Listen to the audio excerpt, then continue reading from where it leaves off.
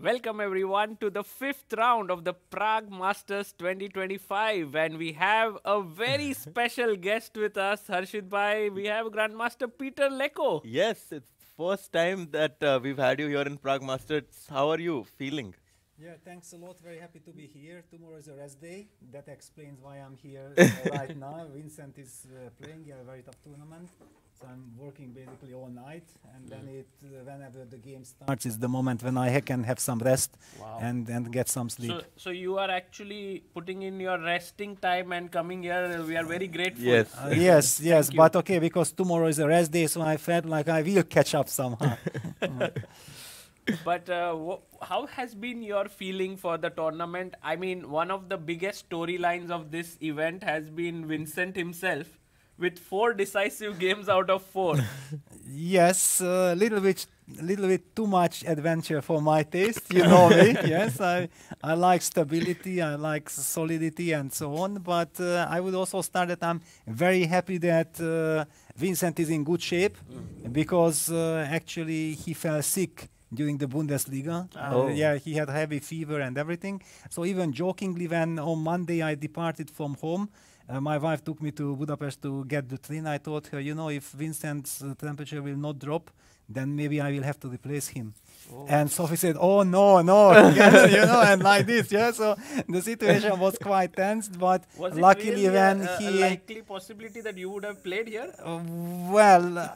Don't tell it to Sophie. Yeah, it's tricky, but we actually with Sophie had the same problem, this illness, this virus, the week before, and we knew that if it's the same and likely, because this is now a very common flu, unfortunately, then it's like for 2 days you feel like you're not gonna, you can't do anything, but then already on the 3rd day you kind of stabilize. So exactly when on Wednesday the game started, he was already feeling okay, so he can fully focus, and he has this determination. He always wants to fight.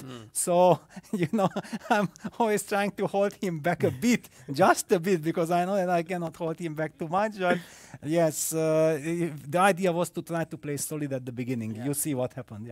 Yeah, it was crazy. Yeah, like to beat Wei, then losing to Arvind, then coming back to beat Shankland, then losing to Prague. Now facing Lake Wong Liem today. Very exciting. Yeah, and do you think that his style kind of changed a bit after Weisenhaus, where like all of the positions were crazy? Do you think that that impacted his decision making in this tournament? No, I don't think so. Vincent is just like this. Yeah, for example, in Vaikanze also, he just wanted to fight in every single game. With white, with black. I think it's also like another new character trait of the youngsters. So it's not just Vincent, but it's very much, if you think about Abdul Sattorov, Vincent, or all the Indian. No draws, yeah, they don't know, because the whole point is that it's kind of a change of attitude.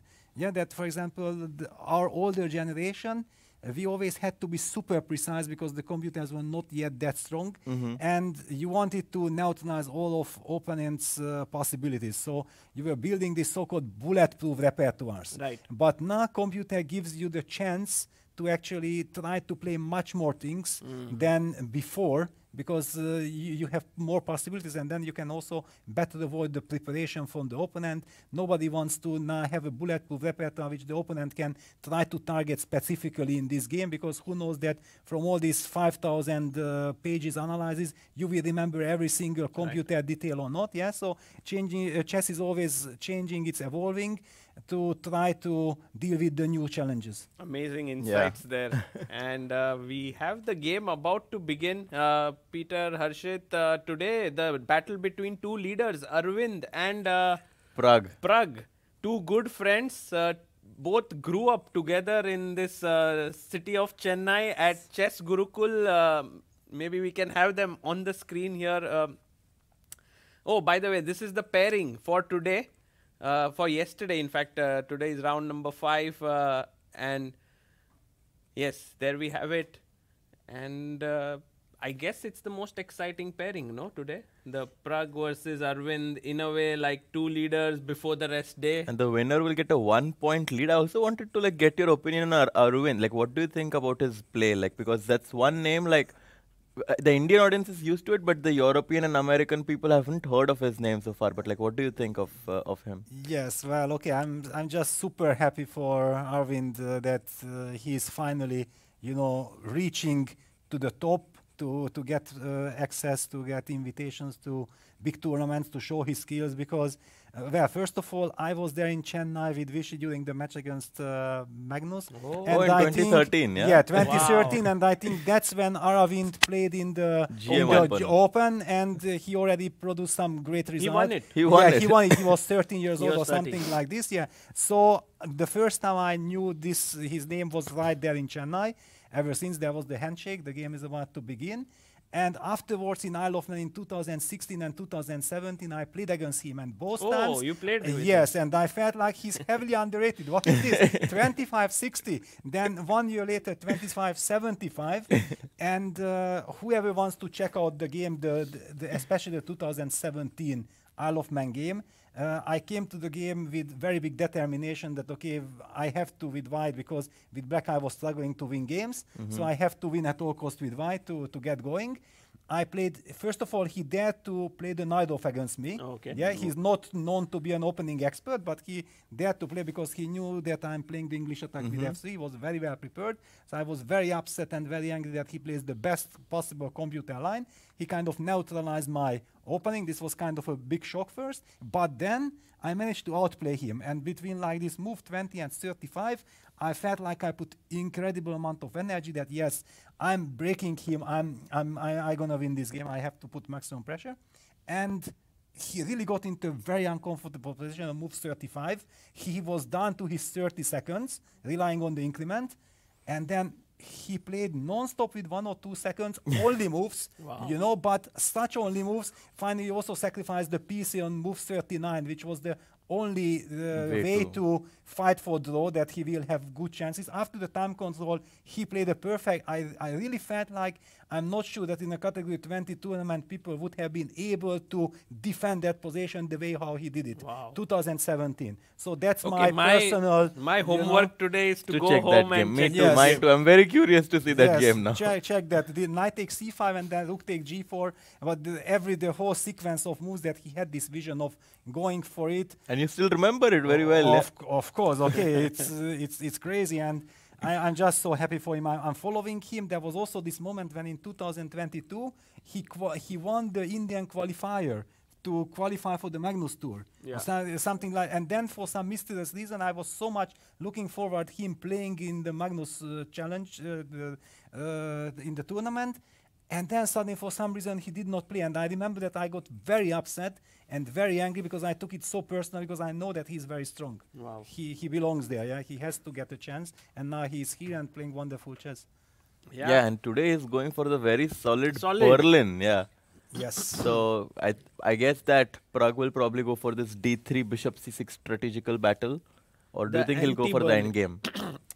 Well, it's a very special situation because I do know that they work together. Yeah. But I don't know how much, they are like sparring partners, and they play certain possession type of training games, or they also play opening games. Yeah, because when normally you are playing against a friend with whom you are regularly playing but testing some positions, and you don't work so closely together on openings, then it's not a problem. Correct. Yeah, but if he's like your friend with whom you are sharing all the ideas and you're both building together repertoires, then it's a total nightmare. Yeah. Yeah. So this is a True. big question. I don't know all the insights. I'm really hoping forward that we're gonna get a good game, and knowing them, we will see a big fight. A fighting game for sure, and I think Prague will want to use his white pieces today.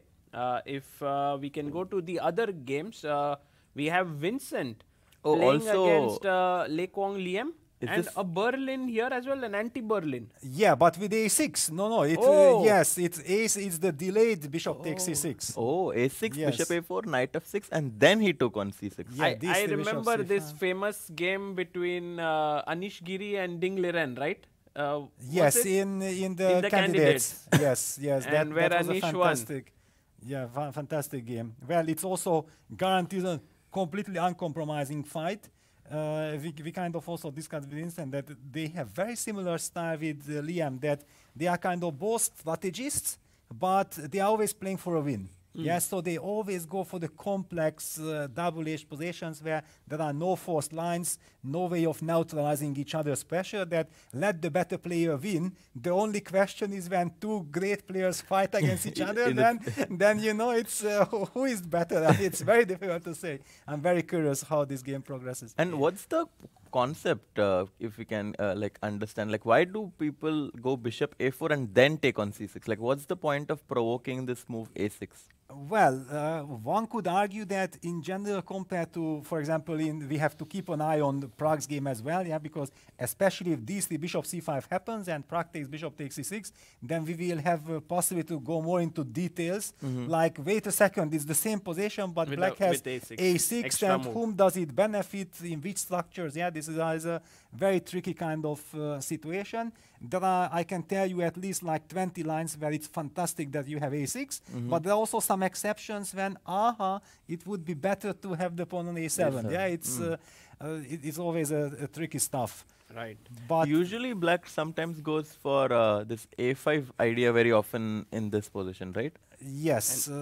Then it would kind of not make sense. I think. I mean, it would become a normal position. Yes. Now the big question is that how does black, white play knight b2? Yeah, that how is black defending his e5 pawn? Yeah, knight d7 is one of the classical main moves that I kind of always used in the Berlin defense.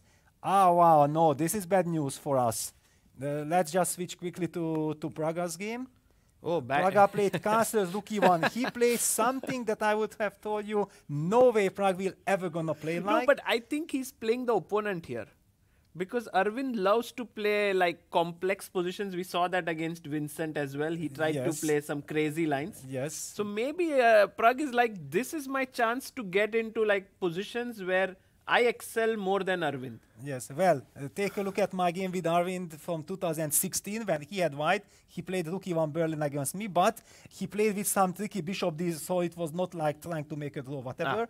He was doing all this bishop d3 fancy stuff, and it's very funny to see that Arvind has that position that like I had against him 9 years ago. But I was actually surprised when Peter said, bad news now here. So yes, bad news, yes.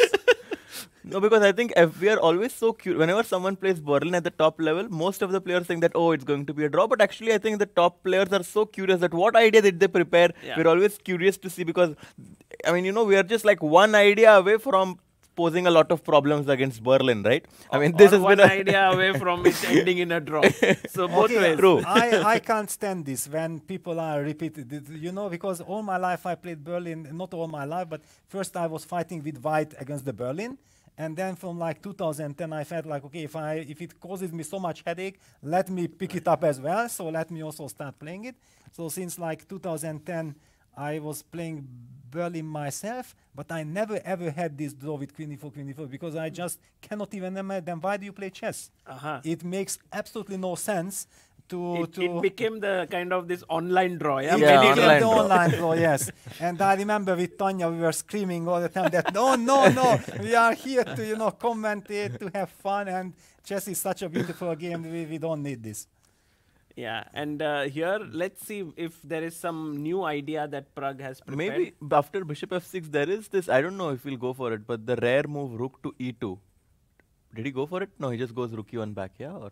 No, not yet. He haven't made a move yet. Yeah, he played rook e1 back. Yeah, well, rook e2 is the move that Carlsen played against Karyakin in the World Championship 2016, yes. And the idea rook e2, b6, rook e1, yes. Yeah. But okay, yeah, it was new back then in 2016. But I think now it's well known, yeah. Yeah, it's well known, yeah. I think after rook e2, they even sometimes go knight c4. Knight c4 is knight the b6. new kind of... This is in chorus of Samchenko. Oh, really? Knight c4, yeah? Yes, yes. Oh. By the way, rook e1, rook e8 played here. Yes. So this one we'll come back. Here, let's head over to the interesting choice by Anish Giri, who seems to be like, now I should score a win today, 4 draws. So he's gone Yes. for something quite non-mainstream. Yeah, and something Hikaru has been playing a lot. Like in the last tour, like there was one event where Hikaru only played knight f3, b3, right? Yes, yeah. I mean, he played hundreds of, maybe already 1,000 games with this. But I do know this now quite recently that Vincent did play it against Warmerdam Oh, in in Vaikanze. Oh, In okay. Vaikanze. Knight f3, b3 with the idea that, okay, let's try to get Warmerdam out of book. And he knew the best possible line. He was brilliantly prepared. And then it was very disappointing that nowadays you already can't surprise anyone with knight f3, b3. They are better prepared than in mainline openings. Yeah.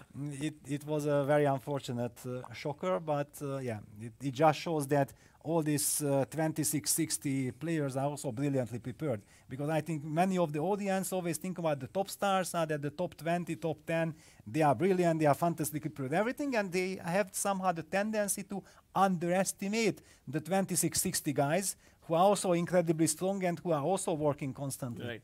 Peter, And you I- have like worked with top players for so long. What do you think there is the differences between, let's say, a 2700 player and let's say a 2650, 2660? Is it like a big difference or? Well, there are so many differences, and it's also very difficult to generalize because there are some kind of, you have completely different 2660 guys. Yeah, someone who is, for example, absolutely suitable playing in top tournaments, like, for example, Nguyen. Yeah, he keeps on playing every year in Prague and always delivers. Yeah, and everybody knows that it's a nightmare to play against him. He's bulletproof with black.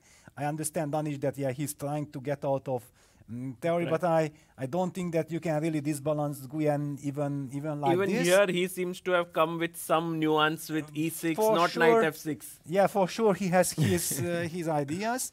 And there are also some 2660 players who are, for example, very good in open tournaments, beating the weaker players. That's why they have this high rating. But you simply cannot imagine them playing against the 2700 plus players because all their skills is based on the fact that they will outplay their opponent, but because they are stronger. But when the opponent is stronger, then exactly hard the to same thing play happens, leads actually to disaster. Yeah, so it's but those guys who are the solid 2060 guys, they can't really progress towards 2700 because they are playing more against lower rated players where they make more draws. Right. And then you are not gaining the rating. Yeah, so that's why it's very tricky to generalize things.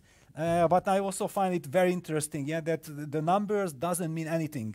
It doesn't. It depends against whom do you play, how do you play. For example, personally, I feel like at this moment, if I would be playing top tournaments, I think that I have absolutely no problems playing top tournaments. But I'm already not at the age, I don't have this extra energy that I have to get out of my comfort zone, forget about my own openings that I have learned and built for 20, 30 years, all my knowledge, just that maybe I will be able to win some games in open tournaments because you need a completely different mindset. For this, I don't feel that I'm ready. Yeah, It's actually very interesting because one of the players who has a repertoire built for open tournaments is Arjun, and he reached 2800.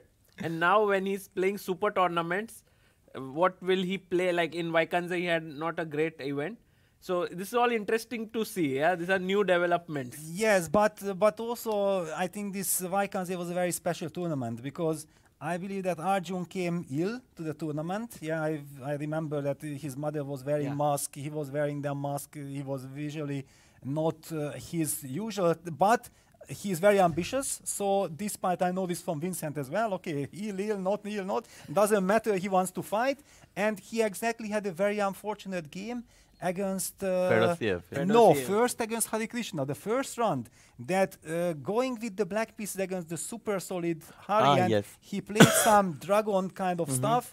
Hari got the slightly better position and then beautifully squeezed him out. Then he wanted to bounce back. He had that game against Fedosiev where he was winning, and then this incredible hallucination, and then he lost that game. And then you are sick and everything, and you are disbalanced, and you don't know actually what is happening with you. Anything can happen. Then I was so happy for him that he had a good finish. winning two very big games against Back to back. and Yeah. Gukesh, exactly. Just to show that exactly all these theses that, okay, Arjun is only 2800 because he is winning in open tournaments. Suddenly, the theory sounded good at the beginning of the tournament, but at the end it already doesn't add up.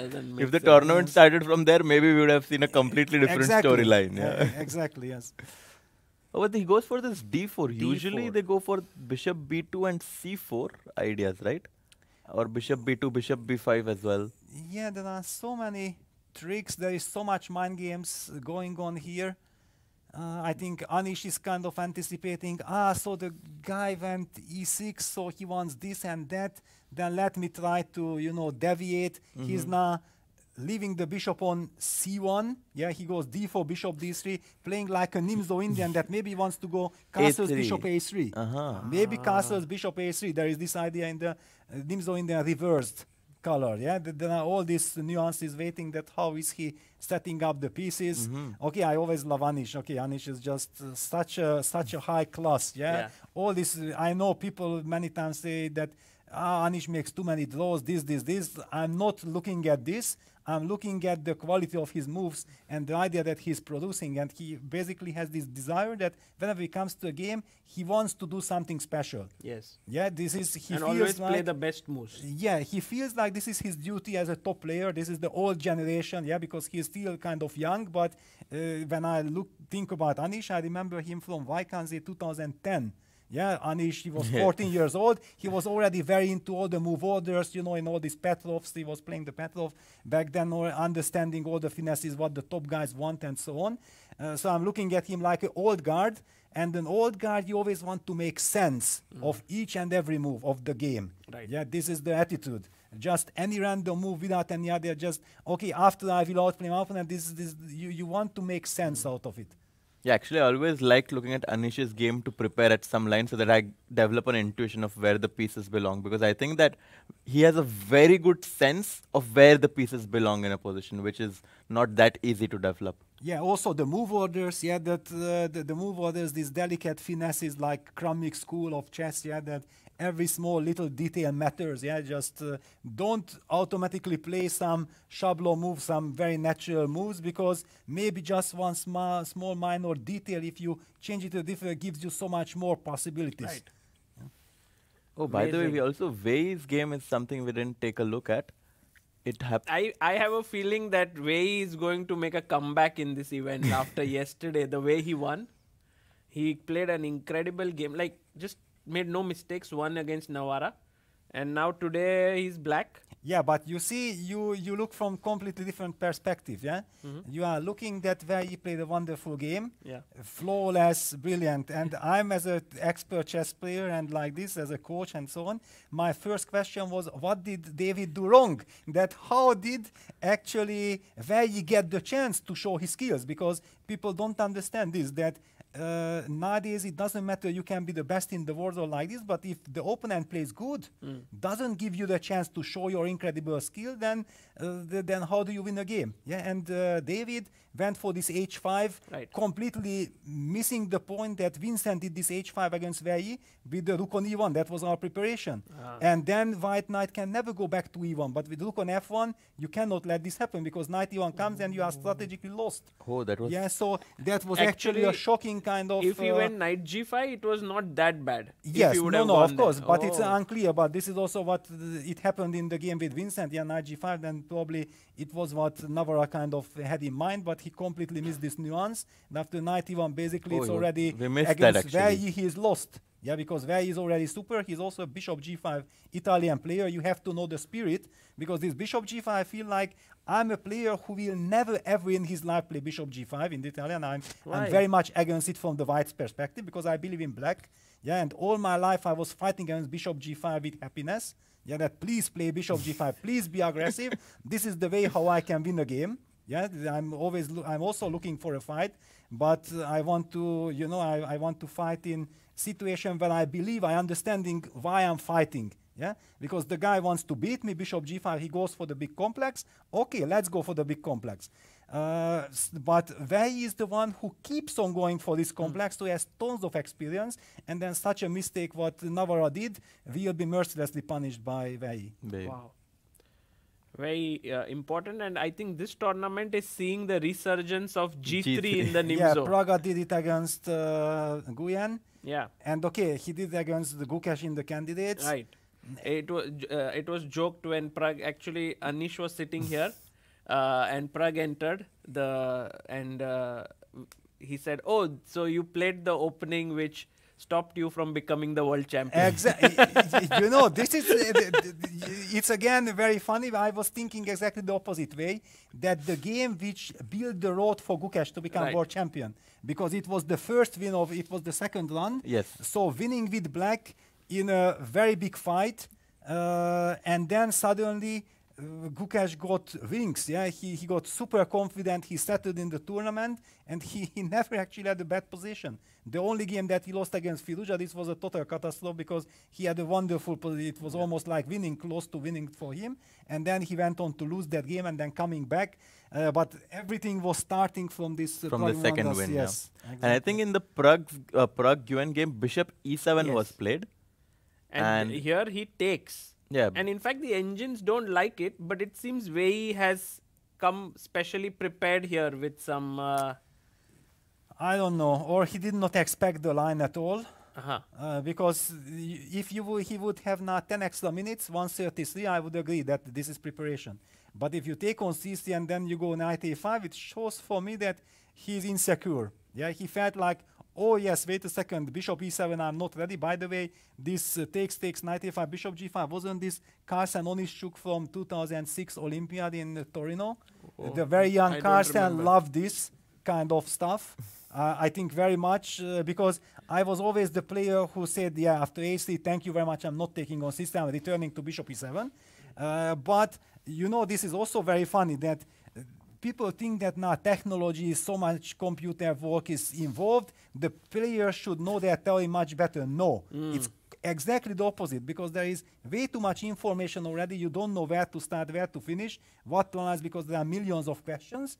Like 15, 20 years ago, the questions were much less. Yeah, so in a certain period of time, we knew that, for the next half a year, more or less these 20 positions will be very critical. You had to go incredibly deep into the biggest depths of everything, yeah? So then you study fundamentally every single position very deeply. And now when you open computer, then computer will tell you after a3, bishop e7, that every single line is absolutely fine for black. Right. Then you ask yourself that, then why should I analyze this? Well, 15 years ago, we did not have these computers that they said that there is no. We were curious about the position to try to understand, try to go as deep as possible. And I can tell you that, like my 15 years ago analyzing on bishop e7 is still incredibly deep. Yeah, I'm like because this line was not really played, yeah, on the highest level. Many of my things are still now also absolutely correct, relevant with the new engine as well. Wow. But Peter, isn't it difficult for you to sort of work with a young new generation when you have so much of different kind of understanding of chess, and now it's completely different? You have to evolve, and somewhere that question must come, right?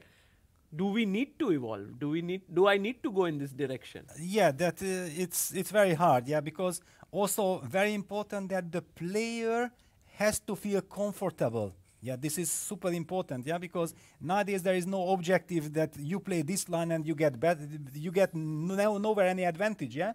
So it's very important that the player identifies himself that, this I'm ready to play, this I'm ready to risk, this is the type of player position I'm ready to fight, even if it's risky, this suits me, and so on. And for example, a coach cannot tell you that which position you should be playing. Yes, once he gives me the direction, the go that yes, I'm ready to go for this, then I can fully focus on this and work it out. But I also don't want to, you know, tell, for example, Vincent that go in this direction because I think that this is good, because it's good according to my way of thinking with all my 20 years of knowledge and everything. Okay, some lines are good when you studied them for 50 hours.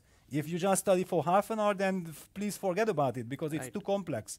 Yeah, it's this actually also shows the beauty and the deepness of chess, Yeah, that despite with all this technology, with all these things, we are getting only more and more possibilities.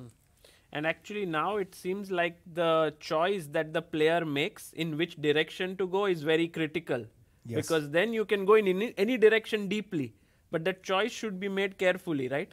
Absolutely, yeah. For example, now we also see it in the game Liam against Vincent. Yeah. Yeah, for example, I would have never ever allowed this what Vincent allowed. Because this was something that was very fashionable and typical in 2015, fighting against the Berlin. Yeah, that, of course, instead of castle, I always play here f6, yeah, after knight c4. Because f6, the idea to go knight f8 before castles, and then waiting for white to reveal the cards. Yeah, for example, to me also, this is like fundamentally a wrong move, knight c4 castles. Yeah, because castles gives white the chance to go for this queen e2, bishop d2, a long castle, knight e3, knight f5, g4 idea, which is a very complex game that we have also analyzed, and there were many high-level games, and this can be potentially dangerous. Yeah, and I perfectly understand Liam that why he decided to pick this opening and hoping. But for example, if instead of castles black plays f6, the line is closed automatically. You have zero chance of getting anything. Like if I do the same thing here. Yeah, queen to then knight f8. First of all, I haven't castled. This is pointless. Now black is better. I shouldn't even go here. You cannot play like this, yeah? It would be terrible. Then basically after f6, I'm expecting that white would probably switch to some bishop e3, and then, okay, already I'm laughing because then you are not planning anything. Yeah, it's then I can do whatever I want. Yeah, so these small kind of nuances, yeah, it can work against a young player, but against, you know, all these guys who are following top level chess, and we were spending, I don't know, hundreds of hours with all these move orders and all these finesses, this is kind of a joke, yeah. So right now for a player like Vincent, this game is very important because now he learns this concept today. Well, but after the game, I hope that the game will end well, and that's how he learns. Yeah, this is very important. Yeah, because of course it's not like this is now advantage for white. It's just a complete madness, and I would say at the moment that now Liam is kind of a favorite in this game. Yeah, because of this, because of this nuance. Yeah, that he knows the positions much better. He knows all the ins and outs, and Vincent probably sees it for the first time because he haven't been an e4 player. Yeah, this is another kind of thing. And when people, for example, what I don't like that many people, especially in Germany, they are always comparing Vincent with Abdusattorov, with Gukesh, with Praggnanandhaa, and okay, they are now in top 10. What is happening? Why things are happening? Well, there's a very clear difference. He went to the school. He went to school. I mean, I became a chess professional at the age of 9. I know what it meant that, you know, from the age of 9, 10, I was spending 10, 12 hours on chess, and chess became my life. And then you are going into incredible depths. When I remember we went to Vaikanze with Vincent, the day before traveling he had exams. Then we go to Vaikanze, play in the challenges, this brutally strong 13 rounds tournament. Not only chess-wise challenging, but also with all the flu and everything that you can get when you are also already completely exhausted at the tournament. He comes back Sunday night, or Monday morning, and next day at 7 o'clock he goes to school, and he has to catch up with the 2.5 weeks of missed material. I mean, what was my life for Vaikanze? I was preparing for Vaikanze, and then when I came back, I started analyzing all the games and everything that I have learned from the tournament. Yeah, it's a completely different universe. So in this regard, I feel like where Vincent is already at the moment is amazing.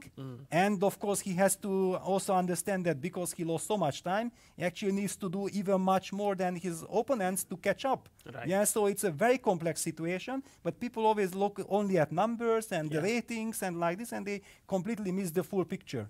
Actually, in this position, also trying to understand, like Vincent played bishop d6. I remember once looking at this idea where black goes b5, and after knight a5 he goes for this funny knight b8 idea, and then goes bishop b6 takes, and then c5 knight c6. Yeah, also an idea, right? Yeah, there are ideas. Yeah, I see that you have been looking at this line. Yeah, well, b5 is always this strategically very complex decision. Yeah, that's why people normally over the board, if they are not prepared, they want to refrain from it. Yeah, that is too committal. Yeah, you just feel like, okay, why should I do this? But if you analyze it at home, yeah, then you have the luxury of aha. So b5 opens up this chapter, that chapter. You start analyzing, and then you can get answers to it. But over the board, it's very difficult to suddenly decide, okay, to go b5. The move bishop d6, clearly Vincent wants to defend his e5 pawn, yeah, because he wants to go knight f8 and then get that knight somehow to e6, but still e5 pawn is hanging. And black normally never wants to play f6 because that gives white the chance of going g4, g5, yeah? So I do remember there was this very important game, Caruana against Nakamura in the Moscow Candidates 2016, where Fabiano played bishop g5 in order to provoke f6 and then to come back. Yeah, that was a revolutionary idea back then. Wow. And now h4. And h4, yeah. So keeping the knight on c4, going h5, yeah, so that he wants to put as long pressure on the e5 pawn as possible, so that black will not get this timely knight f8, knight e6. Liam is playing according to classical school of this position. Wow. Yeah. And black has to be very careful, right? Very careful. Because the thing is, like, if you don't advance on the queen side on time and generate your own counterplay, white has a very clear idea of what he wants to do. He wants to go h5, and he also at some point wants to push g4. Very, very typical. Yeah, I think there was a game where he beat Navarra in Vaikanze at some point, 2017 or something like this. And he also just pushed h5, knight e3, knight f5, g4, g5, g6, and Navarra, brilliant player, lost without any fight. You get just checkmated. And it all comes down to this one move of short castles after knight c4.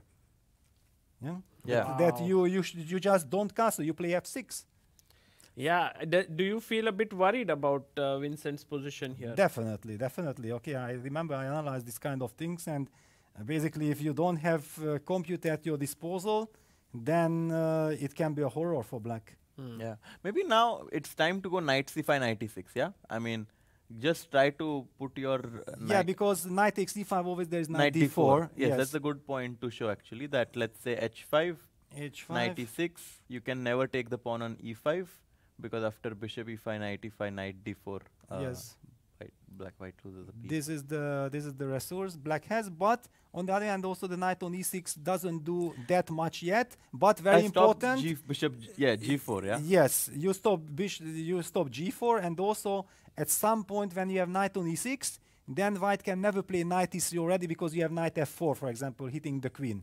Yeah, that is before white gets knight to f5. So it's a very complex position. It's also very interesting historically wise that Liam is relying on his experience that because he was already a super grandmaster in 2015, yeah, he studied this type of positions back then, and he plays against a youngster who has a completely new vision. He doesn't know about any of these problems. He doesn't know all these engine lines, all the ideas, all the games, what happens, and how Vincent will play on his own. Yeah, it's also very interesting, for example, from this angle to follow this. These are some incredible insights that you are giving us into the game, which kind of makes the game more soulful, you know? Yeah, I mean, giving a human perspective to all of these games. Okay, my feeling is, in general, that chess is such an incredible and fascinating game that every single game would deserve a direct commentator. Because there is so much spirit, so much detail to every single game, and when somebody says that in chess nothing is happening, I go crazy. I go so mad, because it means that you don't understand what is happening, because to me every single move, the way how the player spent his time, he spent only 2 minutes, so he probably missed this or that, you know, it's like a dialogue. Right. Yeah, it tells me so much, every small nuance. Yeah, and then also what they did on the previous day, how they took the game. How it affects them and so on. Yeah, that how exhausting, how tiring, how demanding the game of chess is. And also one thing that people might not understand, who don't play tournament games, that actually when you have a 7-hour time control game, the old classical time control is, in my opinion, less tiring than playing this so-called new standard classical FIDE time control, when after move 40 you only get 30 minutes time, and you are still in a very complex position, you think, and you end up in a final time trouble, and you have to play maybe for 1.5 hours with your heart rate completely crazy. At the same time, you have to calm yourself down because of the increment, you have to be very precise. You cannot afford to make a mistake. Yeah, for example, I feel like if we would still play the 7 hours time control, I would be still able to play, but my heart cannot tolerate this with the time control. I will just, that's why my wife also says that, no, Peter, I know how it affects you. You have no right to play a game with this time control because I will just lose way too much nerves and everything. In the other time control, I always have time, to walk around, look at, exactly, because after move 40, I get 1 hour, for the next 20 moves. Then already when in classical time control, finally you end up in the final time travel, it's already move 80 or something. First of all, how often this happens? Maybe 1 time per 2 years. And also then the position already kind of clarified. It's a different dynamic. Yeah, having so much fun listening to all these insights. So in that, you want to... also curious, he goes Knight of 8? Knight of 8. He played Okay, it's the same idea. Out, yeah, but it's the same idea. You can also play here Knight e6. Oh, he played h5 instantly. Instantly, and of course. Okay, he's putting pressure on the clock, You have to stop h6, I guess, right? Allowing it or... No, I don't think. h6, okay, we have to live with G6, this. Yeah, h6, g6, we have to live with this. Sometimes black even goes c5, right, in these positions to go... Of course. Of course. But the big question is that, okay, when? Do you first go knight e6 or not? Yes.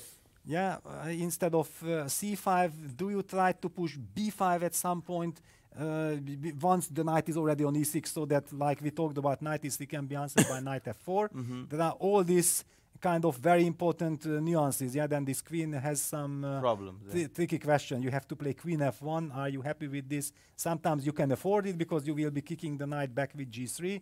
Sometimes not. It's okay. Chess is just one of the most incredible games. It's amazing. Yeah.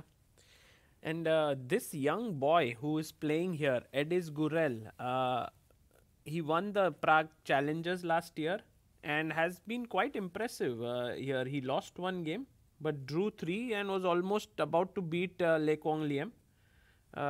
What are your feelings about Edis?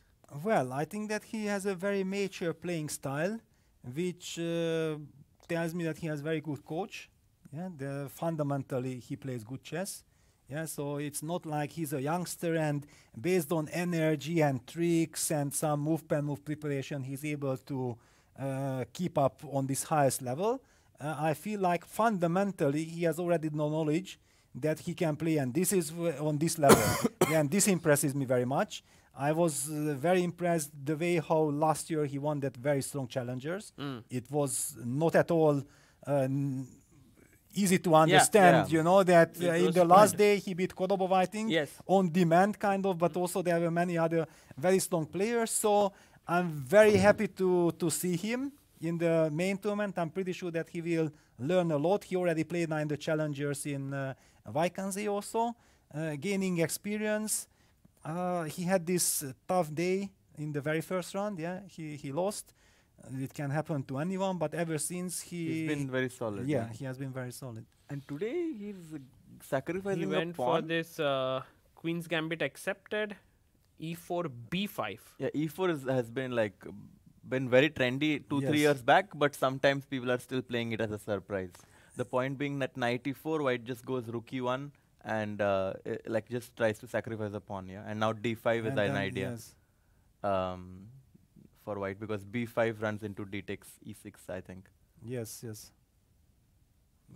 This is a problem. This is the justification behind e4, and this e4 is kind of a move that, yes, it was trendy because it's a tricky line. On the other hand, if black knows very well, it has the tendency of being very forcing. And now the big question is that, is Gurel a fresh Queen's Gambit QGA player, accepted Queen's Gambit player, or is he playing for the very first time? This would also kind of explain why Navarra feels like, maybe I can surprise him, disbalance him with a concrete line. Right. Yeah, goes for a4, but I think the way Edis responded, by sacrificing a pawn when white has committed his pawn to e5, I think that's very, very classy, because whenever white pushes the pawn on e5, that does give him space, but at the same time allows black an Some open. squares Yeah. are weakened, yeah? The structure, black has a wonderful kind of Caro-Kann-ish Slav Meran type of position where the extra pawn doesn't really matter because this pawn on e5 has determined the structure, so black will always have the d5 square, so it's much more dangerous, this e5 pawn, if white can go for an initiative, with some bishop d3, Not knight endgame. g5, this is kind of the danger, but if he just goes after this pawn on b5 and black gets enough time to activate all the pieces, then I think black will have a very nice time. Yeah, knight Even b5. look at this, computer immediately drops, Knight takes b5, you took a pawn, I don't care, please take it. I will continue develop, maybe just h6, doesn't matter, h6, knight d7, and I'm just super happy, queen b6, all the pieces are coming. This is actually becoming very common even in, let's say, something like a Catalan, in QGA, these lines, to give an extra pawn.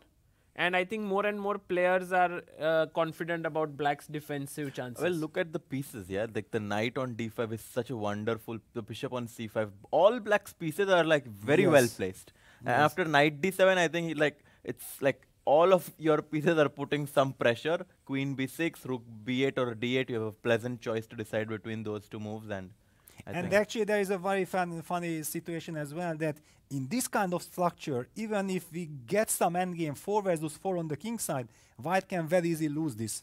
Because black has so many lovely This potential. G5. Also, the white knight on f3 is dead. The bishop on e2, the bishop on c1 will never end. Look at black's knight on d5. The other knight is coming. The rook is coming. The bishop on a8 on the long diagonal. Bishop on c5, a monster hitting the f2 pawn. So it's a very dangerous. Of course, David, a very experienced player, he will never even look at the direction of the b5 pawn. He is looking at the ideas that, wait a second, okay. The b5 pawn is loose, but this is not about this pawn, and he will have to try to combine the problem that knight g5 maybe runs into knight takes c3, and we can directly trade queens. This doesn't look good for white, so that's why the move knight g5 does not work. And the bishop dc, then maybe the move knight b4 is it there to try to force the queen trade? Then we have to check bishop h7, but I will have queen d3 at the end, so I'm covering the h7 square. So I don't really understand yet how David wants to pose pressure.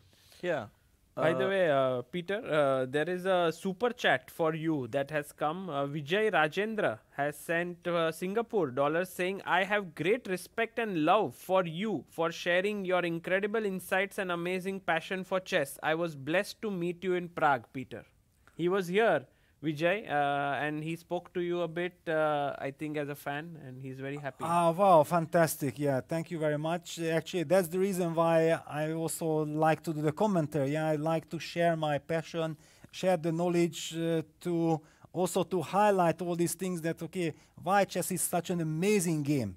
For example, personally, I'm not a fan at all that chess is moving into I'm not saying that it's wrong that it goes towards the esports business, but for me, who considers chess something very special, I feel like, why should we try to go down to something which is not on chess level? It's a completely different kind of approach. Of course, I understand business and so on, the modern era and so on. Of course, you have to combine things. But for me, chess as it is already something brilliant. It doesn't need to be changed. Amazing. This is a very big question, actually. Do you kind of let the economics drive your sport, or do you keep your sport where it is and it becomes kind of niche? Or it's a big discussion. But when I see esports that suddenly it's 10 plus 0, and it's all about flagging and all these kind of things. If you ask the classical world champions from 50, 60, 100 years, what would they think about Even this? I think the current classical champion may not be very happy.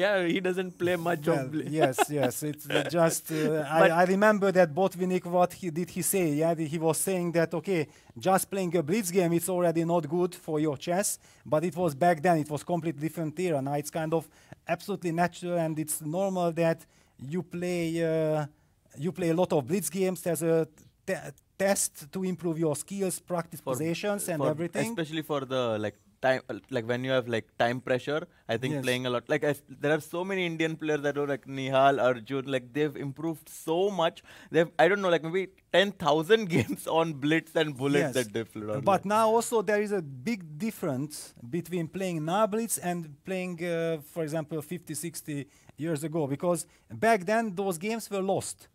Yeah, now you are playing on the internet, for example, and it's all there. You can analyze your games. Yeah, so you test your openings, you play some opening, you saw some middle game position, end game, whatever. You can immediately check that, what did I do wrong? Yeah, so you can learn so much. That's why I also said that there is no such thing like generally what you have to do. You always have to evolve, always adjust to new situation, new era, new circumstances. And of course, if you can combine everything together, that's fantastic. But we also know that it's very demanding. By the way, can I just take your eyes? I want to go to that game, but I want to just get 1 minute thought on this. Is White doing anything here, or you think it's kind of dead?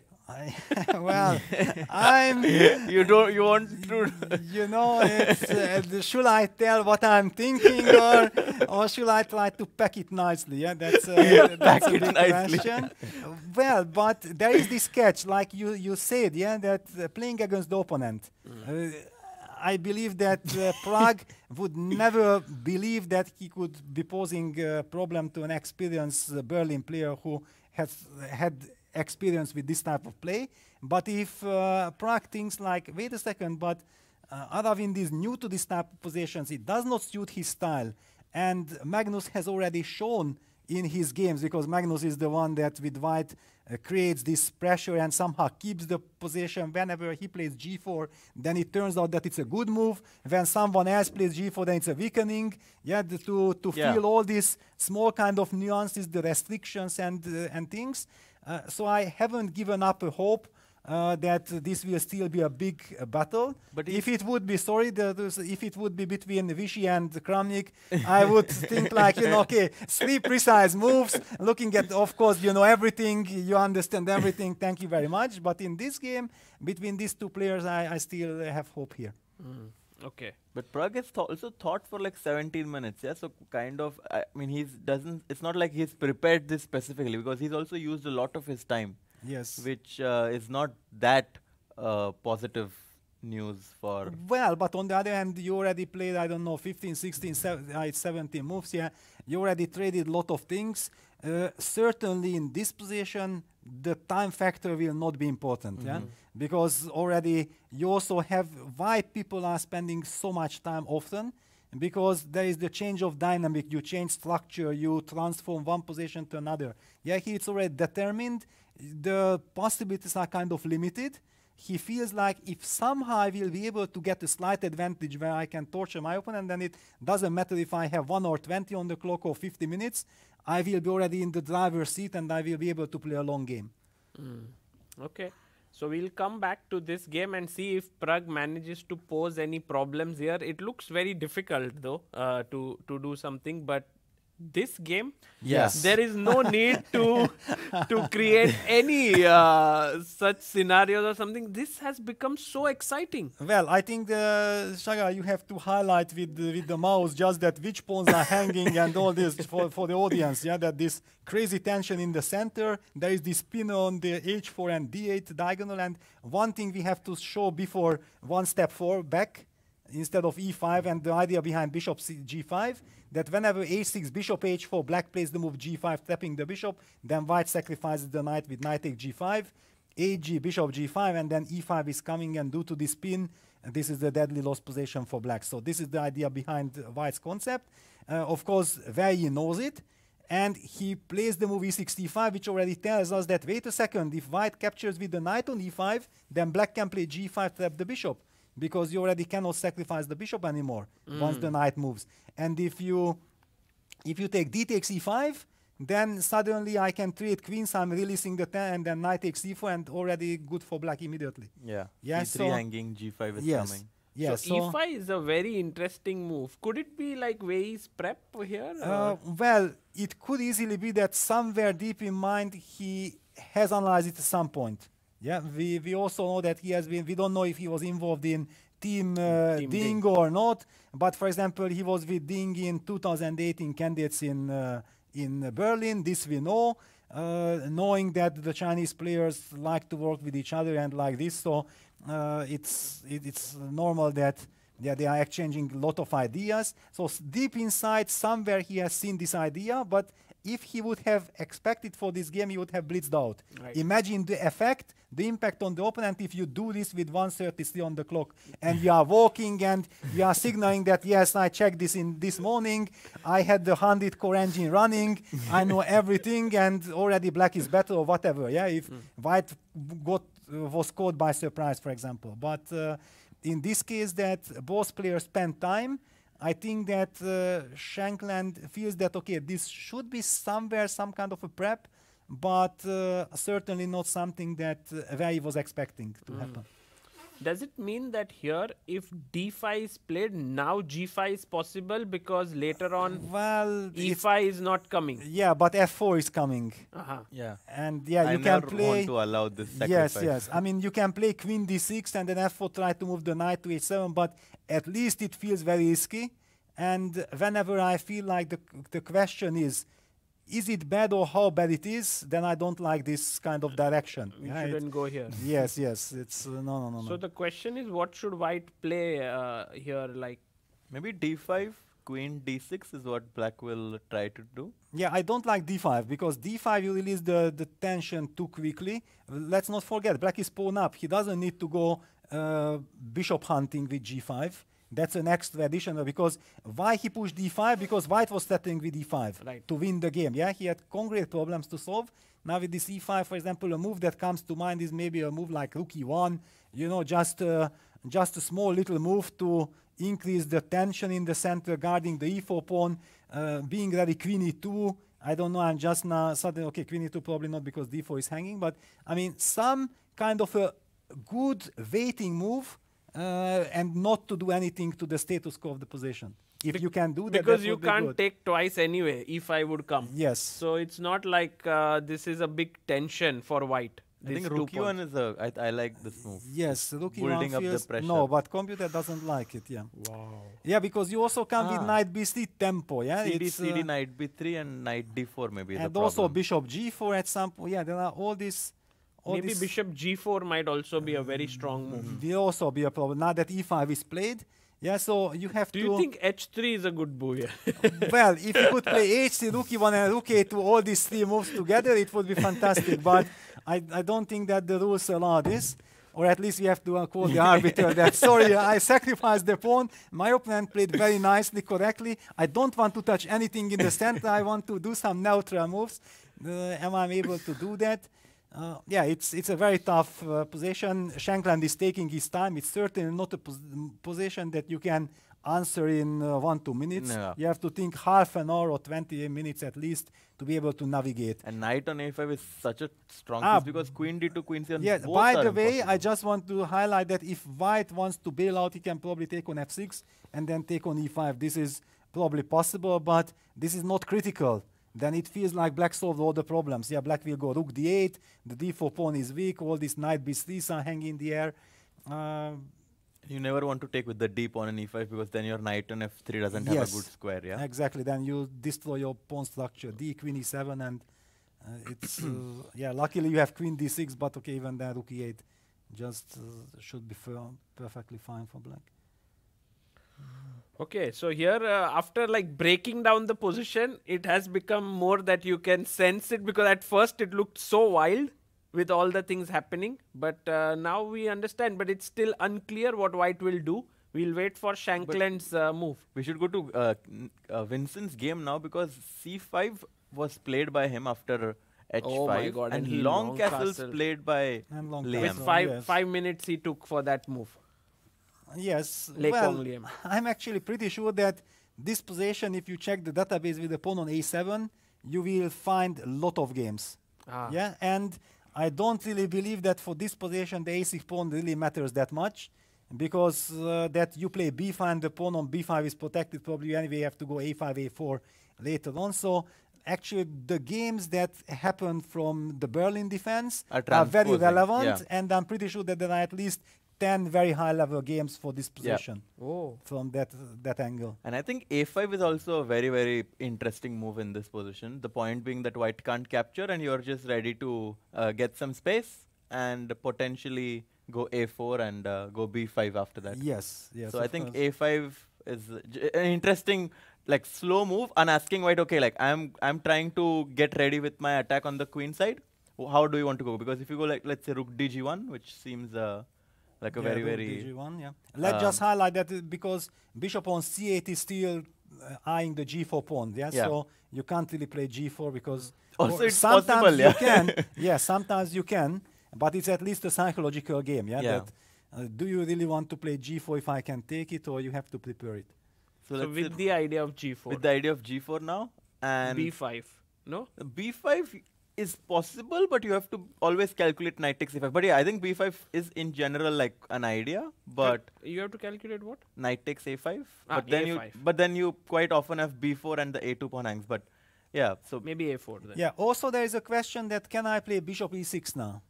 That you castled along. At least, you know, there are all these questions, these finesses that things are changing. he played knight e6. Oh, by knight the way. e6. He played Yeah, knight he's e6, yeah. coming in maybe to d4. Yeah, well, you can jump to d4, but it doesn't do that much. White can play g4, of course, now. I'm expecting him to go g4. But yeah, okay, it's a complex. Actually, instead complex of knight game. e6, a very like a very common idea for black is to also go h6, f6, and knight like h6, knight h7, and sometimes they go f6. Is also Yeah, a but concept, but it only works in very, Yes. very, very specific positions because you're obviously like you Yes. obviously are making compromises in your position, but on the other hand, you are completely stopping any pawn breaks. yes. Of course, the idea of knight h4, knight f5 is very, very annoying in general, but I do think that like it is a concept that black can keep in mind. To me, actually, it slightly surprises me that Liam opted for long castle, and because I felt like getting this knight to e3 so that against knight e6 you are ready to play knight f5 is kind of important nuance, but maybe for some reason he felt like he's not in time or he dislikes something. But in my mind, this was somehow important. And then if you can cement it with g4, then and you will decide when to castle or not. Yeah, like I remember, but okay, it was like really 10 years ago when I was heavily analyzing position, that this nuance of keeping the king on e1 and how long you keep it was one of the essential questions. Yeah. Wow. So with this, I think we are going into an interesting moment. What will Liam do here with knight e6? Anish's game is building up here. It was queen a5 check, yeah? White black opted Yes. for this check.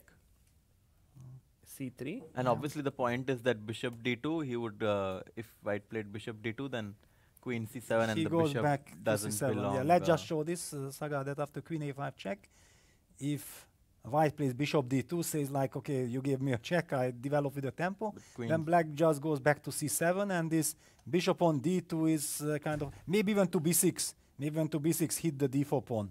That is maybe even stronger, yeah, just hit the pawn immediately. And in any case, the bishop on d2 has nothing to do. And, you know, I again feel bad for Anish. You know for why? Because I know how the public looks at poor Anish, yeah, for completely wrong reasons. And they think like, okay, what is Anish doing again? He's playing some passive stuff. Why is he not challenging? Where is the advantage? But actually, he plays some very smart moves. And look at this. Both players are spending incredible amount of time, a lot of nuances.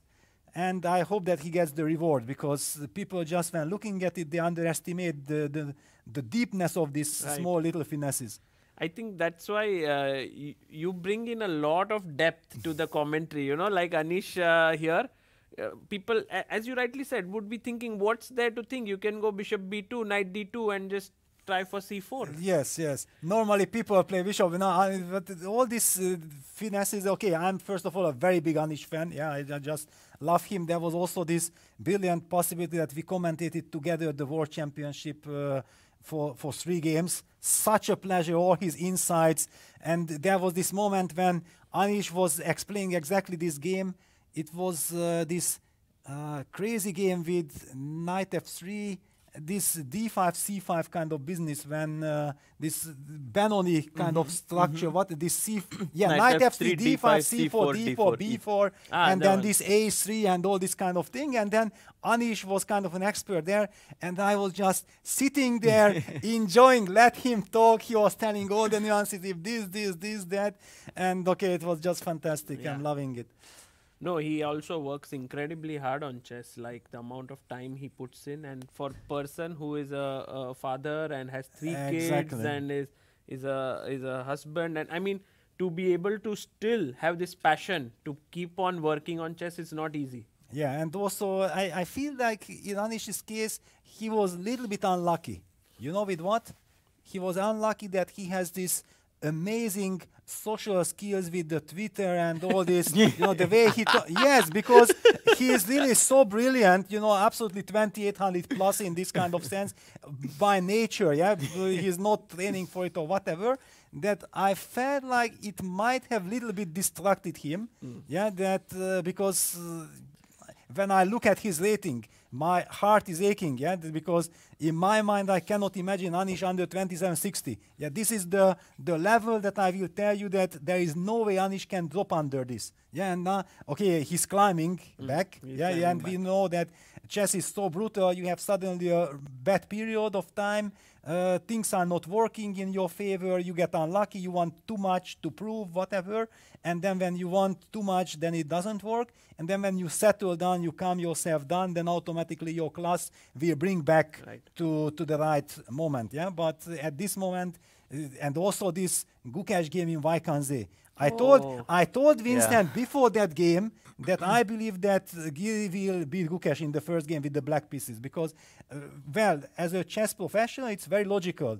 Yeah, Gukesh at the age of 18 becomes world champion, incredible celebration, incredible achievement, whole India behind him celebrating together, then getting this very special award. He has to attend the ceremony, and then he flies into Vaikanze, and then suddenly he faces Anish Giri, who at home actually wants to prove that, wait a second, yes, Gukesh became world champion, but I'm not worse at all than him, and let me prove it. Yeah, and then Gukesh also, because he's very aggressive, he will not settle for a solid line because I traveled, I didn't sleep, whatever. Yeah, he goes after it, then Anish counters it, and then we had this incredible game, which unfortunately for Anish and for his fans, it ended horribly. And if he would have won that game, I think Anish would have gone and win the tournament. Yes. So this small kind of things, the first round, and then that he had the patience to, you know, to accept that, yeah, it was very unfortunate, he had many draws and everything, but waiting for his chance. And then finally he finished in a plus score. Yes. I was so happy, because it's not it's trivial. not easy. He also fell sick, I think, during the tournament and so on. He had so many problems, but it just showed his incredible class.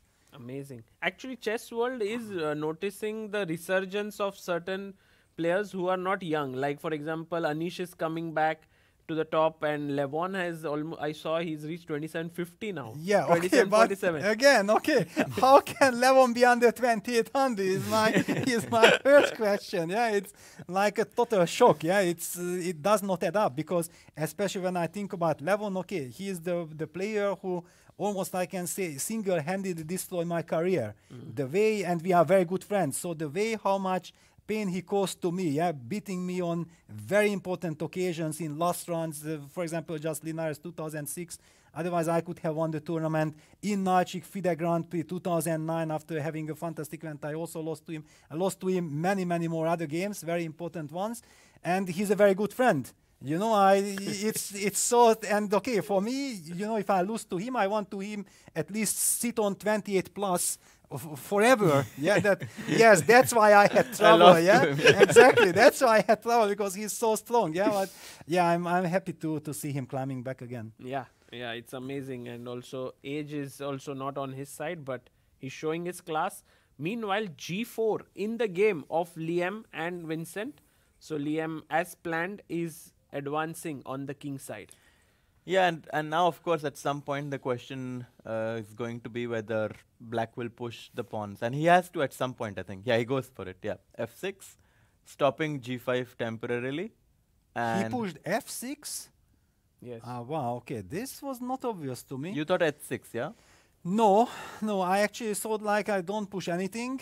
My first question was like, for example, okay, I don't like knight d4, but there was a moment, for example, in a change of structure that knight d4 takes, c takes d4, and I never let white knight get to f5 anymore. So, but here the problem is that I don't like this, that white will play with f4, white breaks with f4, then in the right moment takes from knight from c4 to d6, Yeah. and then rook df1 and play the opposite colored bishop position, which can be dangerous in different circumstances. So this I don't like. Then there was the question that should we play this b5 that we discussed, Correct. to include b5 first. Also, this ed4 also is bad. Yeah, no, ed4 is no, it's never ED4, good. yeah. No, ed4 is impossible.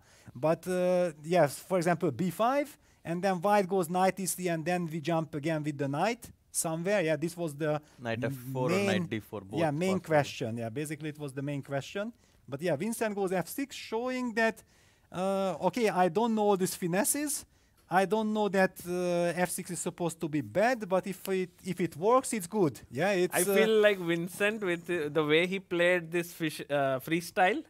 It's like, okay, this is not freestyle, but it's a new position for him, and he'll figure his way out. Yeah, he wants to enjoy the position. Yeah, and you already very nicely. If black is in time to put f6, h6, making sure that the g5 sacrifice, because often why you need this knight on e6 or knight on h7 to stop g5, because the piece sacrifice will come on Exactly. g5, and then on the this is how he broke through against Navarro, I think, in that game.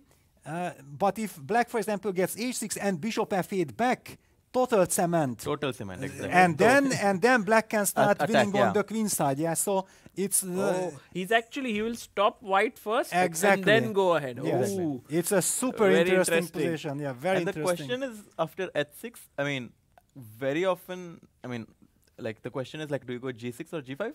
I don't think g5 is that crazy. Not at all. Yeah. Again, locking down yeah, everything. just yeah? lock down, Of course, total white lock. will go then with the knight to f5, but this is the empty knight.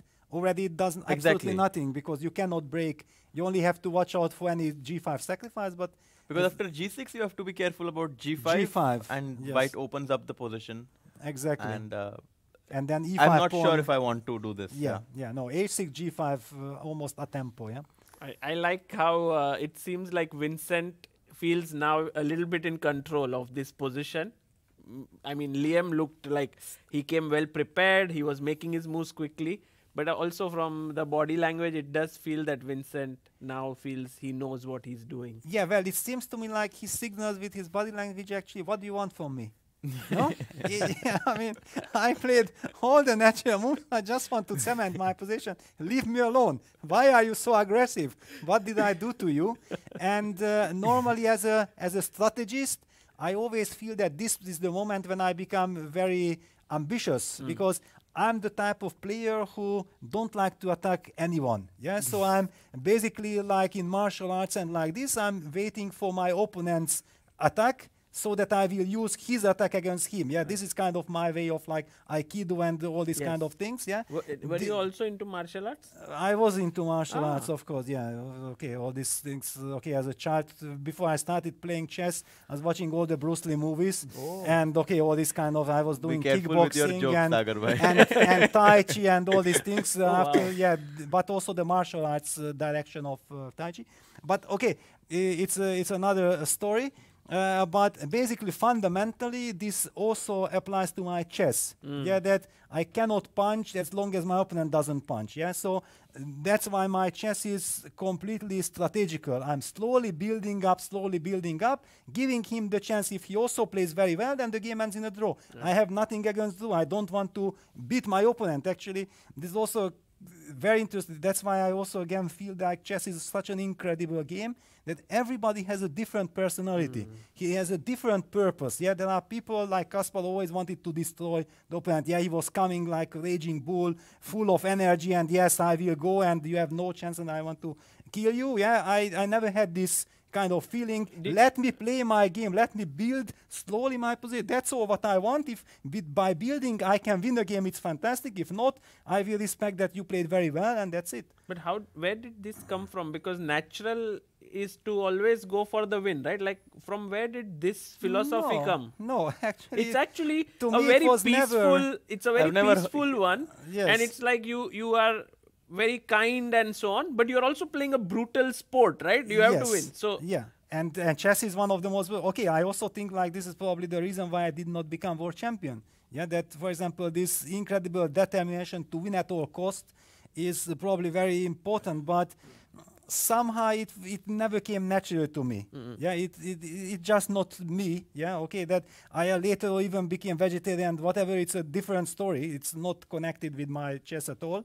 It's much more about, like I said, this martial art kind of direction, and like the old, for example, the Karate Kid. Yeah, the movie, I saw it when I was 5 years old. Yeah, it also had this very Mr. Miyagi, the way, his spirit, and all these kind of things. Yeah, this played a very big role. Yeah, then there is this movie, Japanese movie, The Shadow of the Shogun, where this Igo Gyobu sacrifices his life and his other samurai life for Taketsu's son to go and meet the shogun, and like this on the way. It's a very, this kind of things. I was like 10 years old and 11 years old. Yeah, it was from '89, this movie. And I also like Japanese history a lot, and all the samurais and all this. Musashi was like my idol. Yeah, in this 90s, yeah, I was reading all the books of Eiji Yoshikawa and getting into all this kind of. So it was always very natural. Yeah, and that's how I play chess also. wow, I can vouch for this, because in Waisenhaus, I and Peter were playing foosball on the table, and we were one team against Vincent and Stephanie, and I was very poor at the game, but Vincent was the goalkeeper. Like, he had towards the defense, and he would just not let any ball go into the goal. So it was like, I was thinking, how will we win? But he was thinking that there's no need to worry, yeah, we'll just stop the goal. And at some point, they would lose their patience and there would be a goal. Yes, well, okay, Vincent is also exactly my kind of, in football, in chess, he's much more aggressive. Yeah, he wants to win at all costs. And that's why I also don't want to touch him. Yeah, this is very important for me as a coach. I know exactly that because of my personal kind of feelings that I always wanted to be, peaceful and kind of so on. I also miss many chances. Yeah, and I know that this is very important. Yeah, I don't want to. I have been solid. I have made enough draws. If he wants to fight in all games and he is always looking for complications, he should do it. It's his kind of decision. Yeah, this has to come from the person inside. Yeah, that if he is willing to fight, this is his kind of, that he wants to win at all costs, then let him do it. Right. Very important for the trainer to have this kind of ability Openness, to, teach the student, but not impress his will upon the student. This is a very fine balance, no? You want to impart the knowledge, but not kind of. Yeah, also I know that how many sleepless nights it brings and so on. Yeah, especially if Vincent loses the game, and then I think like, okay, we could be training differently. I could just give him a total bulletproof repertoire. Nobody can touch him. We can shut the game down, whatever. That's it.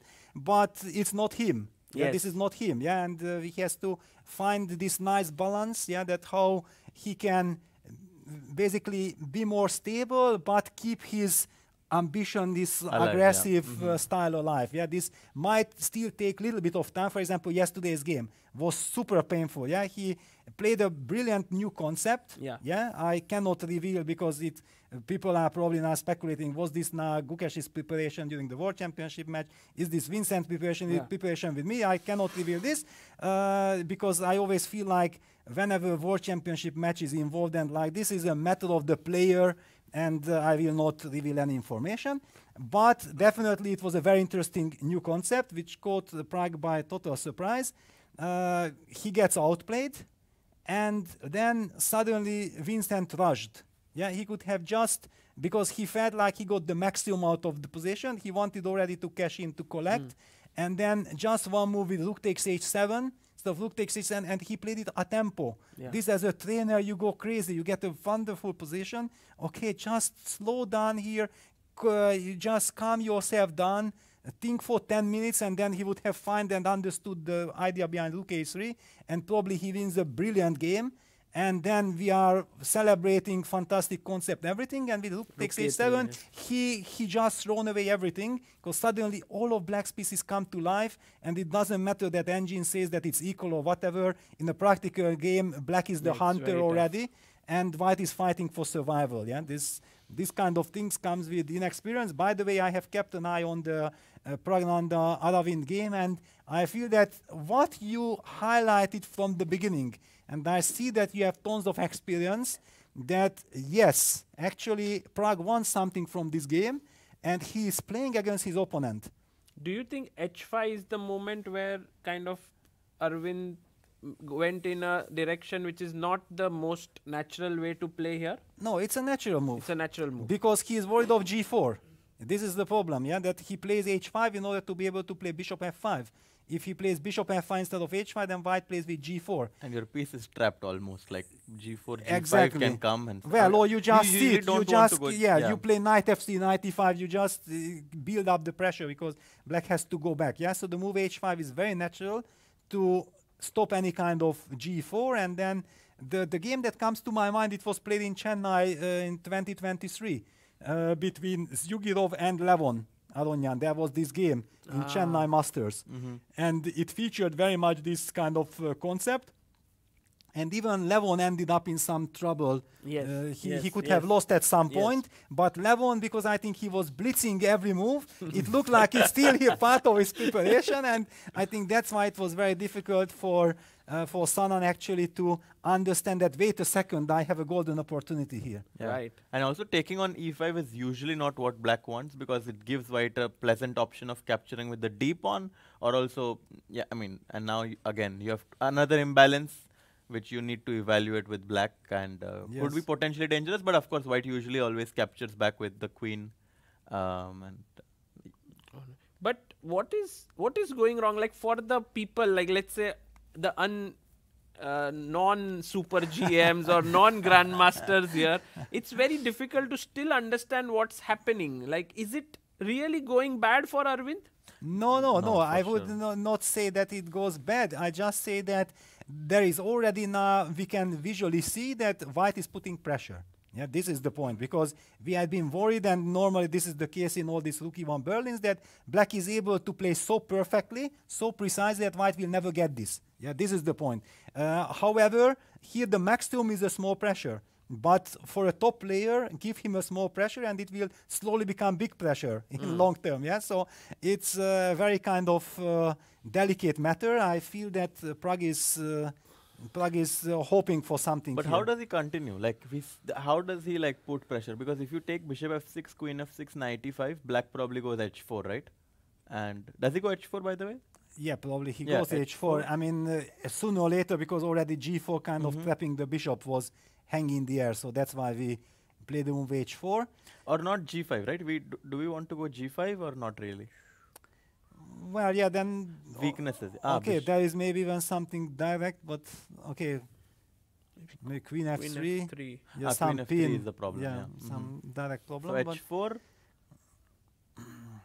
And how does white continue to put pressure? Yeah, I just would like to highlight that, because you remember you mentioned the move g5, and suddenly the computer did not like it because of this special circumstance. If black, for example, has h4, king g7, then the move g5 will be already a very nice natural move.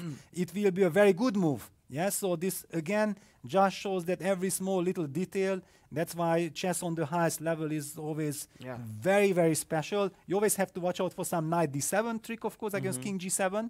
Yeah, whenever you play then knight d7 and then queen d5 check, true, that maybe you are in time or not time, you have to make sure. Do you think in such positions white is aiming for c4 break or not? Well, there is this rule, yeah, that sometimes it's not enough to have one small kind of advantage on one of the sides, and you have to combine play on both sides. And normally this is also the advantage when you have things in your hand, yeah, that you are the one who is calling the shots, give you the opportunity, And when black is, for example, focused on how do I defend against all these g4 threats, then you finally settle there that, okay, yes, I know how to deal with it, and then suddenly something happens on the other side, like a timely c4, and you are in shock. Right. Oh my God, I felt like I have everything under control, but the problems are just beginning. So you have to keep an open mind. It is possible that something will happen there. Oh, by the way, h6, f6, and rook h1 was chosen by Liam, which was a slightly surprising. He went for this lockup. Yeah, and he gets the Cemento. Cemento, yes. Now bishop f8. Just give me one more cemento. Bishop f8. Retreating the bishop and okay. And then we go b5 and we start pushing. It's very likely that Vincent will have a decisive game today as well. No, I think he's just in this much momentum. More likely. It's much more likely that someone wins in this game because also if White will feel under pressure, then he will go kamikaze at some point. Yeah, White will never tolerate that suddenly Black takes over. Yeah, but on the other hand, maybe Black will force White to go kamikaze and then punish it for this. So definitely this game will be resultative. Very recently when I was, not very recently, but maybe like 2.5 years back when I was looking at this line, that's what like my impression was that like if White is not accurate, like it is very possible that like Black goes f6 at 6 and like now what's White's plan? Because like, okay, let's say White goes knight h4, trying to put his knight on f5, but like he doesn't have enough pieces simply. I mean, knight f5, but okay, like what's next? Yeah, like b5, Black wins the game already. Yeah, because b5. You are two knights are fighting for the same f5 square. Yeah, this is the problem. But one thing I told you, yes, Sagar, that it's very interesting historically this game that Liam with 10 years of experience in this position and Vincent who sees it for the first time but already with new kind of vision and so on, and without knowing that what happened in all these games, how things can go wrong, he finally settled. And in my opinion, I told you that the move long castle, the only move that Liam spent 5 minutes on was, I think, his mistake, because he should have played knight e3, knight f5 first. So that Black, exactly, I think that's very important. Very important. Because and now Black will struggle to get knight e6 on time because it's always going to then be met knight with f5 and then g4 and like this. And then if Black goes for this h6, if he's even in time, I might just not castle long. And I might play king f1, king g2 or whatever. And at 6, g6, knight g7 is a very typical idea to sacrifice a pawn in this position. Like let's say Black goes b5 or something. And like at 6, g6, knight g7 definitely is an idea for White. To keep in mind. And then opening up the h file. This is very rich type of position. Yeah. Amazing, amazing. So here now Leko Liam is maybe under pressure. Also, the engine kind of starts giving a edge to Vincent. But it's not that relevant right now. Yes, it basically what is relevant to keep on playing good moves with Black. Yeah, because now clear White wants to go knight f5 and White will try to set up this g5 break at some point. If Black, for example, a computer will always find the way how to deal with this g5. Yeah, it's the typical way, and that's why it's so frustrating analyzing with the computer, because whenever you know that you want to play g5 against the computer, it will never work. Yeah, but in a practical game in human chess, you have to always calculate it's always a completely different story. Yeah, because some small detail the computer makes a move that we don't even understand why is this important, and thanks to this, he neutralizes things. Yeah, it's a whole different planet. So in a way, this is a bad decision, right? No, we don't want to rush. Knight f5. And then White is the one who is doing well here. Well, now the f4 break is kind of finally White will get a break. And also, I will never ever here just you go never in with want to do. Yeah. Okay, luckily enough in this structure, maybe you are in time to set up some blockade. But of course, never ever. Never take. We don't want to find out if it's checkmate or not. Yes. No. So instead of knight d4, I think he'll just keep it flexible. D4, yes. Going back with the bishop to f8 is what Peter wants. Just setting up knight f5 because knight I don't know if it's b5 or a5, because a5 gives me a rook a6 possibility also. I would love to play a5, a4, rook a6. The rook on the 6th rank will be defending, attacking. It will be have so much multi-purpose. I don't feel like b5, b4, a5, a4. It's a little too primitive for my taste. I can't play chess like this. Sometimes it's also a problem that, okay, you should close your eyes and go, but to me it's not aesthetically pleasing enough. Yeah, and I wonder if bishop f8 is a move that you have to make, because you can just try to save a move and instead go for a5 or b5 immediately, right? Because the question being that, because I don't think that white is going to sacrifice on Threaten h6. anything, yeah. So why not just immediately go for, let's say, rook a6 or b5 or whatever, like some advance on the queen side. Yes. Yeah, it's also but since I feel like white anyway does not really have a plan, I felt like I might be able to afford to go bishop f8. On the other hand, I also see that knight h4, knight g6 is possible. So maybe then you are setting up f4 idea. Then why do I move the bishop? In any case, enough reason to be spending time. Yeah, you just can't rush. And I believe exactly after yesterday's that Vincent rushed with rook takes h7. Yeah, this was so uncharacteristic for him that in a better position, just a tempo, he picked up a pawn and he did not think about the consequences. I'm pretty sure that Vincent wants to make sure not to lose the control today. What is happening in Wei's game? Actually, Shankland seems to have taken a wrong decision. Yeah, Very let's risky let's one. check. By taking and playing queen a4, which turns out to be an error. Well, but according to computer. According to the computer, yes, very Yes. important. Yes. The bar went here. But, of course, there is a plan that he has. I think he wants to sack a exchange. Yeah, but my feeling is that this is a panic reaction, and he spent a lot of time after e5. So basically, this e5 move had an incredible impact on Shankland. Yeah. We're also kind of speculating that we don't know exactly that how to handle white's position. And the move queen a4, knight b, knight takes e5 is like a desperate measure. It's a desperate measure because it's clear that white can never be better. The only question, how much compensation it will give. Oh my god, the engine says it's like the bar is like really it's dropping off. -2 Oh my god. Yes. Oh. or more. It's that Yeah, that's which means insane. also that there is some very concrete kind of stuff, because maybe if you just collect the exchange, then white will get compensation. So takes, for example, CD, yeah, let's just play the most natural moves. Rook d8, for example, or bishop e6. Can we play bishop e6? Well, bishop e6 would be very nice. Yes, strange looking move, because maybe f4, d5. f4 will be played protecting the knight and then setting up d5. d5, yeah. Yes, it's of course computers are brutally strong in this type of I positions. think maybe computers would probably choose the move pawn to b5, and after queen b5 go bishop a6. No, not now, instead of bishop e6. Maybe, yeah, just to get quick, because they usually try to solve problems very forcing way, yeah, like yeah, I mean, whatever they do, it's always very precise. Yeah, this is the most frustrating thing, because I'm from the generation when, you know, the computer was suggesting some moves, but we were smiling on him 25 years ago that, okay, good, computer doesn't understand. Computer was already very strong in tactical move per move calculation, yeah, so we were using him, but the ideas were always coming from us. But you must have forgotten that era now. It's like it's still in my heart, you know. I'm cherishing those years, yeah, when it was so much fun. There were things I remember when we were training with Vichy already in '96 for the first time, when I had a camp with Vichy in Collado Mediano in Spain, visiting him. He invited me. I was 16 years old. We were working like for 10 days, and then engine was very weak. We were just using it for double checking our idea.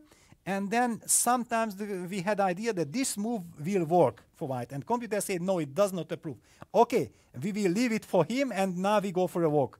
And then we are coming back after 45 minutes, and computer turned and says, "Wow, fantastic idea!" And you know this feeling of I told you, proving it was it was. We are analyzing all this Perigny attack in the Najdorf with bishop e6, g4, e5, knight f5. Yeah. How much fun we had with Vichy! It's just amazing. Okay, for me, new words opened up by working with Vichy. Yeah, I was very good in openings. I had very good understanding and everything, but Vichy's incredible deepness, the way how he calculates, how deeply he sees things, it was just from another planet. Yeah, so it opened my eyes, and my chess became then also so much more richer thanks to Vichy's influence. Nowadays, I don't think people keep the computer going and go for a walk. Yeah. Yeah, I this think 2 doesn't. minutes is Then the enough, yeah. house burns down. Yeah, it's no. You can't do these things. Yeah, you No. always have to control the computer. Also, you can just go on the cloud and the computer has already done the work before. Yeah. Yes, There are yes. stronger engines and so on. I actually also was looking at CD4, knight D4, just in a Yes. different direction. It But I exists as thought well. that knight C4, B5, and white can actually do this, yeah, because he has queen D1, E5 concept of. Yeah, or- like or- this, I think it will not work. not- But because maybe you you have can knight start E2. with E5. Maybe I'll you can start start with with E5, yeah. B5, E5, yeah. Yeah, B5, Ooh. E5. But again, I don't understand Shankland, yeah, because every single direction looks horrible. That what he was thinking for half an hour.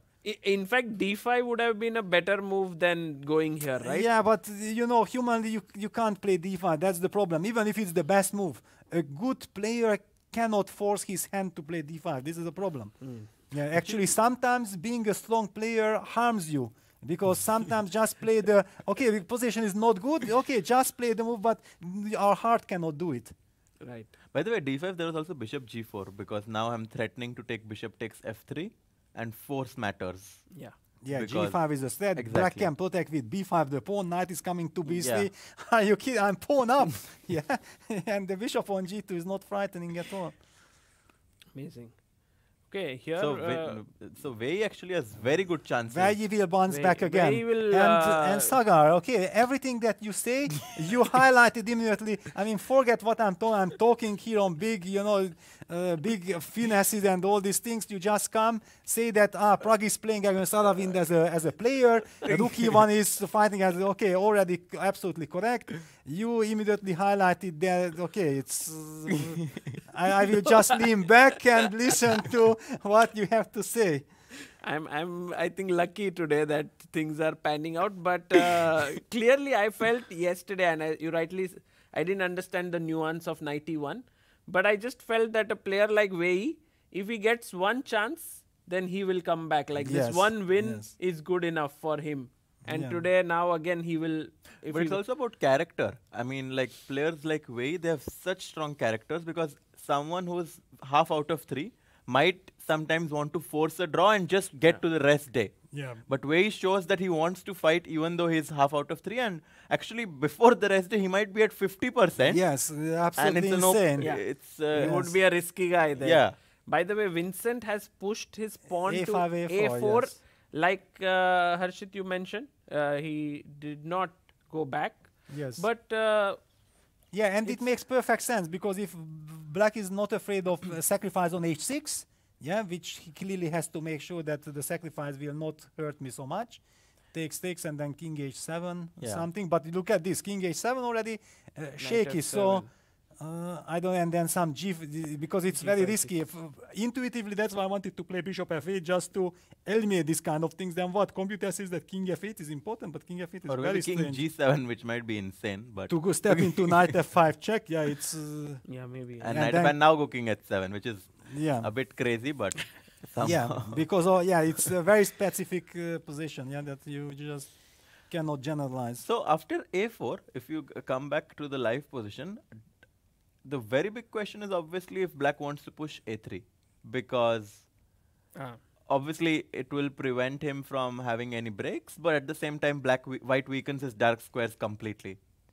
So But what will white do first here? Like This is exactly the question, because here the point is that white achieves so-called the maximum on the king side, and his last move was knight f5, which still looks like an aggressive move. Yeah, that white knows what he is doing.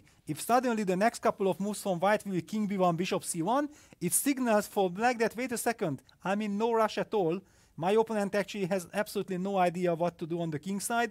I have all the time in the world slowly setting up the maximum. Yeah, so it's a psychological game. A5, A4 was absolutely necessary. And now Vincent will be reacting, adopting his strategy based on the reaction what white will show in the next move. so that's a king b1, just a waiting move. Yes. Then I can also wait. For example, if Vincent said like, okay, rook a6, I would like this move, then before doing a3, you just play rook a6. Yeah. Okay. You play bishop c1, I will decide. Otherwise, okay, what do you do? Both can wait. Keep waiting. don't- But then knight h4, knight g6, f4. That's why I dislike already bishop f8, because then I'm stepping into this idea. I think the bishop is good on we can just Yes. try to go king rook a6, let's say bishop c1, and already push b5, b4. Yes. As long as there is no sacrifice on h6 coming. But I do want to at some point bring my bishop from c8 in the game. But I don't know if... But do you need it? Yeah. I mean, again, it all depends what white is doing. If white has no idea, then you will finally find the way always to keep on improving. No, I'm yeah? just very curious if this slow idea of like going bishop d7, rook f8, bishop e8, bishop f7 makes sense. Because my bishop on f7 also protects against knight g6. Like having your knight coming from g6, and my bishop is also eyeing on this diagonal. Yes, I like the way you are thinking about it. Yeah, because it shows that you have a nice vision and everything. I'm just often afraid that it might be too sophisticated. Yeah, because I have also have my own experience that overthinking things that actually we don't need to be so precise, so creative. Sometimes we need to. Sometimes just being simple is much more effective. In any case, sometimes knowing less is better than knowing everything, right? Yes, yes. I mean, knowing a little bit, it's probably the worst, because then you are uncertain. How is it and like this? Not knowing anything, it's much better than knowing little. Right. Yeah. Yeah, this is... But yeah, the fascinating tournament, I think also, because I'm now here, let me just say a few words about the Prague Chess Festival. It's amazing to see that we have another classical, traditional chess tournament, a real chess festival. Whenever entering the playing hall with the big stage, with the top players, with the challengers, which is a very nice mix of youngsters from Czech Republic and many very strong players. Yeah, wonderful. Always a futures event, and there is this open with mix of all kinds of players from all over the world. Whenever you are walking around in the hotel, you get into the elevator, you walk the stairs, you are at the reception, you are running into players, you are running into chess lovers. It's such a nice atmosphere. Yeah, it's so nice. And the city is amazing. I think it's one of my favorite But do you have time to enjoy the city? This is the only problem. Tomorrow. Yes, Tomorrow. tomorrow is the time. Yeah, because Prague is so amazing. But as a player, yeah, in the morning you prepare for the game. In the afternoon you play. In the evening you rest and start already think about the next when, how. But yeah, Prague is fun. In my mind, every day I'm thinking about going out from the Today I will hotel go and to- walking towards the river, but only in the mind. Can't do it physically. Yeah. Well, and it's also you have to take the subway. Actually, the subway is very effective. You are in 10 minutes there, Yes. right in the middle of the old town. Also, the tram line is nice. Yes, also the tram line. Yes, Yeah. but the metro is the subway is the fastest. Yeah. Yes. But yeah, this is actually also the way in which this tournament happens. Like so many, I think there are 17 events that are taking Oh my place God. across 9 days. But it feels very calm, when you go outside, no one is like rushing anywhere. And this I found incredible. Like if something like this I was doing, I would be running around, but everyone's like happy, calm. So it's beautiful to see. Yeah, no, it's really amazing. Yeah, it's kudos to the organizers, kudos to Bolek, but I also feel that and this is what everybody feels who is coming here, that the organizers are putting their heart into it. Yeah. And this is what really matters, yeah, because we know exactly that it's very difficult to find money to sponsor these events and everything, but also because the players understand and feel that there is a special atmosphere here. So probably conditions is not the most important. Yeah, it's important that there is this tournament, you have the chance to play, and it's taking place every year.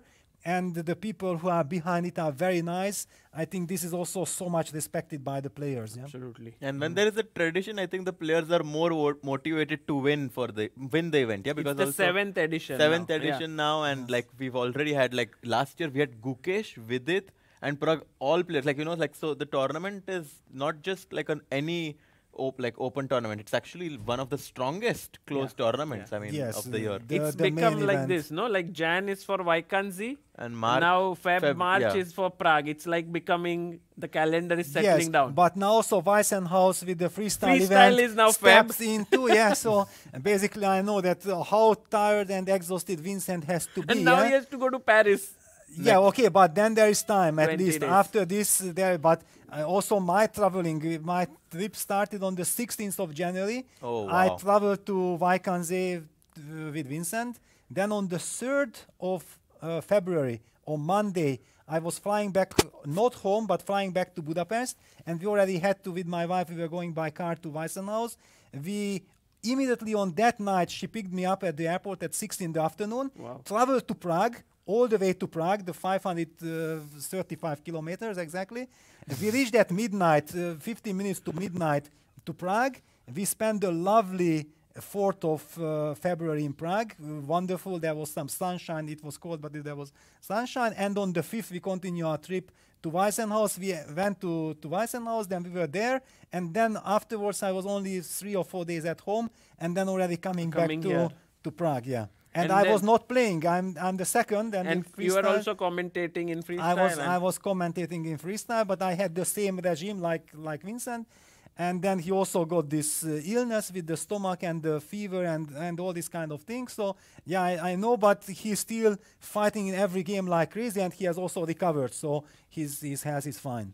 But does it make it easy for you to do so many things because you still have such a strong passion? Because I feel like you're so passionate about this question chess. is just insane. Unbelievable. It's always on my mind. Where does your passion come from? Yeah, well, chess means so much. Chess is my life. First, everything. It means so much to so many people, but no one has so much passion.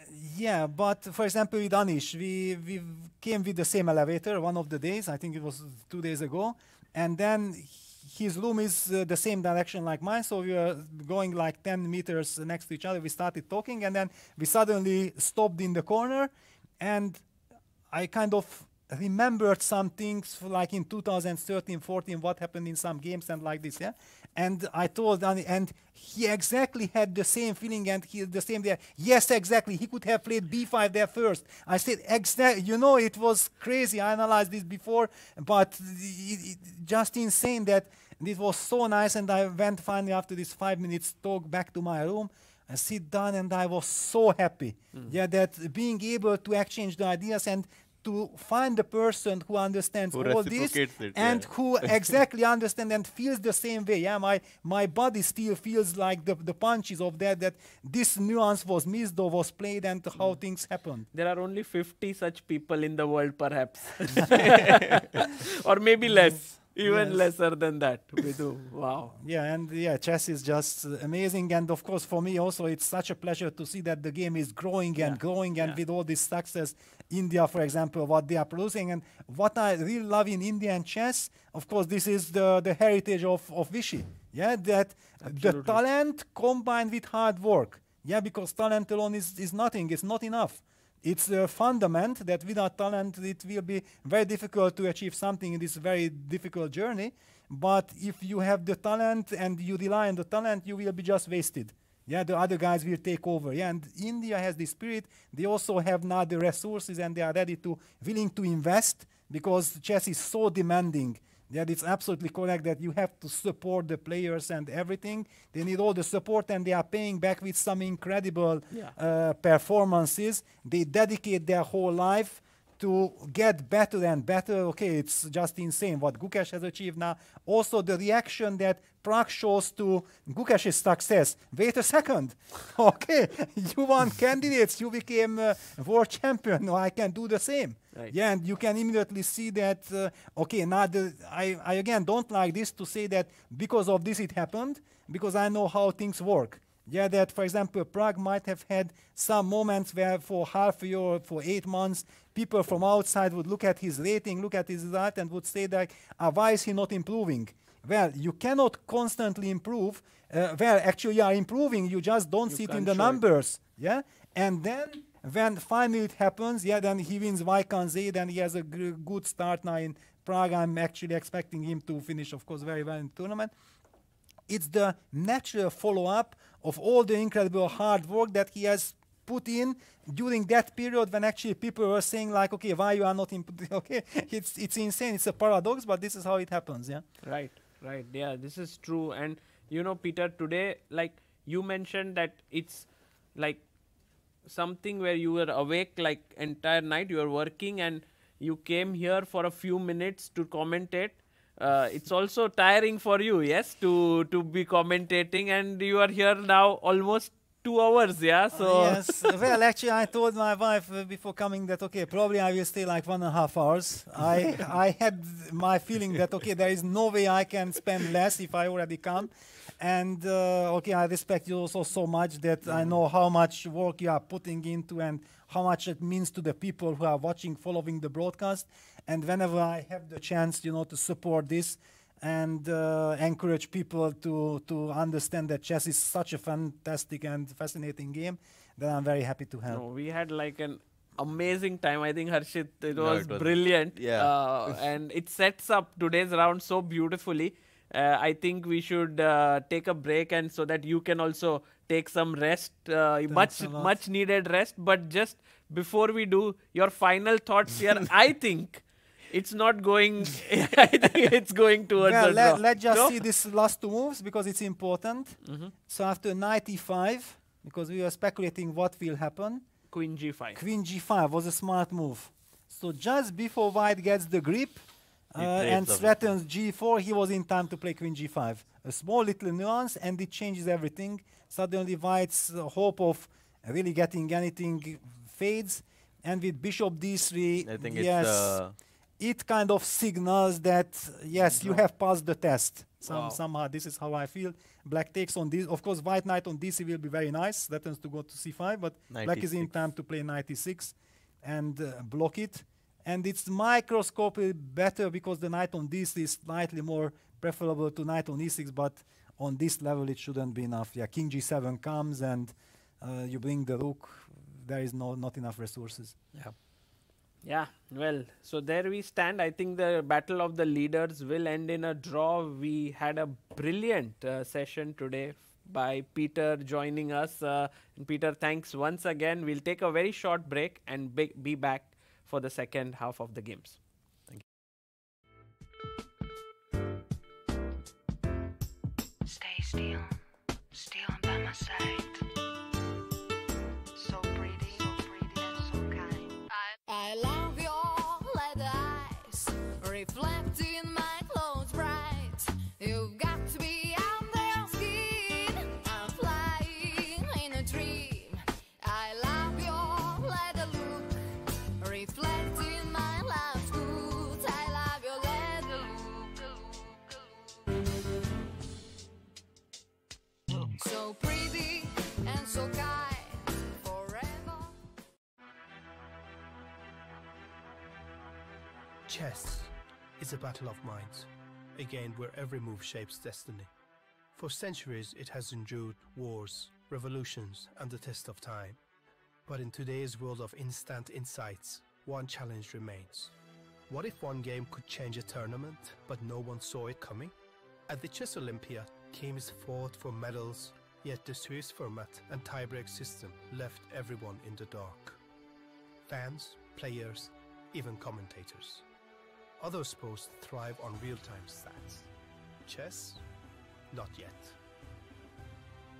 A team of engineers, data scientists, and chess enthusiasts ask, what if you could change the game? What if AI could bring real-time clarity to chess? What if you could predict outcomes, calculate winning chances, and even foresee future parents? Now, we can.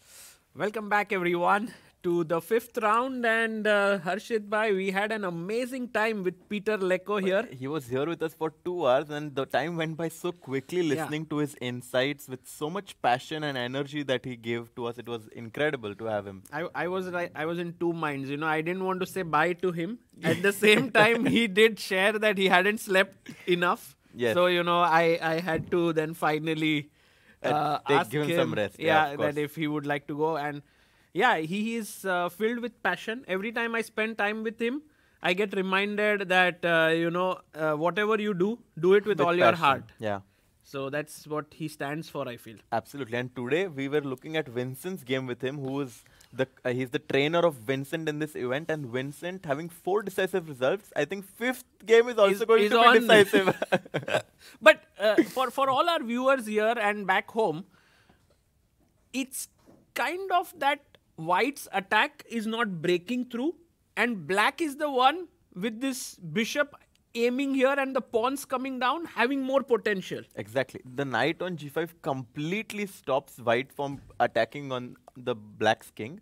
In the meantime, Black is ready to go b4, b3, or even don't forget this idea of going c5 to c4, exchanging one of your doubled pawns. And I think that if this d3 pawn is exchanged, Black would have a very pleasant choice of taking with the b pawn or the bishop. I think this is looking very, very good for Black in this position. Yeah, so Vincent Keimer, something's happening here in Prague. He just cannot have a peaceful day.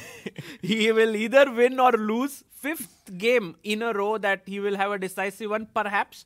Let's wait and watch. But I liked very much that, just when Lek Kwong Liam was thinking of playing g5 and maybe sacrificing material here to break through, Vincent was like, sorry, I'm not going to give you any chances. Which does make me question what was his idea if White captured knight takes g5. Did he want to take with the f or the h pawn? I'm sure f, right? Because you don't want your opponent to be playing h6. Exactly. If at g5, allowing White to go h6 would definitely be a bit scary, because even after bishop f5, gf5, concepts like bishop takes g5, queen h5 would have been very, very scary. Right. And after knight h4, bishop e6, Vincent is very, very happy to bring his last piece in the game. And I think even though he's down 20 minutes on the clock, the position should give him a lot of winning chances. Can we also quickly check if there are any updates in Prague and Arvind's game? Yeah. This position that Prague just made his last move, where he lifted his rook, reminds us of Sopiko, by the way, rook lift. But he kind of left the board and has put Arvind in this question that now I'm going to play the move f5. Exactly. And why is f5 so dangerous? Because let's say after a move like b6, f5, gf5, rook f5, suddenly the h5 and f7 pawns are weak, knight e5 can jump in, and that's why I think that f5 is going to be a super powerful threat. So even though we have this very, very equal looking position, there are still some problems for Black to solve. And also, Prague is the master grinder in the world of chess. So he's just telling Arvind that you're playing really well here, but you are very good at dynamic positions. This is something where I will try to press. But Harshit, what should be the best move for Black? Because clearly you don't want to allow f5.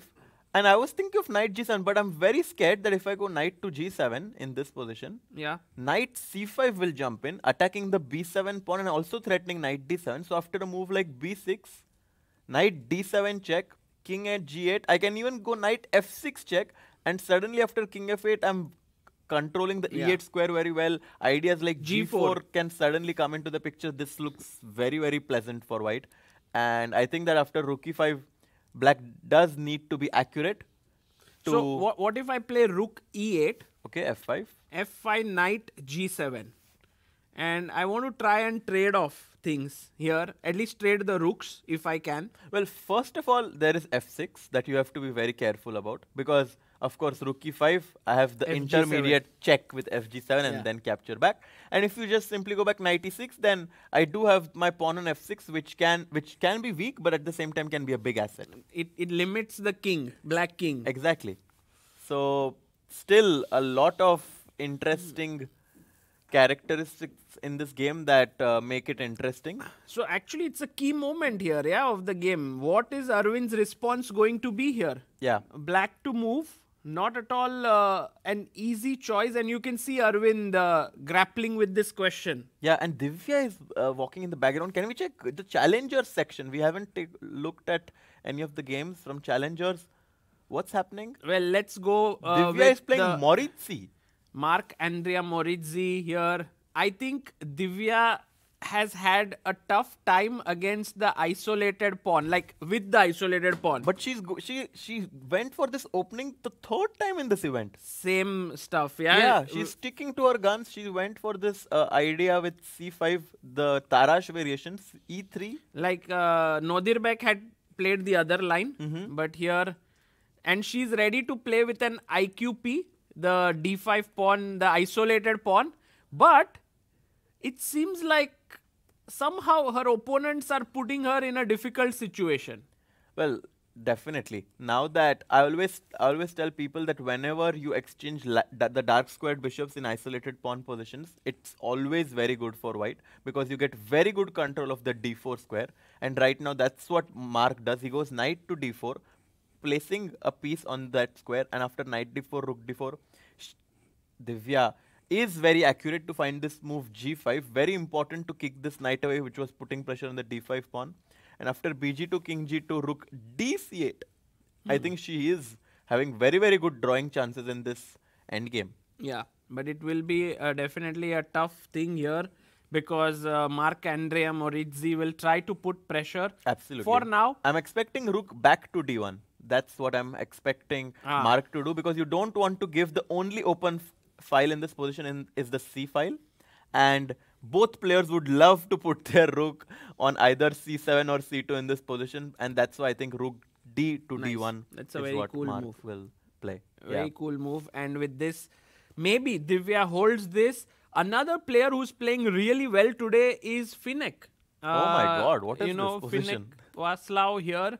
He, with the black pieces, he's pushing in the center while white is pushing on the king side. But can you look at just take a look at the opening, Sagar bhai, because knight f3, knight f6, b3, e6, bishop b2, bishop e7, and look at what white's next move is. Can we ask our viewers, what is a very weird move that white played here?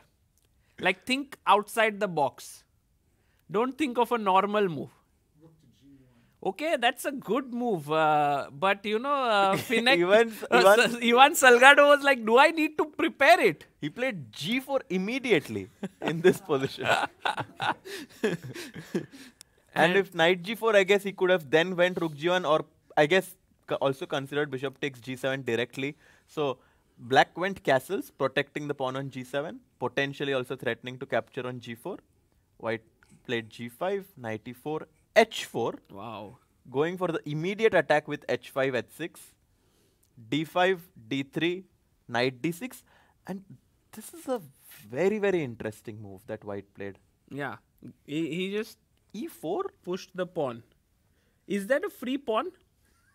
Oh, I know what he wants. Yeah, he wants to take, and bishop d3. and then just use these two bishops. But perhaps it's not the best one. I think it might actually be that he wants to go queen e2.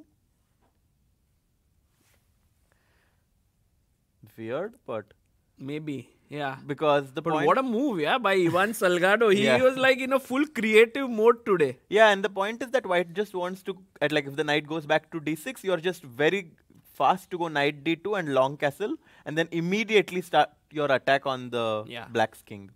The bishop on b2 is not a bishop. But then full kudos to... Oh, yeah, it's not a... It's a rocket. It's a rocket. It's a rocket. Yeah, I mean, look at this. But simply amazing play by Václav then, you know, like Finek. Yeah, he did not capture the pawn, and he's trying to counter the h4 and g4, the pawn moves on the flank, by creative and concrete breaks in the center. So after e5, knight f5, king f1, he goes rook b8 so that he gets rid of this diagonal. And suddenly he goes b5 and trying to go for c4, which actually happened. And suddenly it's like white has pushed the pawns, but black has a good position. And I think Ivan is going all in. Yeah. He's going all in. He's coming in here. He's going to sack a knight here and hope that it will be checkmate. Yeah. The only question is what happens if black takes the pawn on e5? Yeah. Because he is giving up this pawn, and I think he was relying on this move bishop to f4, which is pinning the knight on e5 to the rook on b8. But I guess he underestimated the fact that black could go f6. I think humanly, I don't think Finnick will go for this. No? It'll open up the king side. Well, but also white's king is on f1, so... Yeah. It will be interesting to see if he captures this pawn or not. And yeah. By the way, Moritzi played h4, a move that we did not necessarily consider. And Divya went h6. And is Divya better? What? No way.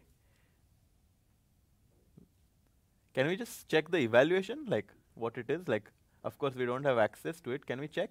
No, it's still It's better. equal, okay. White is slightly better. Suddenly, the engine was like, it went crazy for a bit. Yeah, it reminded me of how Peter said that the engines did not understand the position that well. Yeah, Yeah, I think maybe someday, Harshit, there should be some position where we can argue, right? Like the computer is not right. No, I'm sure. not accurate. I don't think Will accurate you do is the that? right word. I don't think accurate is the right word. But practically, obviously, there is the human element where, for example, the position of Vincent Keimer. Let's go to those games now. Just to give an overview, Nodirbek Yakuboyev is playing against Nemec, and it seems like White has a small edge here. With two bishops, right? With two bishops and just having these... But knight f5 is a good move, trying to exchange a lot of pieces. Also the bishop on f3, and I think Nemec is holding up well so far. Yeah. And Biere versus Makun... Already draw, what? Drew. Yeah, they drew. What? How did this? I think in the end there was some sack here. So this was the position. And he sacked, takes, check, king here, check. Very weird way Very to weird. Definitely. end in a threefold repetition. And we have Salgado Finnick, which is I think the game of the day in the challengers. Yeah. Divya again in a tough spot And against she needs to Mark hold Andrea. now. Yeah. She needs to hold because twice in this tournament she had positions with very good drawing chances, but her slightly stronger opponents were able to put enough pressure and grind into a win. So it's very important she holds now. And Stamatis is also crazy. Too many things happening. Like you would think, oh, these pieces are crazy. Suddenly G4 to attack this. And the knight is trapped. Can't go here because this is hanging. But of course, the savior is bishop to e4, attacking the knight on f5 and saving the day for black. I mean, you don't have to go. I mean, you don't have to go bishop e4 immediately. But it might be the move that saves the day. I mean, the point is that like gh5 is not a threat because there's because of e4. bishop exactly. Nice. Exactly. Nice. So maybe rook. I'm very curious, but is rook e6 the best move here? It's possible. It is. Yeah. Harshit bhai, did you eat stockfish for lunch today? What a move! Like out of all the crazy moves here, you were able to know that this is the move. Yeah. How? I mean, I just... The right answer is that you are a grandmaster. Yeah, maybe. But yeah, very well spotted because there were so many things going on. Yeah. So brilliantly done. Let's go to the Masters. Yes. And to a game where my mind was blown by the last move that was played by Wei. It's like this, you know. You should ask Wei, yeah, how did he find this move? Wei is so insane here because here is a rook hanging in the corner. Pawn Here on is d4 here is a pawn that you can take, and suddenly he plays bishop e6. Yeah, that's insane. Like he keeps all of the trump cards with himself, and now he's just protecting the pawn on card? d4. I will play rook a d1. You can't take the rook now. But he can take the pawn on d4. And I think this is his idea, that it's important to keep the pawn on c4 because it's a very, very strong pawn, and the bishop on g2 is currently blocked by its own pawn on e4, and I think this position is very good for black with b5 coming in. But to judge this in Yeah. a game is not easy, but I grew up on this saying called "a bird in hand is worth two in the bush." so you just capture on Yeah, A1, I'm like material, just take it. Yeah. yeah, also possible, but I think that No, I mean this might be a decent move according to, but bishop e6. it's the best move.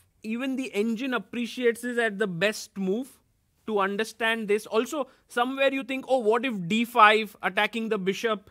But maybe it doesn't matter. Yeah, you can just move the bishop. No, I mean, in all honesty, I don't think even. this I move- don't think no queen e5, d6, bishop queen e6. I think, but That's winning. Yeah, just I don't think that I would have even found this idea with bishop e6. It's very even with the difficult. bar. Even with the bar. Yeah, that's the point here. Super nice move found by Wei, which I think puts him in a perfect situation to get back to 50%, and that's going to be a tough result. We for should Sam. call Wei today here. That would be great. Yes. If we can today get him here and ask him how he thinks, Yeah. Harshit Bhai, that would be huge. Oh, by the way, look at the game of Keimer Leko Liam. Yeah. We were saying that black has the idea of going c4 all the What? time, and white played c4. What sort of move is that? Yeah, I mean, he's trying. He realized that the idea of c4 was super strong for black, and he immediately tries to clamp the position on the queen side and just like make it very, very solid. But I don't know. So b4 would be kind of a mistake here because then you close everything. Exactly. Like you don't want to ever make that move. So maybe we can ask our viewers here, what would you play with black here? Because you don't want to close down the queen side. Definitely not. Yeah. Any suggestions? Yes. Rook Wow. is It's nice a very move, nice yeah? suggestion, I think. Wow. Just and one of the best moves, yeah. Well done. Well done, yeah. Because now after rook b8, the idea was that after if cb5, queen takes b5, and now I'm just like trying to. It's I mean, made. I'm in a dream world, yeah, where bishop a2 works, a3 is coming, c4 is coming, and this is just a like absolute dream scenario for black if he ever takes. So he cannot take, but if he doesn't take, then we probably are threatening a3. So let's say if white makes a move like rook g2, I think we are threatening a3, because after b3. I thought we have some bc4, queen a4 ideas, but this rook is defending. So how do we? I think you can just Queen.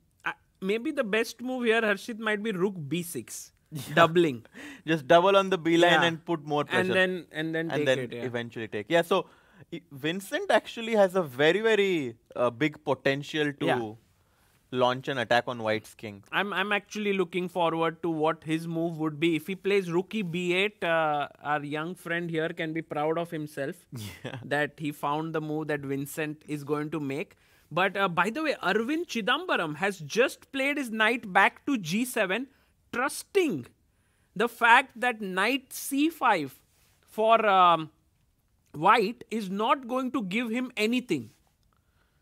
But I mean, it looks so scary as you rightly pointed out, because rook b8 is impossible. It's impossible because of yeah. Can we? Maybe it's, It's too not easy for for not our for audience, our yeah. audience here, but maybe online rook b8 for a few people just beginning out. Oh, by the way, Edis Gurel's game is over. He drew. Wow. That's a amazing result for Edis Gurel. Absolutely. And he's out now 2 out of 5. After losing the first game, he's made 4 solid draws. Now with the black pieces against Navarra, definitely a good result for him. We saw her mom who was very nervous. Yeah. His mom was there and she said, like, if he draws today, we'll have a great rest day. Absolutely. And I think he definitely has some nice day of rest to look forward to. And 4 draws out of 5 rounds in your first ever super tournament is, I think, a good start. For sure. Yeah. As a 16-year-old, I mean, it's amazing. Oh, so let's just try By to the way, understand people this. did find knight d7, so good job. Yep. They're like, Here. don't underestimate us, Sagar bhai. You're asking 2 easy questions.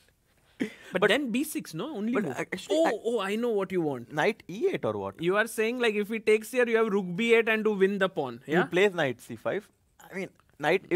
If the right move is knight e8, that is just absolutely mind-boggling. But I don't think it is. It's a bit too much. Yeah. Knight e8 with the idea of knight d6. But that's too much. I also mean, have f5. Exactly. So I can't. Sorry. Rook b8. Yeah, that's also a very good point because Whoa. if rook takes b2, Nice. exactly. So we have a very sharp member Very in sharp, the. very sharp. How many points do you have in the open? 3 out of 4. Wow. Very strong. You are a FIDE master. Amazing. Amazing. What's your name? Veyansh. You came on the first day, right? Veyansh from Australia. Yes. Right. Guys, we have a very strong Who's keeping us viewer. Yes, and Harshit Bhai has to be very sharp now because Veyansh is here to refute all your analysis. Thank you, Veyansh. Someday we can also have Veyansh here. Yes. So, then what to do now? Well, it's not an easy question. Maybe f6? Maybe f6 is an interesting idea. And then I come back. You go rook e2. Yeah. And now I go b6. But still, I mean, it looks... But yeah, it looks dangerous. Also, knight e6 check. Actually, also, sorry, knight e6 check. Yeah, take rook e6 and then f6, Yeah, c6 hangs. It's possible that black actually has a very, very tough decision in front of him after knight c5. You know, when you look at these two players calmly sitting there, the bar at like right in the center, you can misevaluate the tension that might be boiling up right now. Yeah. Oh, by the way, why did we not consider the simple move knight to f5? Firstly, I thought g4 can come, but also b7. Well, b7 now, rook b8 you're very happy with because you get rook takes b2, and after rook takes b2 you also have knight h4 tricks to put pressure on knight white. f5, and if I go g4 you will take and go knight d6, correct? Exactly. So after knight c5, knight f5, I wanted to respond g4 by taking and going knight d6, and I think this is Arvind's idea. I think we finally figured it out, that after knight c5 is going to go knight f5. Yep. Oh, yeah. Nice one. He has played it. And now knight d6 is coming, and black is very, very solid. But this was an important moment in the game. Yeah, important one.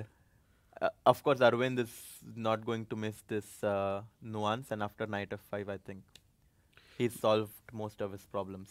By the way, look at the game of Wei and Shankland.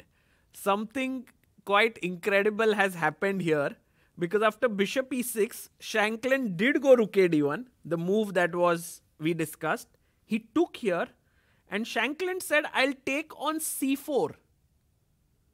But oh my then, God, black to play. Black to play, but I guess you might have seen the move. But what's the calculation here? Why did he give up? Yeah, I mean, I see the point, obviously, but it's not that easy, but it's a very nice move. No, but do you see the entire line? Yes. Fully? Yeah. Wow. Veyansh is there to test you, yeah?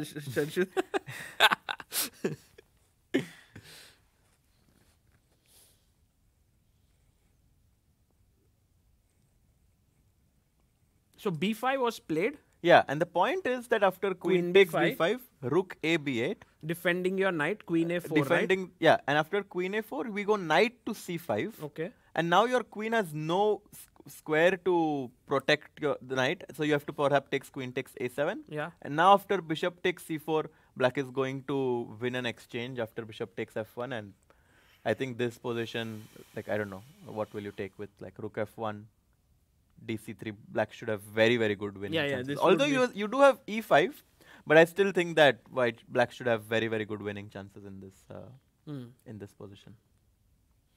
So can we go back and see if this is like a forced line now that's happening, or there is anywhere white can deviate after rook a b8? Can the queen go anywhere else? Also, by the way, after queen a4, he might even just say that, okay, I'm just going to capture your pawn on c3 and c2. Yeah. Oh, you don't even... Actually, Wei realizes he doesn't need material. Exactly. He's just saying like, my pawn is so strong. By the way, queen b5, I'm actually feeling... Yeah, queen b5, rook a b8 instantly played.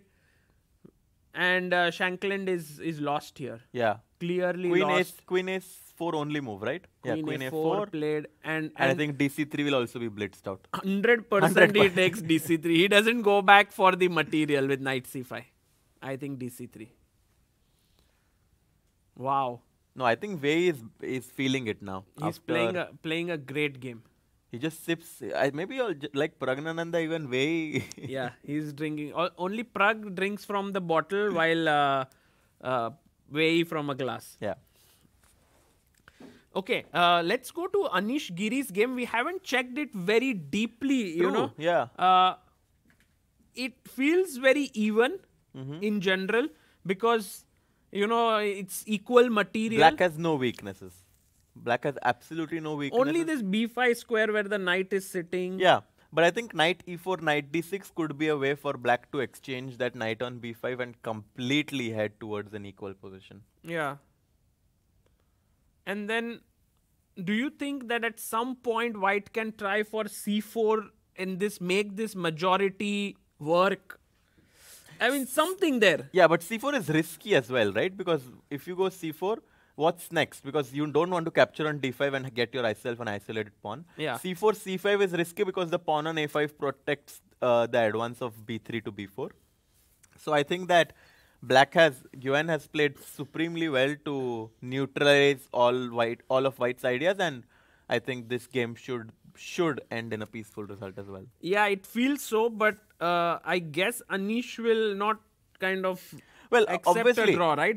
He'll play. He wants to put some pressure with the white pieces, but the thing is that he needs to be careful because he is definitely the one who has this pawn on c3, which is weak, and if black manages to exchange, let's say, or actually even I was knight e8, wondering knight knight e4, Harshit. Can we go like c4 here? It's black. c7. So let's say h3, knight e4, c4. okay. Does that make sense? Yeah. And if you go back knight d6 now, Mm-hmm.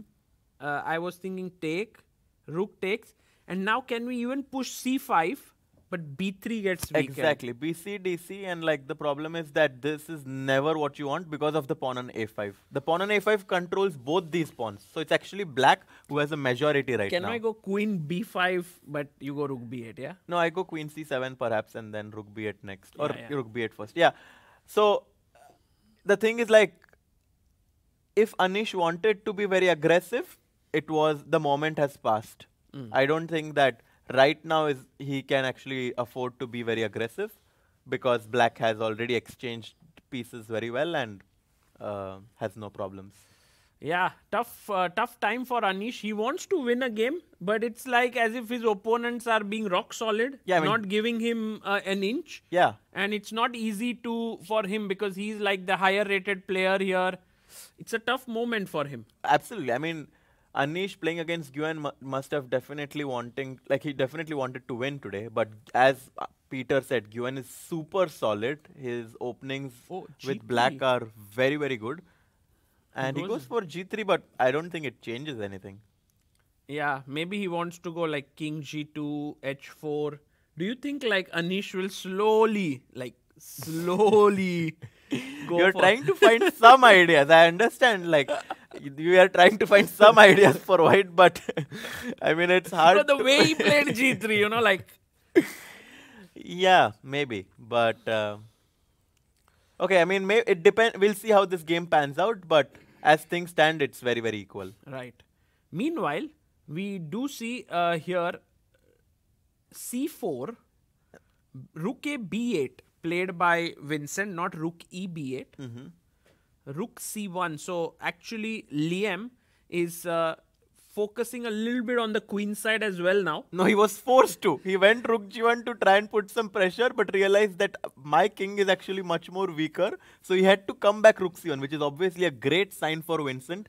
Because but in a way, now he will try to stabilize somehow the queen side, but it's not sure if he can. it's not clear if he can. And it's also clear that black is in the driver's seat. Right. If white makes the move rook g1 to c1, you know that things are going well for you. And I really like this bishop on f7 because not only does it control Rocket.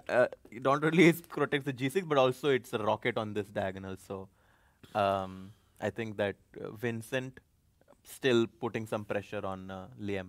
Yeah. And by the way, there is no move that Pragnananda has played yet. He's thinking here, he's kind of feeling like I'm running out of resources to put pressure on Arvind. Yeah.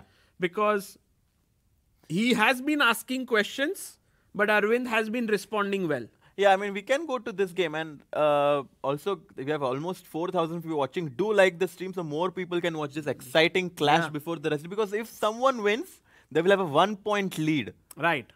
in this event. Even if they draw, the next players who are on 2 points Will come on 3. need to win. Like, who is the one on 2 who's actually winning? I think Keimer. Keimer, maybe. Keimer is one because Wei, who is winning here, is on 1.5. So he'll reach 2.5. And then we have Guen, who is on 1.5. And Giri is on 2. Anish is on 2. He most likely, if this ends in draw, it will also be 2.5. And Ediz and Navarra have already drawn. So actually, even a draw most likely would mean they would keep a 1-point lead unless Vincent wins. Correct. Absolutely. But yeah, Vincent winning is not an unlikely scenario. the way he is played in this event, I don't think that it's unlikely at all. Yeah. He's really fighting very hard in this event to try and keep imbalances, and already there's no need for him to do anything in this position because his next few moves are automatic. Which is to double the rooks. Double the rooks and try to sacrifice and mate. It's the game plan is simple now. Right. Okay, by the way, guys, Wei has just taken on c3, threatening c2, making a queen. How do you even stop it? Do you go knight e3 to control this square? It's hard to even find moves because knight e3 also runs into knight d2. And then not only is your f1 rook hanging, but I also have bishop b3 coming. I also have knight f3 check incoming. All of black's pieces are suddenly attacking. And I think this is over. Bishop b3. Maybe this might be not the most accurate. Bishop But b3. bishop b3 just wins just on the spot. Wins, yeah. And just capture the rook on d1. It's finito. Okay, so Wei, by the way, where are both the players? I think Wei made his move and left, and Sam is now coming back to the board. Yeah. Yeah, there he is.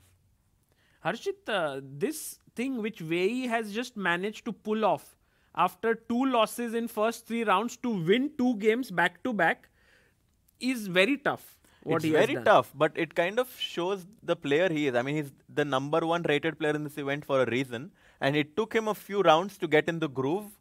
But I think now he's finally able to find his form. And the players he's going to play next should really be very careful because he can be very, very dangerous. I would be very happy if I had already played him. You know, like when he was not in form. Because also he's managed to do this in his, not just this tournament, but in his career. You know, he was the youngest ever to cross 2,700. Everyone, like he was just 15 when he did that. Everyone was looking at him as like the future world champion. But then he slowed down. Maybe he was doing his education.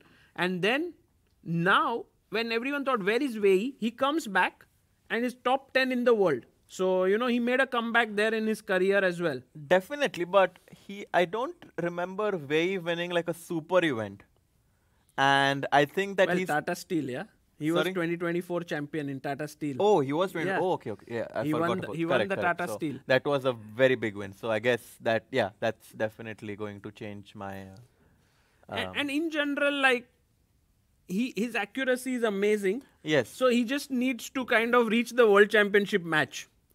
As we had discussed. It's tough for him to win candidates and stuff because there you have to take more risk. But I think he's already like a really world-class player. Like where he can fight in a match. What is his rating? 2751 or something? Yeah. So yeah, I mean, already top 10 or top 15. China #1 ahead of Ding Liren as well. For sure. Obviously has a great future. DC3, and I think this game should end soon, right? Like, This maybe we wouldn't be surprised if Sam resigns because C2 is coming, Knight C5 is coming. Correct. And even though actually he's even up a pawn right now. So no, he's not. The material is equal, but the queen and the knight, everything is just not coordinated. By the way, we have a viewer in the chat, Donald Metzger, who says that I have played against Liam Lay in an online game 3+0, which I never play, that being too fast for an old man. But Liam played fantastically. And by the way, guys, you should know that Leko Liam is a former World Blitz champion. So he's too good. And he's a speed machine. Yeah, I mean, his intuition, his calculation is very, very good. And I don't think you should be too upset about losing to him. And he's been kind of carrying the Vietnamese flag for years now, being the top player in his country for maybe, For I sure, don't know, like yeah. 2 decades almost. There was this one player from Vietnam who was from my age group, Nguyen An Coi. He was so strong, and he was like He 25, became the 50. world junior champion also. Asian junior, sorry. I mean, he was so strong. I always thought that he's like one of the strongest talents from Yeah. Asia. And obviously, like I've played against like many of these like youth players, like Firuja, Nadir Beks, and everyone. Oh, really? I mean, like in my age group, obviously. But Ankoi was someone who I thought there is really a big talent, but I think he did not pursue chess that seriously. But he's still around like 25, 70, 80. Yeah. But definitely someone I thought has a bigger potential. Who could be in the world's top Yeah. 20 or so. Yeah. Rahul Ghoshal says, he sent a super chat saying, we got this. I don't know what it means. Maybe you understand this. Sena Yeah, it's heel the- turn before Sagar Shah heel turn. I'm not sure.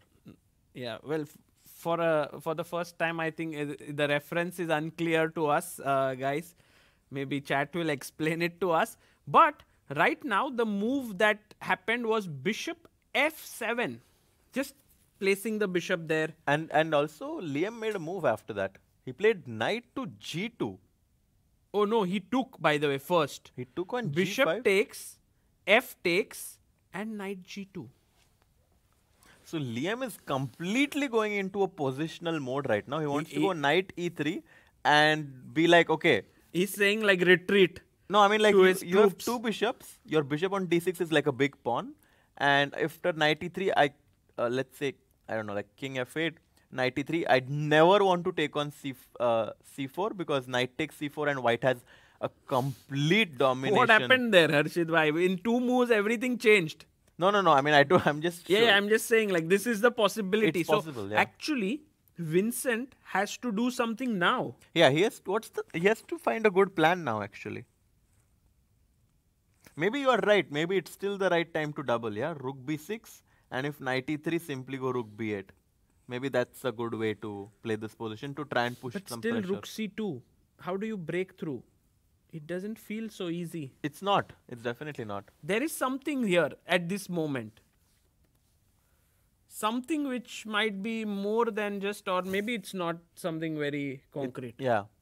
Or maybe just putting the pawn on c6 so that when he takes cb5. I was thinking about this, actually. c6 is definitely an idea. Like, let's say, even now, for instance, it's definitely possible so that cb5, you can respond with c takes b5 controlling the c4 square. By the way, e5 played by Shankland in this position, and black just goes back queen e7, still having the same threats of knight c5 and pawn to c2.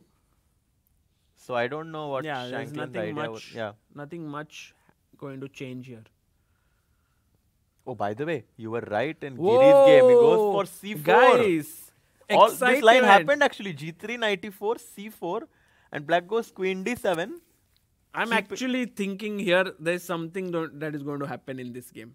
It also has to do a bit with the tournament situation for Anish. I think if this was like he was on +1 or 2, he would have agreed to a draw. It's just that he hasn't won a single game, that he wants to do something. Yeah, I'm going to side with Nguyen in this game. I think that he's. And what? Side as in? I mean, I don't think he's going to lose. He's going to be in trouble. Yeah.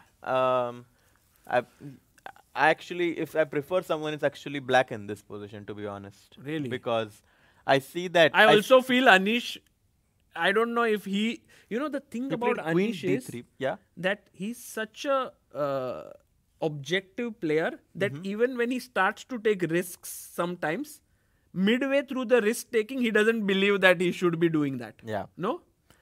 Yeah, I mean, definitely. He's super objective with his play. Yeah. And that's why I don't see him taking big risks.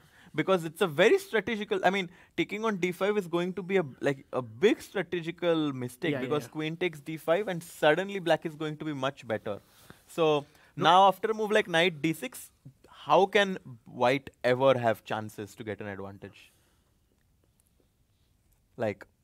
Only if I can push c5. Only if you can push c5, which also obviously comes with big risks, right? Like bc5, dc5, knight b7, and your pawn on c5 is weak. I also have this majority. I can even just come back knight e4, I guess. Yeah. And I just have a fantastic position. So I think that queen d7, if black really wants to pull the brakes, he can just go knight d6 and... Which I think he will. I think so, yeah. I think knight it d6. seems the most logical move here. And let's see what Anish comes up with in this moment. And meanwhile, look at what has happened. Oh my God. Action on the Pragnananda versus Arvind board. He did take the pawn, which we thought was maybe a bit risky. Really? And now rook b8, knight c5, rook b2. Suddenly, knight c6, h4. And Arvind is like, White King, I am coming at you with my rook and knight to launch a mating net. Yeah, and if rook d5, knight e3 perhaps, threatening the rook on d5, also rook takes g2, rook g3. Maybe potentially black has some chances. I'm very curious after h4. Can we just check if black is slightly better? I think it's roundabout even right now. But yeah, black has I mean, it's a complex game now because Prague is a pawn up. But Arvind is attacking a2 pawn. He's also threatening to come in with the knight. The game has become exciting. Definitely. Now it's not a draw. It could end in a draw, but it's not like I completely agree. Like a threefold repetition is not happening. It's not solid anymore. I mean, the pawn on d5 is hanging. There are a lot of, like, tactics in this position. It's all about calculation. Like rook d5, you have to calculate knight e3, for example. And then you can go rook g5, of course, but then I suppose that black wants rook b1 is possible. You can King just f2. capture the pawn. Knight f5 is also an idea to try and trap the rook on g5. Wow. Okay, let's go back. Rook d5. Is the knight e3 the only move? Can I try to checkmate you somehow with my knight and rook? Create a mating net? I don't think so, because the problem is that after rook b1 check, I obviously won't go to h2 and be your best friend, but I will go to f2 and my king is running away. So yeah, I think that black needs to go for this knight e3, rook g5, and I suspect a move like king g7 might not be bad at all. with the idea of f6. Exactly. Ooh. So that the rook on g5 doesn't have any square on this diagonal, and then the g2 pawn is hanging. So I mean, Arvind is always so dynamic. Yeah. He loves... No, but this time it's Prague who decided to take this pawn. No, like Prague could have been like, okay, I understand Arvind, you're coming here, I'll draw the game. But Prague was like, let's fight, I'll take the pawn. Yeah, but which is a bit risky, to be honest. Yeah. Because it allows black's rook on the 7th rank. But okay, I don't think that Prague is risking a lot in this position. Maybe not. But at least it's very sharp. Do you think knight b4 is a good move? With the idea of taking on d5 with the knight. Yeah. And I want to somehow think of a way to create play for black. What would be the way? Knight g3? Oh, he made a move, by the way. What did he do? a4. Oh, he played a4, which was the best move according to the engine, perhaps. Wow. a4.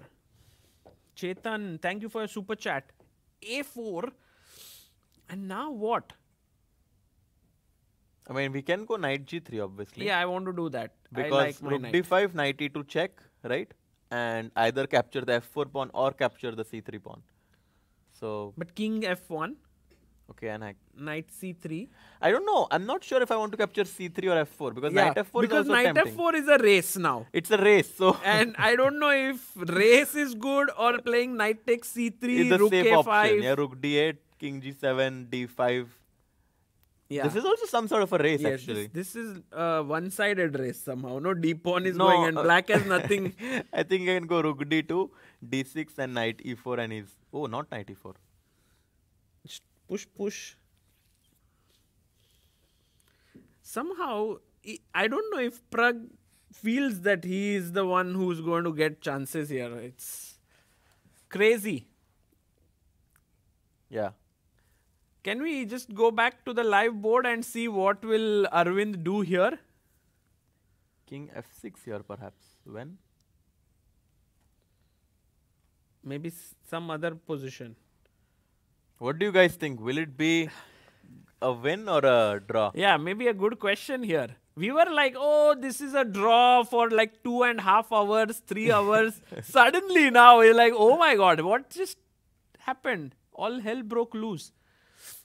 But still, okay, the bar is like, don't The worry, bar is guys. like it's still completely drawn. Why are you Yeah. guys screaming? Yeah, it's completely drawn.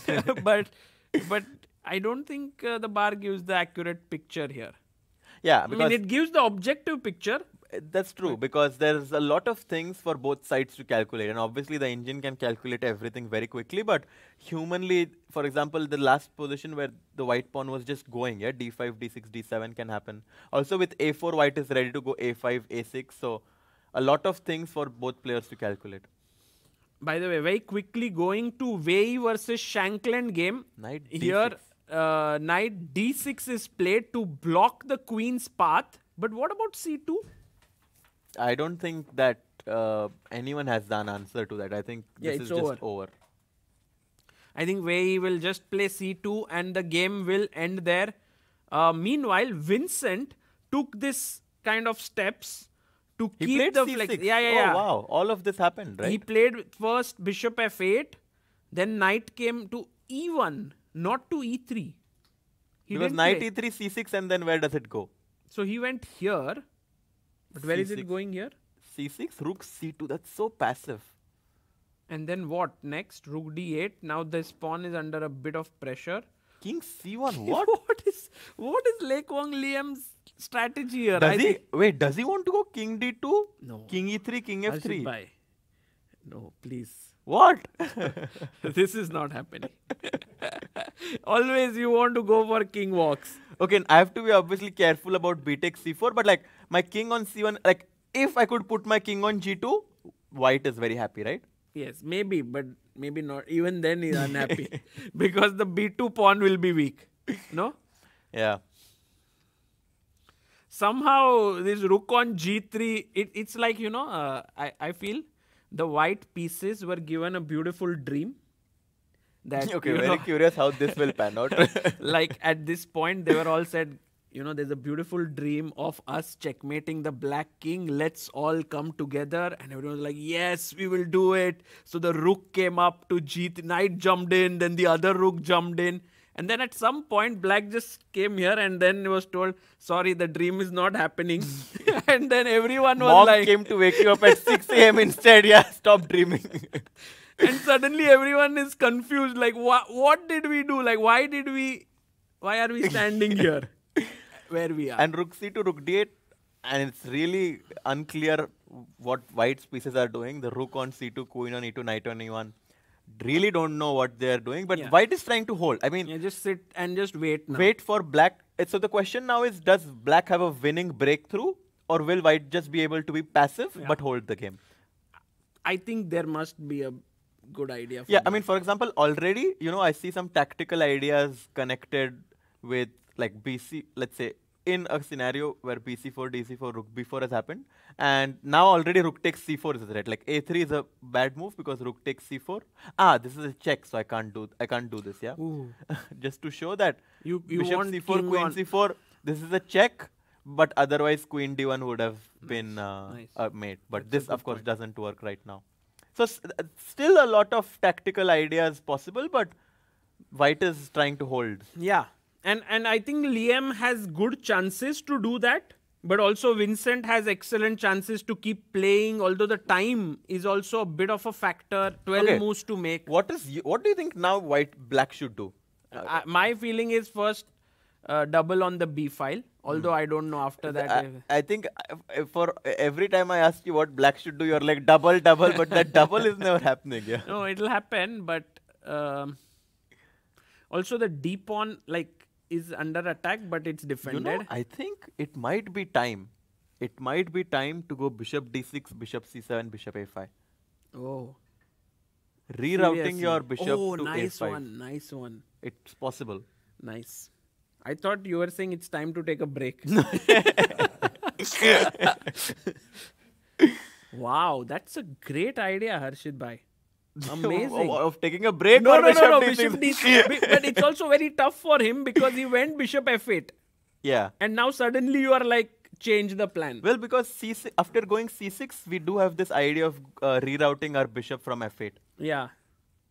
By the way, Pepsi Cola sends a super chat. Sagar, Harshit, you both are incredibly fun to watch. Peter's a gem as well. Thank you for your analysis and enthusiasm. Guys, all those who have missed today, Peter Leko coming here, you should definitely go and watch some of his insights. They were incredible insights. And look at the move. Bishop D6 played. No way. Wow. I think Harshit bhai, you deserve definite compliments for thinking of this plan. I mean, I was thinking of what my worst piece is in this position. My bishop is doing amazingly well on F7 because it's putting pressure on this pawn. This rook is eyeing on this file. Yeah. The queen and the rook are doing amazing Yeah. on the D file. The only piece of mine which could be improved is the bishop on F8. And the king on G8. Thank God you didn't go for a king walk. But yeah, this is a great... And if you are able to chop off that knight on E1, then the D3 pawn becomes It's not weak. also not about chopping. It's just about having the threat of chopping it off. Yes. That's going to be very, very decisive. And I think last thing that white wants to do is give up his knight, right? For the bishop here. Yeah. That would be not ideal. But okay, maybe he might think, oh my God, this bishop is coming here and I must take it. So let's see what Lei Kwong Liem does. Meanwhile, here, no move by Wei. Why not? Why not? I mean, he's just making sure if he has any other options. Wei doesn't want to win material, yeah? He doesn't. He's like, I want to make my opponent resign with equal material on the board. And maybe that's why knight D2 might be something he's planning on doing. Trying to go bishop B3 next. But no winning material. But okay, at some point I have to, yeah. I mean, C2 is just straightforward to make a queen here. But he's thinking. Yeah. Also, by the way, some moves in Giri. Oh, Giri's game has already ended in a draw. Oh, draw? Yeah, draw. What is that game is a draw. Sorry, Sagar, but I knew you had a lot of ambitions. G3, H4, King G2, but he did it. He did all of that, but he was not. He didn't believe in his heart. Yeah, I think the position was super solid. Nothing much. But a good result for Guen because White tried to go for this unorthodox knight f3, e3, b3 stuff, but he was able to dissolve that idea very, very effectively. Oh my God! Way he pushes the pawn finally. Yeah, C2. he goes C2 nice. And maybe he's like, it's time to finally get some material. Time to munch. Yeah, get an exchange. Maybe he'll even win a rook there. E1 played. Rook E1. And I guess knight D2 now is knight D2 calling, yeah. Or C1. I think C1 is selling it too cheap, no? The position. Actually, yeah, I don't want to go either knight D2 or C1 because I don't want to give my pawn for pawn and knight. Maybe queen G. What is there any other way? Queen C7 perhaps after rook D1. Maybe the most accurate. Yeah. C2 rook D1. Which move? C2. Yeah, C2 rook D1 and queen C7. And now I'm planning to go C1 and also after knight B5 I can very happily capture rook takes B5. And maybe bishop C4. And now you can just have fun, right? Like now you can try to find all the ideas. Bishop C4, C1, okay, whatever. Yeah, no, this will win. Okay, so then maybe the most exciting game, of course, are two Vincent Keimer versus Lei Kwong Liem. So by the way, just to update, 2 draws so far. 2 draws. Navarra and Gurel, Edis Gurel was a draw, and Anish and Guen, both these games ended in a draw. Shanklin's game, I think, even though has not ended, we know the result. Wei is going to win for sure. And Vincent versus Lei Kwong Liem. Vincent is pressing. Can we quickly check Divya's game actually? And just this one, A6 move and then go there. A6. So protecting, of course, the pawn that was hanging. And if rook D5, he still has this idea of going knight E3. So Arvind still seems to have everything under control, although... This, I really loved this idea of yours. King G7 with the idea of F6 trapping the rook here. Wow. That's so beautiful. And now white is up 2 pawns as it currently stands, but black just has excellent pieces, which gives him a just great this compensation. H4 pawn. Yeah, exactly. It locks everything down. Beautiful. It's like a clamp here. So I'm actually waiting for what Prague will do, because Prague will be thinking of the best way to put pressure on his opponent here a bit more. And we go to the challengers now and see Do we what's have any results here? Very curious. in challengers. Yeah. So Beer was a draw. yeah, that Bear versus Makun ended in a draw. And yeah, Divya is being pushed to the limit here by Mark Andrea Morizzi. It's so uncomfortable. You know, I actually can relate to a little bit what is happening with Divya, because when I was around 2450 and I would face 2600 rated opponents, they would always outplay me somehow, you know, many of the games. And there was this phase, I think, and then I quit chess after that. But I think Divya will sort of go over that phase and become stronger. And I think this is this phase where she's kind of struggling in these positions against these 2600 players. Yeah, and which makes me wonder if she should change the strategy, because so far she has always gone into this IQP positions, which is known to give white a position where he can play for 2 results. Yeah. And I wonder if it has some credibility to go into, let's say, a position like King's Indian Wild defense. games, like, Wild which games. is her style. Exactly. And okay, even though you lose, you are at least happy that, okay, you know, I was attacking Yeah. and okay, my opponent like played well, but I lost. But like here I kind of feel that like you're just like so passive, and at least my personality is like the one where I always like to, you know, play dynamic. But it's not just you. I know for a fact that Divya loves to play aggressive chess. I think and so. I think it's just this fact that you come to a super tournament, you have prepared hard for it, maybe you've worked on certain openings, and when they are not working, you go back to what has worked for you as a child. Exactly. You know? And as like a youngster. Okay, so what, my opponent is 2600. Yeah. I mean, I think she should stick to what she does best. Just go attack and keep pressing. Yeah. I think just go King's Indian, go Nimzo, just play. Yeah? Yeah, something like that, and maybe. But let's see if she manages to hold Yeah, this. of course. If she doesn't. By the way, then don't forget that knight f5, you would never want to go king Let's g6. ask our viewers here. White Actually, to play. How do you put more pressure on these pawns here on the I think queen even side? you fell for my trap. Oh no! Sorry, no, Sagar no, bhai. No, I know that you wanted to. No, that is 97. I think everyone wanted to checkmate here, but our chat is very. Chat is tricky. Yeah. They are like, see a check, give a check. Yeah. 97 And win the check rook. and win the rook on And c8. of course, rook h1 doesn't work because of knight g8, right? But it's a very important concept that with your knight on f5 and rook on h1, this rook h6 is a mating idea. So Yeah. even though the material is equal, the black king is the reason why white is actually much better, along with the pawn on d5, which is isolated. Right. By the way, guys, Finec versus Salgado game. If you get time, watch this. I think it's a classic game. Here, It's a chaotic game. it's an amazing game. Oh my god, knight f6. You know, this we were here when we left, and we were saying that will Finec take the pawn? He said no, I don't want to. So Salgado said, well, then I'm coming in, and he just put the knight, and he was like, take it if you want to. I'll just get my g pawn in, And queen h5. Knight went back. Queen h5, threatening mate in 1. Takes. Take. Pawn takes. Now gives up the bishop. Queen g5. Knight d5. Knight d5 played.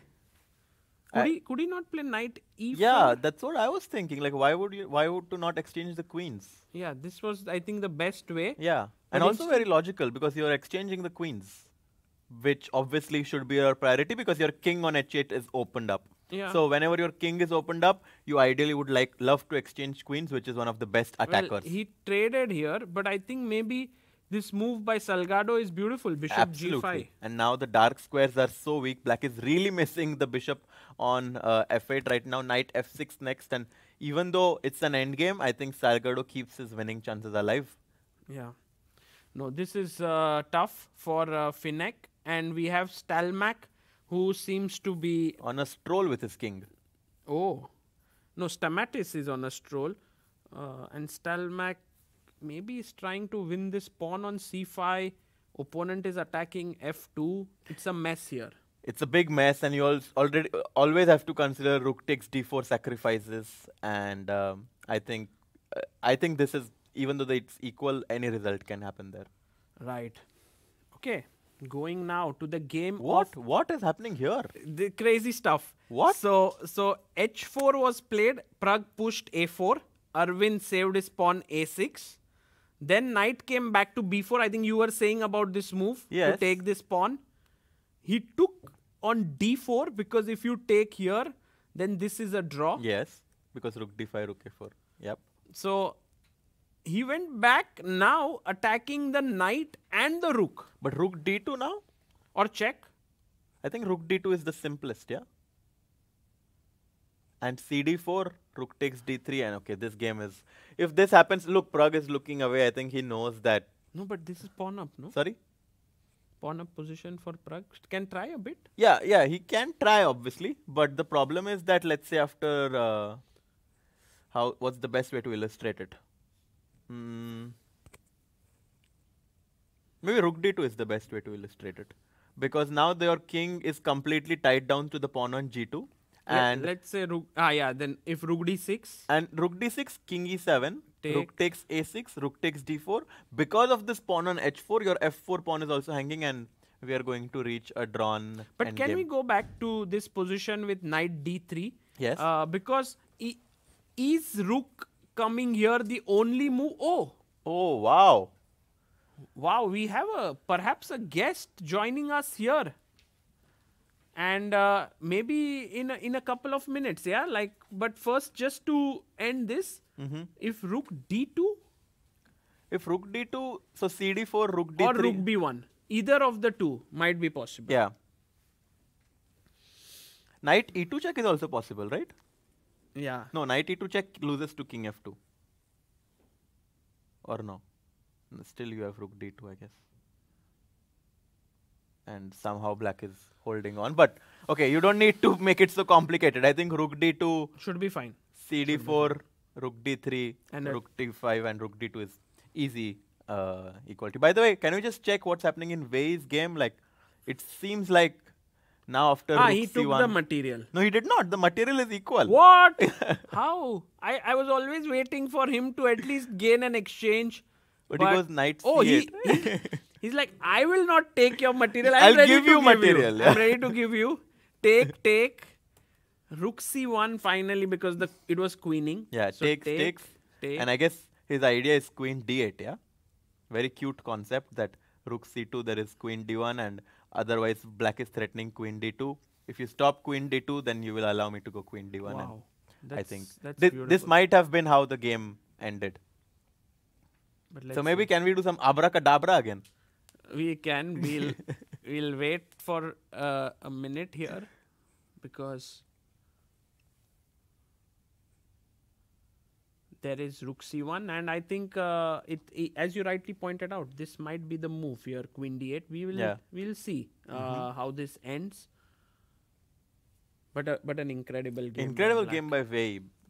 Like coming back in this fashion with the black pieces is never easy. And I think after yesterday, we are looking at a new Wei. You know, like he was. Now I think he's very, very dangerous. Yeah, absolutely. 4 more games to go. And by the way, we have Vincent versus Leko Liam here. Oh, but this game. You were talking about this bishop being rerouted to a5 from here. And Leko Liam said, I'm just trading it off. Yeah. But take. Knight f3. Giving up the d3 pawn, but e5 is hanging. So rook b7. And now Liam is thinking. But this happened in Wei's game, by the way. Queen d8 has happened. And I think we are expecting resignation now as queen d2 and queen d1. Both are on black's radar. Very difficult to meet. Yeah. Very difficult to meet. So can we, yes, we have that camera in front of us. Oh, yes, we can. No, the Wei game. Yeah. Yes. Yeah, I think both players know it, yeah.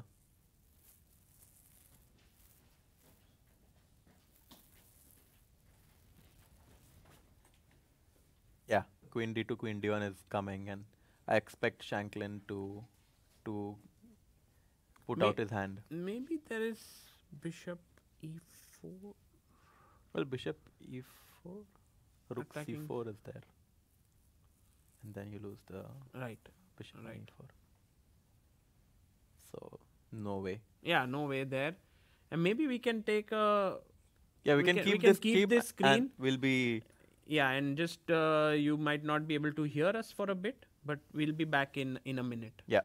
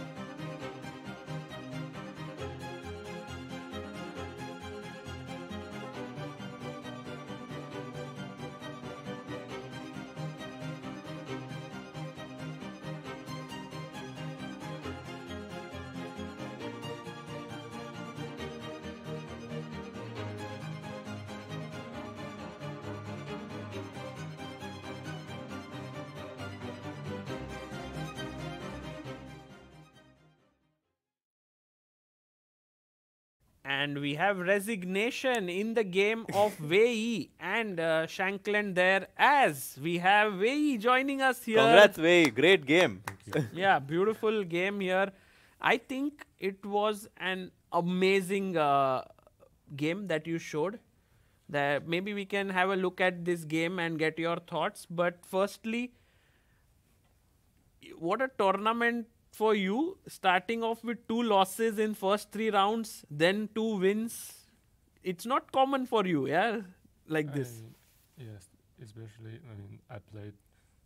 The result was solid for me in the Wakante, and but in this tournament I started with 2 losses after 3 rounds.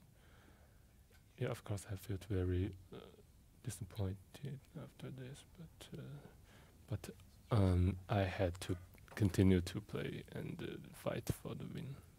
One thing that I notice always, even when you lose, you're always analyzing and you have a very positive kind of, you're never looking very sad or something like that. Okay, of course I felt bad, but I think I need to know where I went wrong. Yeah, that's why I analyzed the position with my opponents. Yes. And yesterday was a great game by you. I think he made an opening error. You came back. Did that give you like the confidence that you needed? Yeah, I think that was the important game for sure. Let's look at today's game. This line, were you surprised that your opponent played the same opening that Pragnananda played a few days ago against Guen? Yes, it was a surprise. I mean, my opponent played G3 online in Nimzo, India, and yes, and yeah, I didn't prepare this before the game, but okay, I analyzed some lines before this tournament. Yes. So you didn't go back Bishop E7, which is more like the computer recommended line. Yes, and I think my opponent will mainly analyze the position after Bishop E7. So you decided to take to surprise him, Yeah, and kind of to get him out of his prep. yes, and it looks like it's a more solid line, maybe. Yes. Bishop G5, C5, E4, and came the beautiful moment. Was this over the board, or you knew this idea? I knew this idea, I think, but okay. Yes, I tried to remember the lines. Yes, and I think here maybe C takes D4 is also possible, but okay, so E5? E5 is the right move. Okay. And then I think here his reaction was not great. Yes, What should he have done here with white? maybe white can choose this Queen. in 95. Maybe it's equal. Yes, but I'm not so sure. When he Yeah. played Queen A4, did you feel you are better now? Yes, but he played Queen A4 very quickly. But because I spent some time to calculate this after E5, I think black should be at least better. So I was surprised of this move, and yeah, I think after Bishop Knight B3, black had a big advantage. Yeah. Take us through your mindset in this position, because I was like, okay, free rook, take it. I mean, free exchange. But you found the best move, Bishop E6. It's the best. It's the top computer choice. Yeah, I spent a long time to calculate it here, and yeah, my first idea was, of course, this move. But then I found maybe I have no very good ways to continue to play, because after, for example, take Bishop E6, white has a strong center, pawn center, and very good compensation for the sacrifice. I think, yes, that's why I decided to continue to calculate, and finally I found this move, because yeah, I can take this first, but maybe some a difference because I saw here maybe white can take the pawn, and if I take the rook, he maybe have E5, and okay, he maybe he had some Knight D6. compensation after this. That's Yes. crazy. Bishop B3, Queen B4, and then Yeah, and if knight B3, then D5. oh wow. Even white maybe can be better, because the knight and the bishop is so strong. Wow. Yes. But then I found maybe I can play this first, because now if he take, okay, I can take the rook, and if E5, then I have Queen F5. The point is, after this I have Queen D3, and C3 take three. and then take C3, then D4. Wow. Yes. Yeah, and that's why I played Bishop E6. Yes. Wow, that was amazing. And somehow you just did not grab any material here and found this again beautiful move. B5. Epic, because I saw after this I will have a very strong passed pawn. Yes. Queen B5, Rook B8. Yeah. And here you could go Knight C5, but you didn't want the material, yeah? On Knight C5, I think maybe Queen A7, and I can take the rook, but Yes, then E5, yeah? yeah, then E5 is possible. For example, rook takes F1, and yeah, if take then E5, then white will have a chance to hold. Yeah. Wow. So then you played here, sorry. Yeah. D takes C3. Yes, here I spent some time to calculate this, but maybe it's not good. Maybe it will give white some chance to hold, because after e5 he can play bishop e4 and try to defend the pawn. Yeah. Yes. So, but I think after d takes c3, maybe it's just. I think it's very important, yes, that you didn't give your opponent any practical chances, because it's if you get some chances, it suddenly he can come back. Yeah. Yes, I think in the winning position, maybe you should play without any risk. I mean, you should not give your opponent a very good counterplay. Yes. It's very nice. Sometimes people get little impatient to win material, but you were very calm. You were not in a hurry. You also found this Rook c8. Maybe before you take the piece, you should give it. Yeah, First, it like my grandfather had told me when I started a business that before you earn, you must spend. Maybe it's the similar, same. yeah? So, No, Rook f c8 was like the icing on the cake, yeah, and then Yeah. I think it's simply, I mean, simpler choice maybe. simple. Yeah, because white, he need to give the strong d6 knight. Yeah. and again a nice move here. Yes, here because white can't play bishop e4. Yeah, because rook of c4. the rook c4. Yeah. Can we show it?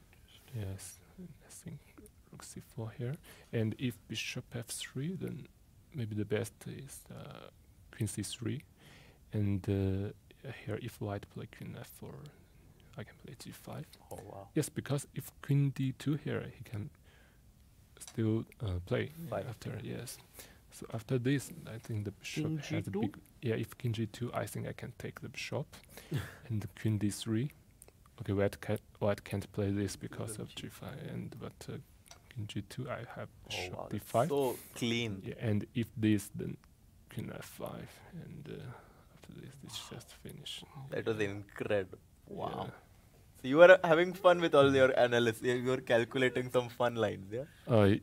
Yes, but maybe it's the most powerful line. Most powerful line. Yeah. Most important, Yeah. This was a brilliant win. Just like there are many viewers who are watching this and also many youngsters, and your calculations are so amazing. Is there any tip you have for them to improve their calculation? Is there something that helped you when you were improving? I think maybe you need to, if you want to improve your calculation, maybe you need solve more maybe puzzles, and yes, I think maybe. Anywhere, like any book or something that you liked, or you did it just online, or how was No. it? I think I read some tactics books. Maybe yes, that's maybe useful for the youngsters. Maybe. Like, are there these books which are very famous in the world of chess that is read? Because many times there are some books, like I don't know what you read. Do you remember anything? I remember when I in childhood, maybe a tactic book with the. I can't remember the name of the book, but it has a big knight in the. On the cover. Yes. Okay. Like the informant or something like that. Yeah, this one. Yes, maybe. Something. Yes. Okay, very interesting. And it has like 3,000 positions or something. Yes. Many. Yes. Okay, like also very curious, like because I have, like of course, like I saw you a lot, like in the years 2015, 16, 17, and now like are you studying or are you doing chess full time? What is your situation now? Yes, I think now chess is the most important part of my life, and I spent I spend my time on chess mainly. Yes. Wonderful. And what would be your aim for this year, 2025? Of course, for this tournament now, 4 rounds left. You have 50% score. It's you have made a comeback. So it's a good place to be now for the last 4 rounds. But this year, I don't think I have a good start of the 2025, because of in my country I played so many draw games, and in this tournament I started with 2 lost, but okay, I still wanted to maybe try to fight for the maybe candidates, and yes, but of course it's not very easy. Not easy, but there are many chances. Yeah, there's World Cup, Grand Swiss circuit. Yes, Waiting, I think I will try. Yes. Yes. And because we are meeting you like for the first time after the match, were you involved in the World Championship match in any way? Sorry. In the World Championship match, were you involved in helping Ah, team no. or something? No, I No? just watched the Ah, games you and just enjoyed them. Yeah. Okay. And yeah, this is amazing. It's been a pleasure following your games yesterday and today. And any plans for the rest day tomorrow? Is this your first time in Prague? Have you been here before? No, it's my first time in Prague and even in Czech. Because, wow. Sorry, not really, but because I went to Czech once. For Extraliga? Or? Yes, 17 years ago. Oh, Okay. Yes. 17 years ago. for When I was tournament? 9. You must be. Oh, Yes. Yeah, for tournament. Oh, yes. wow. And yeah, for tomorrow maybe I need more rest because I calculated too much, and I need some power. Yeah. Yes. and do you like to go out and take rest, like do some, or do you prefer to be in the room and just take rest? Like, what is your way of relaxing? I think I will go outside and walk around because I think it's a very beautiful city, Yes. and I need to take my time to Yeah. walk around. To Wonderful. enjoy. Yes. Thank you, Wei, for Yes, thanks a lot coming for here. joining, yeah. And we enjoyed your analysis and all the conversations, and wish you good luck. We'll be following your games very closely. Thank you. Thank you. Thank you. And on the other side of the break, we'll look at the game between Arvind and Prague and Kaimer and Leko Liem and take you to the finish line.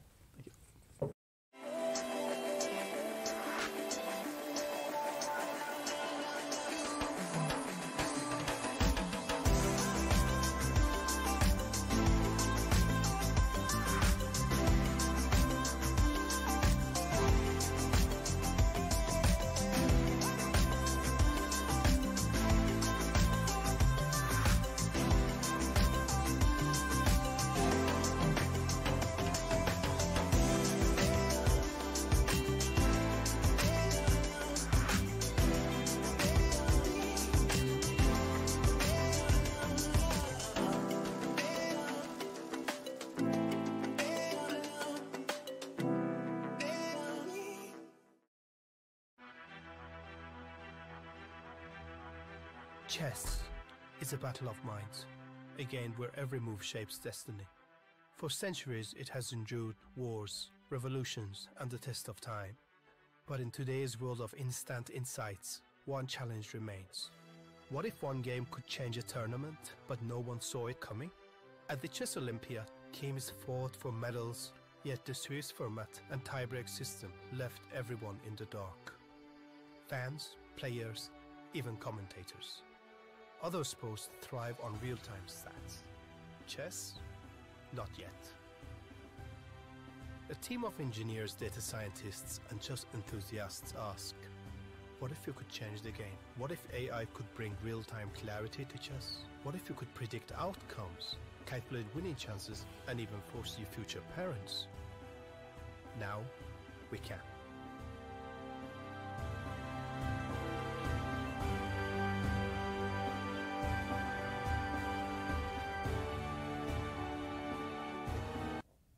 Welcome back, guys, and we are in the final moments of the game between Arvind Chidambaram and Pragnananda here. White has an extra pawn, Harshit Bhai, but looks unlikely that he would be able to convert this. Yeah, I think we are heading towards some sort of a draw. White is up a pawn right now, but the king on h4 is completely cut because of the rook on g2. And perhaps black could go something like king g7, follow it up with f5, f4. And once these pawns are exchanged, of course, we know that the a or the h pawn is a well-known draw. So, in a way, black has to. Is there any way in which white can pose problems to black, or you think that's impossible? Well, unless black makes a very, very big mistake, I don't think that white has any clear chances. Because Like, what if I start to push my pawn all the way to not a7 but a6 and then try to get my but you will keep me cut off. exactly, and also if black does not have the f7 pawn, Yeah. even without the f7 pawn, quite often this position with white having 2 extra pawns is a draw. So having this f7 pawn, I think, gives a quite big drawing margin for black. Yeah. I remember that if the pawn rook is on a8 and the pawn is on a7, then having the h pawn is a draw. Is draw. Also having a g pawn is a draw. Yeah. But here it's still a little bit further away, so I can push my pawn here, keep the space open for my king to enter a7. And I guess Prague will try a bit.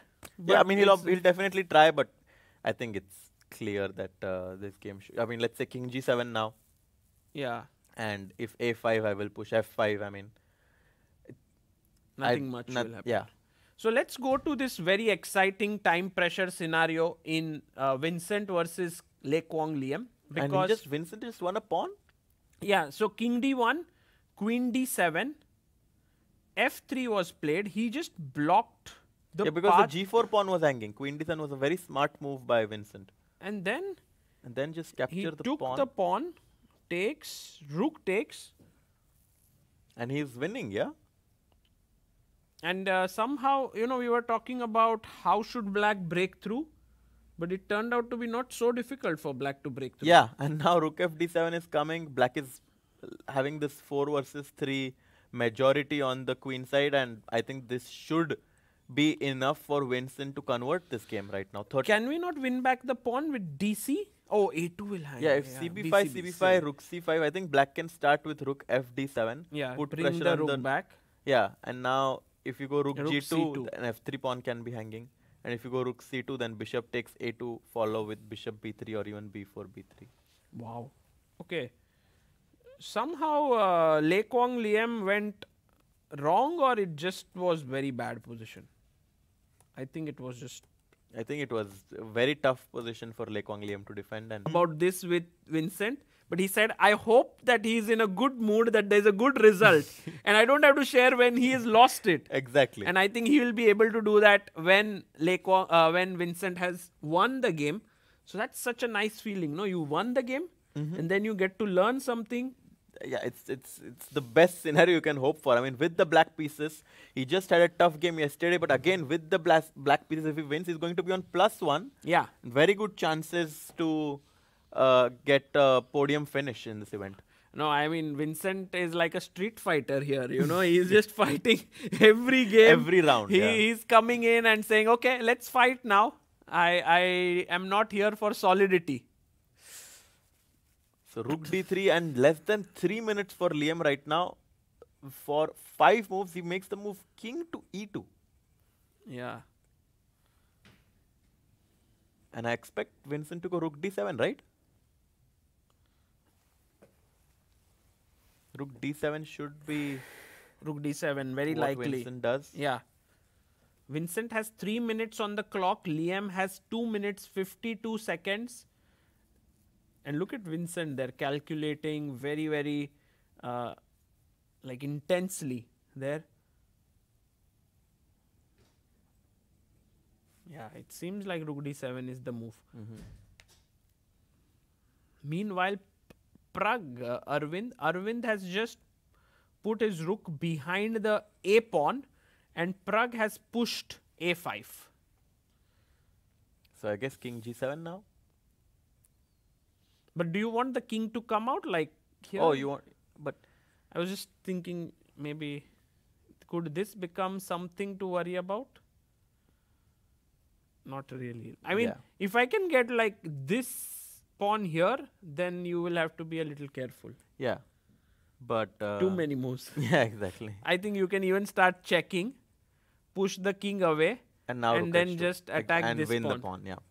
And in worst case, if you can even run your king away here, We can and you can sack the pawn and then your f pawn will net the rook. exactly. Something like that. No, I think we should stick with Vincent's game right now. Okay. He has less than 2 minutes on the clock. He's up a pawn and has a technically one position, but still needs to do some work. Yeah. And also maybe Divya's game could be interesting. I don't know what's happening her because she was under big pressure against Mark Andrea Morizzi. Maybe if when we reach move, Move 40, 40 we can shift there. We are on move 36. Yeah.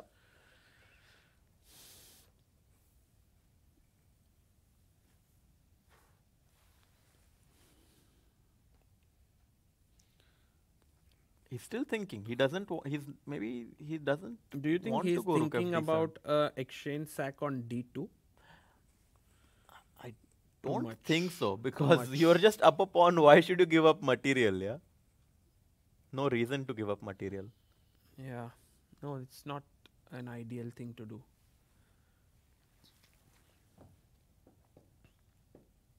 But maybe he's worried about something here. Let's look at it. Rook d7. I don't know. CB.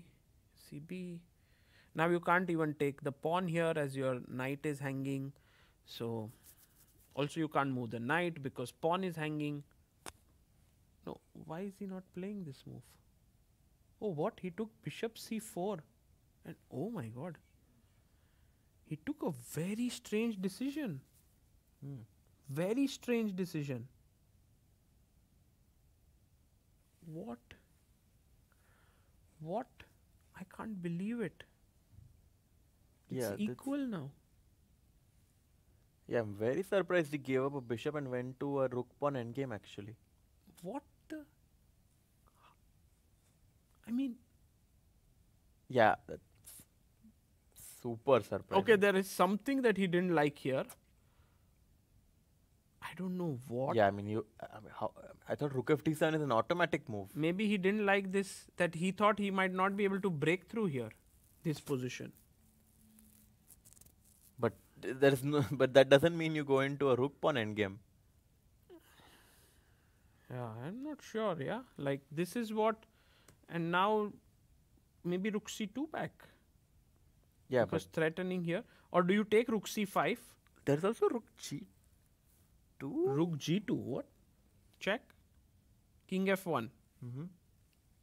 Take, check.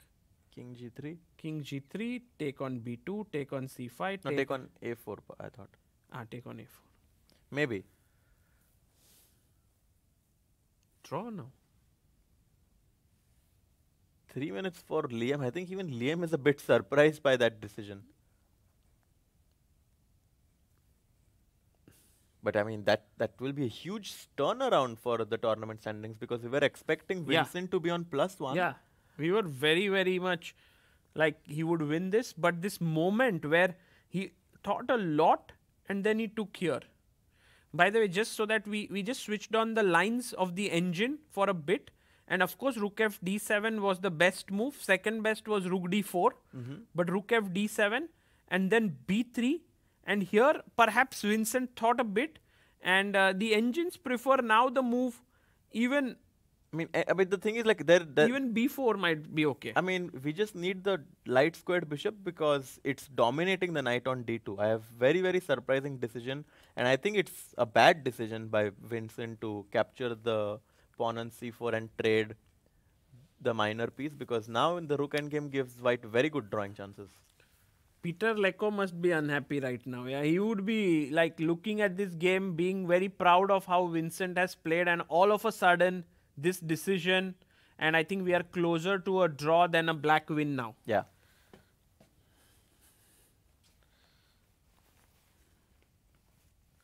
By the way, just to give you a small update on the leaders game, King G7 played and Prague goes Rook A8. You can see from their body language that they both think that it's not, there's nothing here, but still. And Arvind has 30 seconds left, but after the time turns 0, he This will get 30 minutes. 30 minutes, yeah. So what, king f6 now or what? Yeah. Even king f6 is nice. Maybe f5 is not so stupid. Yeah. King g5, rook f2 perhaps. I don't know. I think maybe king g6 and then King maybe- g6 or king f6 might be better, yeah. and then you also threaten rook a4 check to bring the king back to g3. True. Okay, going back to the Vincent game now, we have rook d7 and Liam 30 down seconds. to 30 seconds. Yeah, he has to decide, no, Harshit, between taking these pawns or coming back and defending. I Yes. think it's a tough choice. Yeah, and 20 seconds. Okay, he's under some pressure now on the clock and he's shaking his head. Yeah, he's not. Maybe he's going to play your move, rook g2. He plays Oh! it. Wow. Nice job there. Rook g2 on the board. Yeah, just trying to prevent the invasion on the 7th rank, and Vincent is thinking right now rook d1 potentially could be an idea. But no, then just rook c2 back. No, I think Vincent has lost his advantage now. Yeah, this is a nice move. And we looked at this line, which was take, give a check. I preferred maybe coming back, but maybe you, as you said, king g3 also not so bad. And now take this. Yeah. And then come here. And this should be king f7, rook a6 maybe, or rook c4 makes more sense. Yeah, king f7, rook c4, rook a2, rook c5, and this should be Attacking here and here. Oh, by the way, king g6, a6 played in Prague's game. Prague is playing quickly. a6. And by the way, move a3 by Vincent. Wow. He's like, I'm going to double your pawns. But I take, right? Rook a3. And then he was threatening rook d3, I guess. Oh, by the way, it's the last move that white needs to make. 40th move and 10 seconds almost. No, but he has to take, right? I mean, What else? he should take, but he Yeah. hasn't taken yet. Oh, he takes. Okay, rook Takes. a3. And they now, reach 40th now move. 30 minutes is a very welcome thing for Yeah, white. for sure. But black is still slightly better, but I think that with the time control reached, it gives white excellent drawing chances. Before, obviously, instead of bc4, black was in driver's seat, but now I think Liam should be more optimistic about his chances. But again, maybe you have to be a bit precise. Yeah, so right now rook a2 and rook d1 is a big threat, so I guess rook f2. Oh, what a move. And if rook a2, king f1, and then this should be... And then c5 is hanging. So rook f2. Yeah, king f2. King f2, and although black is 2 pawns up, there is no way to cling on to... Maybe you can do rook d6, rook c5, rook e6, and then try to bring your king as black to d6. Yeah, but then your g7 pawn is weak, right? So it's... Rook a5, rook a7. Yeah, exactly. So this... And also your e5 pawn actually is a weakness because these pawns are doubled. Right. So f5 played, by the way, in Prague's game. Can we just... I think couple of moves happened here. Rook a8. King g6. King g6, a6. Rook a4. Check. King came back. f5. And... Yeah. Check and go back. Sorry? h4 he played here. So rook g4 check. Yeah, rook g4 check. Oh, is wait. possible. Rook g4 check, king f3. Yeah, you have to be careful. Why? What's the problem? Rook h4, rook a4 back. Yeah, no, if you take on h4, Yeah, a7. yeah, that would be rook g4 check, king f3, rook h4 would be a big blunder because a7, and after rook a4, it's super important that your king is on g7 or h7 because now there's rook to g8 check followed up with pawn to queen, and that's winning. Of course, Arvind will never allow that. So we have reached move 40, and as promised, we should check challengers games. Yes, sure. Because there might be some action. Ooh. And Divya is actually Deshmukh holding herself quite well. has made a comeback, which is amazing. Yeah, she was much worse. We left it here where she was in big trouble. She went passive with knight g8. But after knight d4, the king was finally able to come out from g7, and I think after b4, knight e7, stopping knight f5 check. And after rook b1, wow, look at this next move by Divya. Pawn to b5. Beautiful. I think this is what Mark probably underestimated, because rook b8, rook b6, and in the live position after knight g6 coming to e5. I can tell you, this is very impressive what she has managed to achieve. Absolutely. Maybe knight f8, knight e6 also is. Yeah. What? If she holds here, it's really amazing. It'll be a huge boost to her confidence as well. Yeah, and she's on only -1, which means that with one more win, she's going to come back to 50%, which would be very, very solid in this tournament. And look at this, Harshit bhai. Here we see how Salgado against Finek has a winning position because of this amazing kind of Configuration, group of pieces together, where you will give a check, kind of move the king out, and then I think queen your g-pawn. Something like that. Yeah. Also, the black king is going to have a lot of mate. I think a very nice idea could be to go first go rook d6 and then go f6 as well. And then it also could be an idea to put the black king in a mating net. Rook d6, g6 also could be a potential idea. So I think Ivan Salgadov is going to win this game. Seems like Divya is on the verge of drawing her game. Yeah. And Prague, just to finish here, first of all, it seems like Nemec is actually doing a great job of holding against Nordirbek, because the king is slightly weak. The pawn on f4 also looks, actually maybe even black is slightly preferable in this position. Yeah. Makun's game was a draw. We saw that. And the final game of Richard Stalmack versus Stamitis, white is up a pawn. But I think that with these pawns being doubled, black is very active. And in a draw. So now, jumping back to the Masters section, I think Prague and Arvin's game is going to finish very, very soon now. So we had a few more moves. After king g7, h5. Black is just waiting. King h7.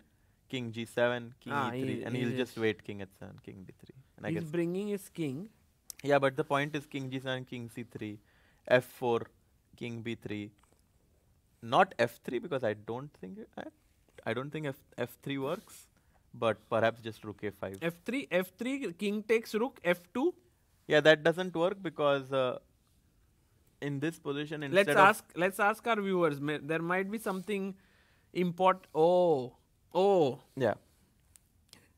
You were just saying, or did you find the move? Yeah, I found it. Guys, white to play. h6. Yes. Exactly. Well done. h6. Forcing the black king Kumar also found it in the chat. Yeah, Madhuri found it as well. Matty found it. Forcing the black king to make a decision of either leaving the f8 square or allowing the h-pawn to promote. And I think after king h6, king f4, f2, rook f8, white is completely winning. Yeah. So h6 is deflection. h6, Actually, yeah. So after king d3, I suspect f4, king c3, f3, king b3, and simply just rook a1. And whenever white king goes to b2, you will go to a5, and you're just also f2 was there. So yeah, this game is going to end soon, I think. Yes. Good fight, yeah, between the two players. Yeah, but it never felt like anyone was in real trouble. It was always very, very solid. Oh, and we have a guest joining us. Do we? Wow, that's amazing. Guys, we'll take a very, very quick break, and on the other side is a guest. You can guess who it would be. Very special.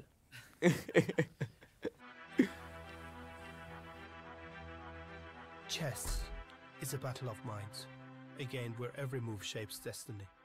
For centuries, it has endured wars, revolutions, and the test of time. But in today's world of instant insights, one challenge remains. What if one game could change a tournament, but no one saw it coming? At the Chess Olympia, teams fought for medals, yet the Swiss format and tiebreak system left everyone in the dark. Fans, players, even commentators. Other sports thrive on real-time stats. Chess? Not yet. A team of engineers, data scientists, and chess enthusiasts ask, what if you could change the game? What if AI could bring real-time clarity to chess? What if you could predict outcomes, calculate winning chances, and even foresee future parents? Now, we can.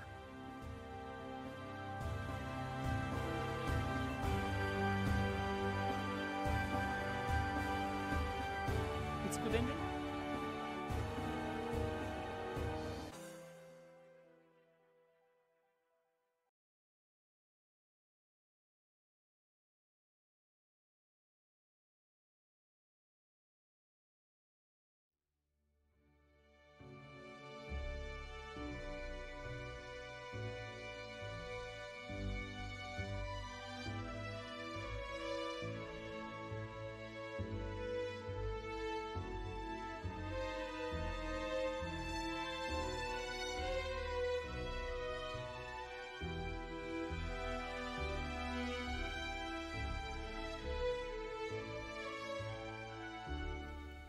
Welcome back, everyone, and we have Anish with us. Hello, Anish. Hi. I'm okay. I was just unemployed after the game, so I was. Also, tomorrow being the rest day is a Yeah. little bit of time because it's Yeah. such an intense event. Every day round ends, you have to prepare for the next one. round, Yeah, exactly. And okay, I was getting very frustrated because okay, I remembered like because I didn't play classical chess for like much last year, but I remember now all the issues of classical chess from when I used to play it a lot. Like there's sometimes you are losing all the games. Okay, so there. Sometimes you have this like frustration sort of building. As you are like not getting any chances day after day and. Like I just give all these flashbacks how it used to be sometimes, you have all kinds of. Sometimes you have nice tournaments, like sometimes I can say you win all the games and it's all great, but yeah, sometimes. But it's good now, rest day, and I have 4 very interesting games coming up, so I'm looking forward for sure. Yeah, and while we are talking, the game between the leaders has just ended in a draw with smiles. They fought, but yeah, it was Anish, interesting. Because okay, I knew that they are not they're from generation that doesn't anymore prearrange draws. Yeah, it's not happening. But I knew that was not going to happen. But the opening was so drawish, like that. I thought, like, is it happening? Cannot be, no? And then I realized that they're just playing that position. I think Prague wanted to not give Arvind any tactical chances. Exactly, because Prague, yeah, but okay, I understand. He also probably Arvind is playing some more funky things than Berlin, and he surprised him with Berlin. And then Prague thought, okay, let me try this calm position. But that's the trick, you pretend to be tactical like Arvind, and then you make easy draw in Berlin. He's pretending that he's tactical. Yeah, he's actually very happy to make draw in Rikuan Berlin.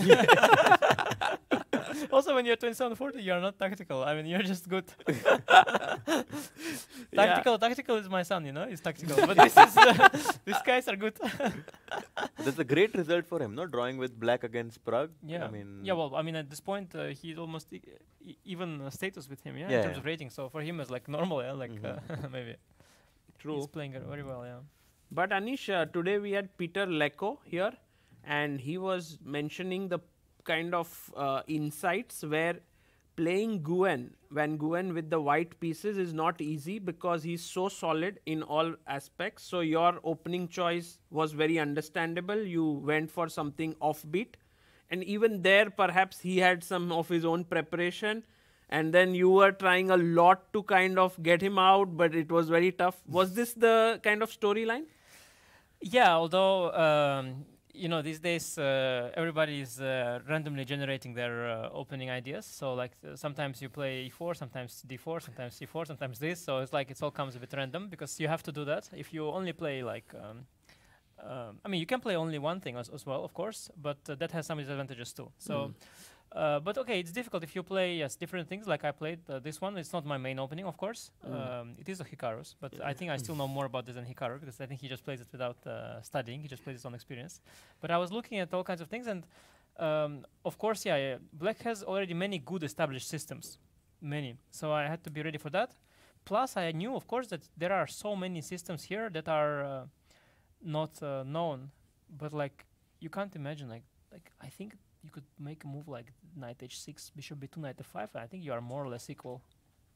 Wow. I mean, you can do whatever you want if you actually want. Yeah, I mean, you can like anything you want. I can make a5 and it's still equal position. I mean, the bar will just go down because later you anyway put bishop f5. So you can make any move if you want.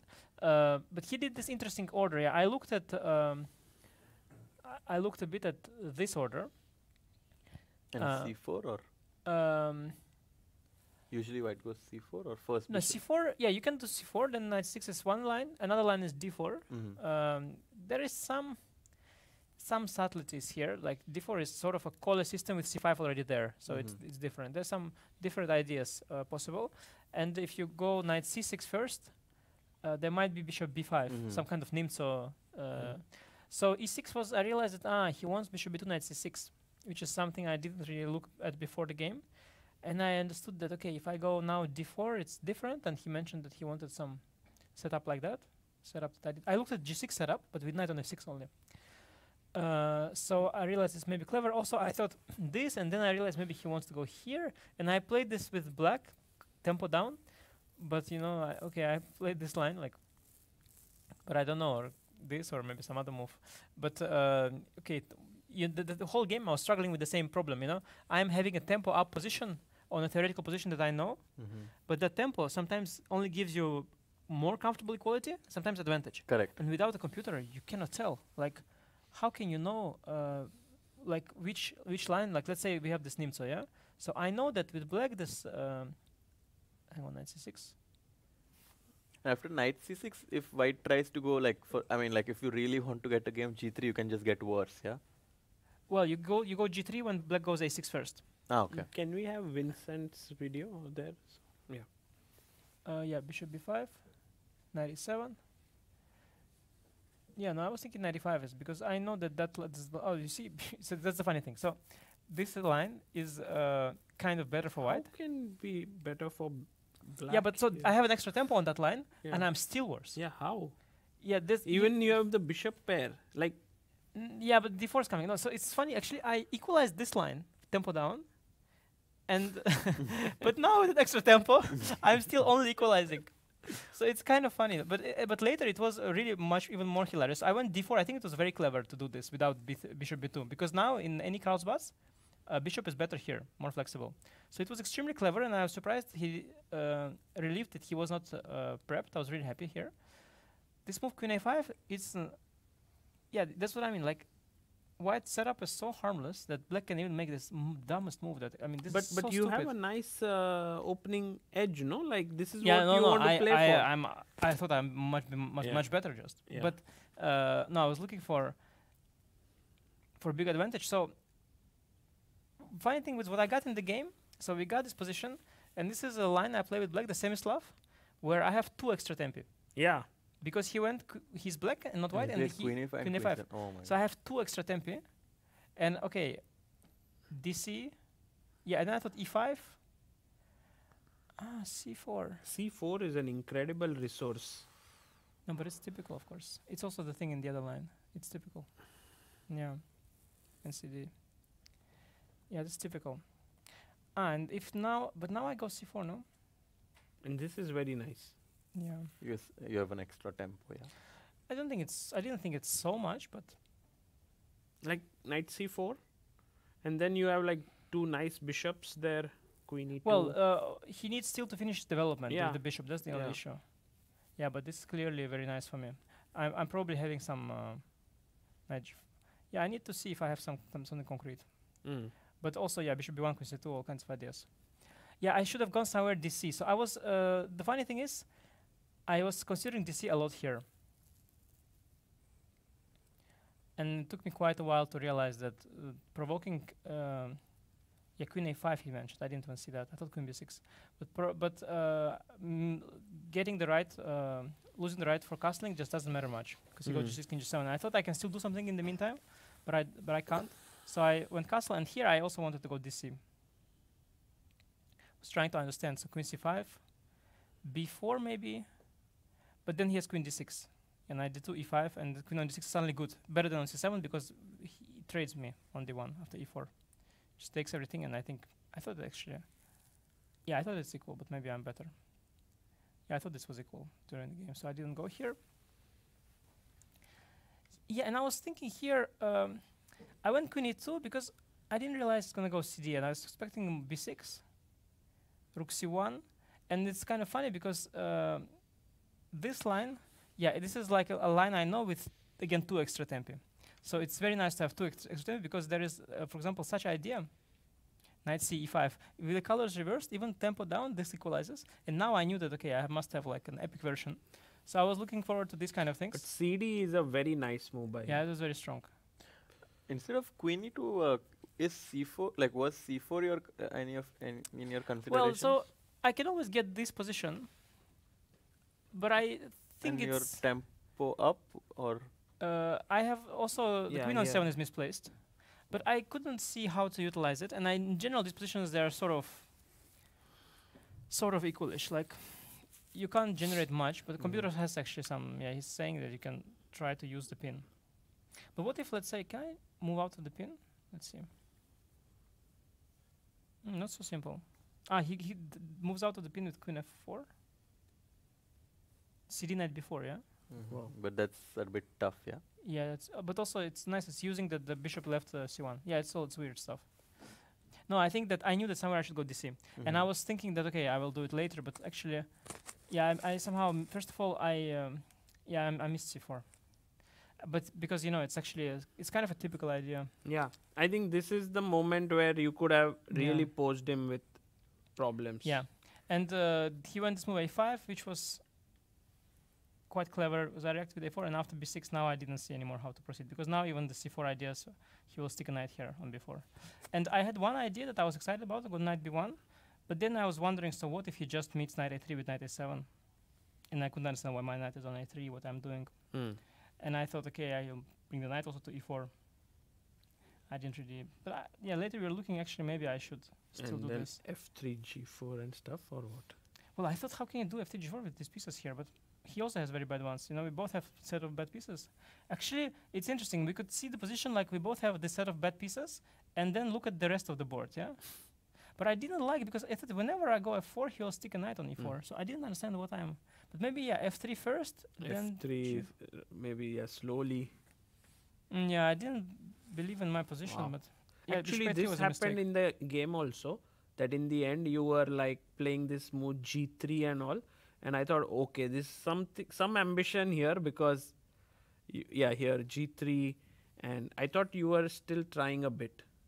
I Or just was didn't it? see what... Yeah, I started to get hopes because he was dropping low on time suddenly. But I didn't see, like... Also, if he goes 96, I didn't see what do I want. Yeah. That's what also Harshit mentioned here, actually. What There do I was want? No, I nothing don't want much to do. nothing. Yeah, actually I thought that if you overpress, like only your structure has like some strategical problems, right? Yeah, although even just to go here is just equal. I mean, I have isolated pawn, but he cannot. He has no pieces left, so this will be just equal. So I'm not worse, but I'm also. I don't think I'm better. I could have still done this. Yeah, interesting that this engine gives white some plus. I didn't evaluate it as such at all. Also, maybe he has some ideas. Yeah, like this rook e8, bishop a3.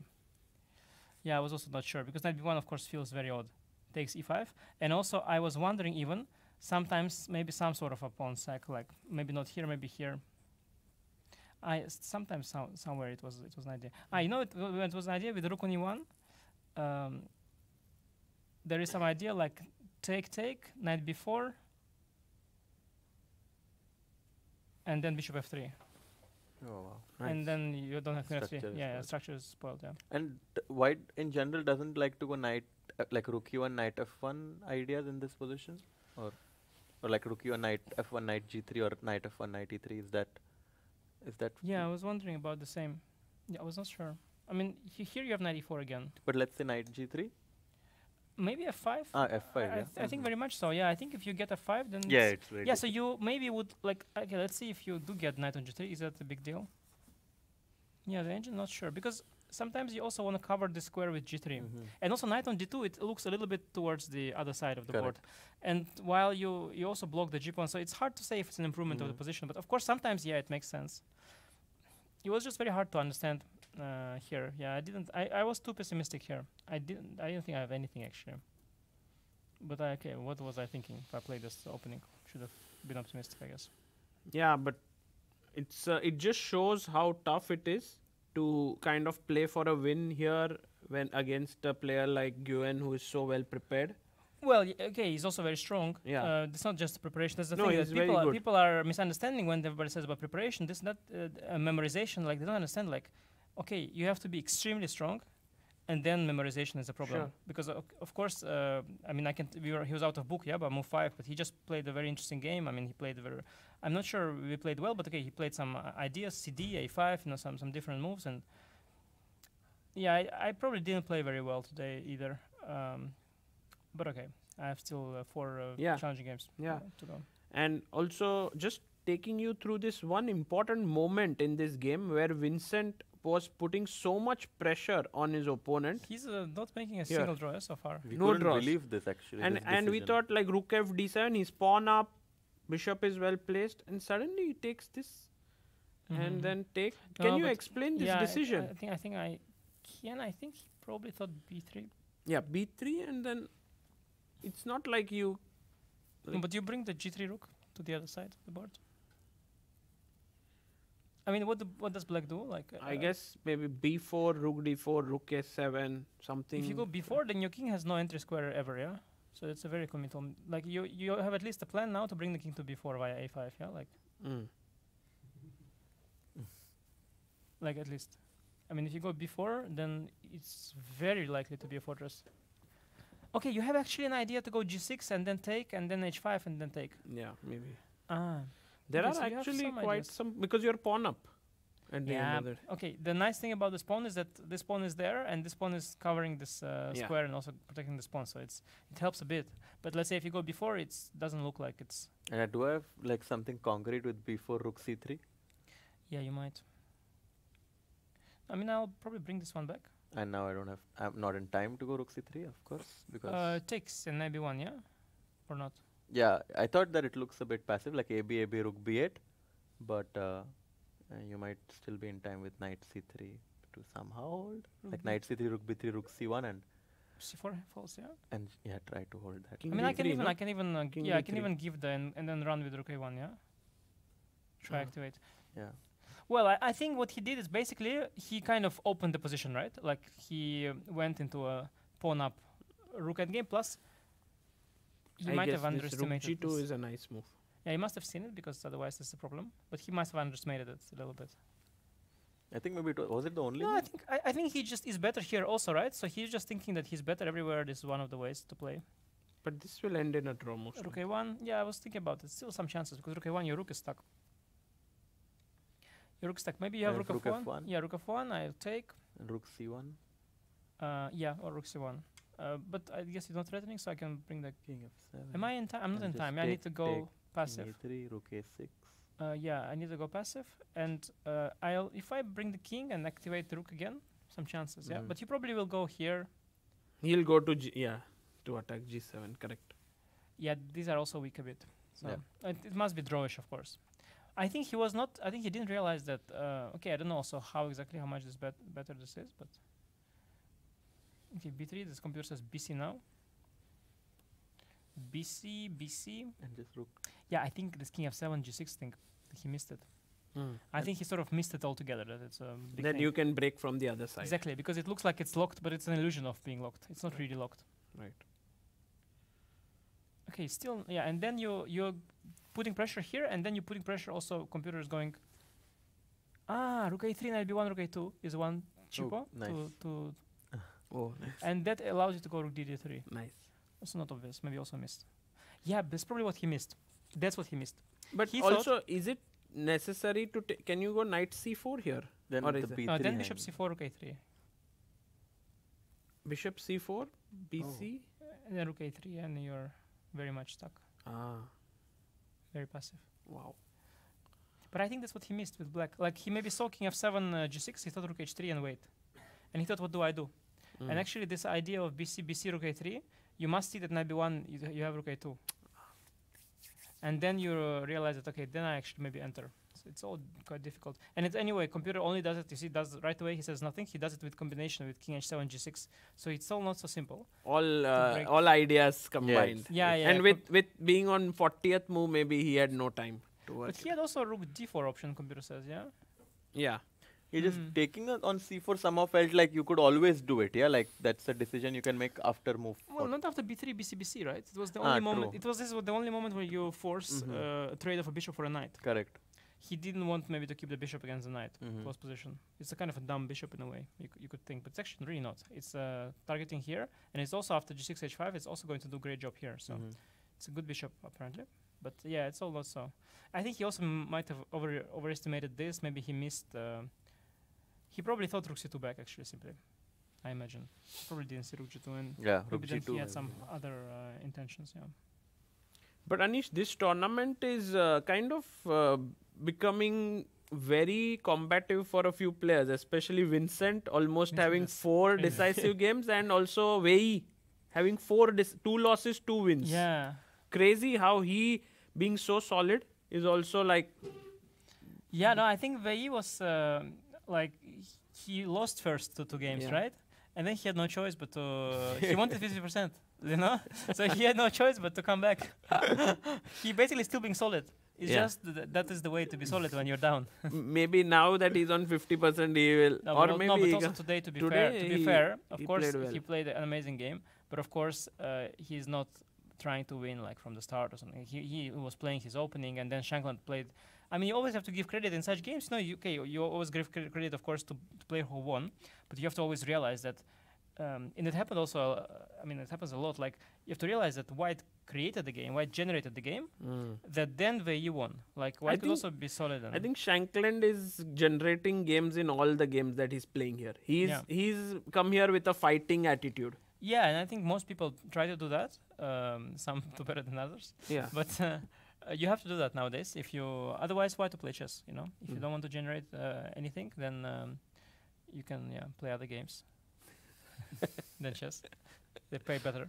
So if you want to play chess, then play chess. But I mean, that's what I mean. Like Wei, of course, is the great man of the day, let's say. But Shankland played this crazy line that Prague played, took a lot of risk. It takes 2 to tango, as they say. For sure. Yeah. It was definitely tango, but in the end, Wei used the opportunities that he got, I guess. And here he just E5 was a very prep, I nice guess, idea. Yeah, he knew it, he said. Yeah, that's some Vichy type. You know, like Vichy used to do such kind of things, like back at his. I've never seen this idea actually. It's It reminds me of some English, some games of there's this English line. Okay, doesn't even look like this, but I have some recollection of Vichy Anand playing this kind of positions. And then this You know, very the- beautiful move, which we were amazed, is Bishop E6. Like, Wow, very you nice. don't take the Not free rook? taking the rook. Bishop It's E6 was the Bishop best E6. actually. It was he explained how like if CD Bishop E6 then F4 is coming. That's what he was analyzing. Bishop E6. Yeah. Wow, but already why so desperate? Why was White so desperate? Why Yeah. can't you play here some normal move? Like Yeah, knight You can- E5. Yeah, It's kind of equalish. I think Queen A4 so ambitious, yeah, so aggressive. Yeah, I guess he was probably assuming. Of course, you assume the guy takes your rook. Yeah, I mean you're left it hanging, or at least. By the way, if I take the pawn, yeah. Also like knight C4, B5, E5 or something. Some crazy. barely equalizing with White. Yeah. Right? Oh, Yeah. White already playing. Oh, he was trying to equalize already. Yeah. Yeah, it's E5 difficult. kind of nasty. Yeah, because after 95, I guess G5 is Yeah. suddenly. How Yeah, is some this sort of equal prep. actually? Knight E5, G5. How is that Maybe equal? Queen C1, Queen H6. I don't know.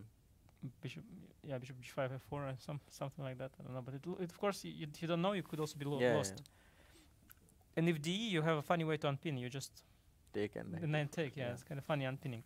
E5 was a brilliant Yeah. move, I think. It's that prep, yeah, for yeah. sure. I mean, it must be. No, he said it's prep. He was Ah, just yeah. recollecting it during the game. Because Yeah, I he- mean, you also kind of like take knight A5. You get there. So take knight A5 is what is his choice, right? Because bishop E7 is main line, so he's preparing this. Now the pin is sort of the most critical thing you can do, because also knight B3 threatens the bishop. So you go bishop G5. Now apparently H6 G5 doesn't work, yeah, because knight G5. So then you go C5. Of course E4 is coming, so you threatening E5. And H6 now, yeah, and you- now okay, you if- just yeah, correct. E5. So this sort of thing, Yeah. like Yeah, it had to be there in Yeah. the position. So I assume that it was, yeah, but it's there. It's remarkable, yeah, very Yeah. interesting.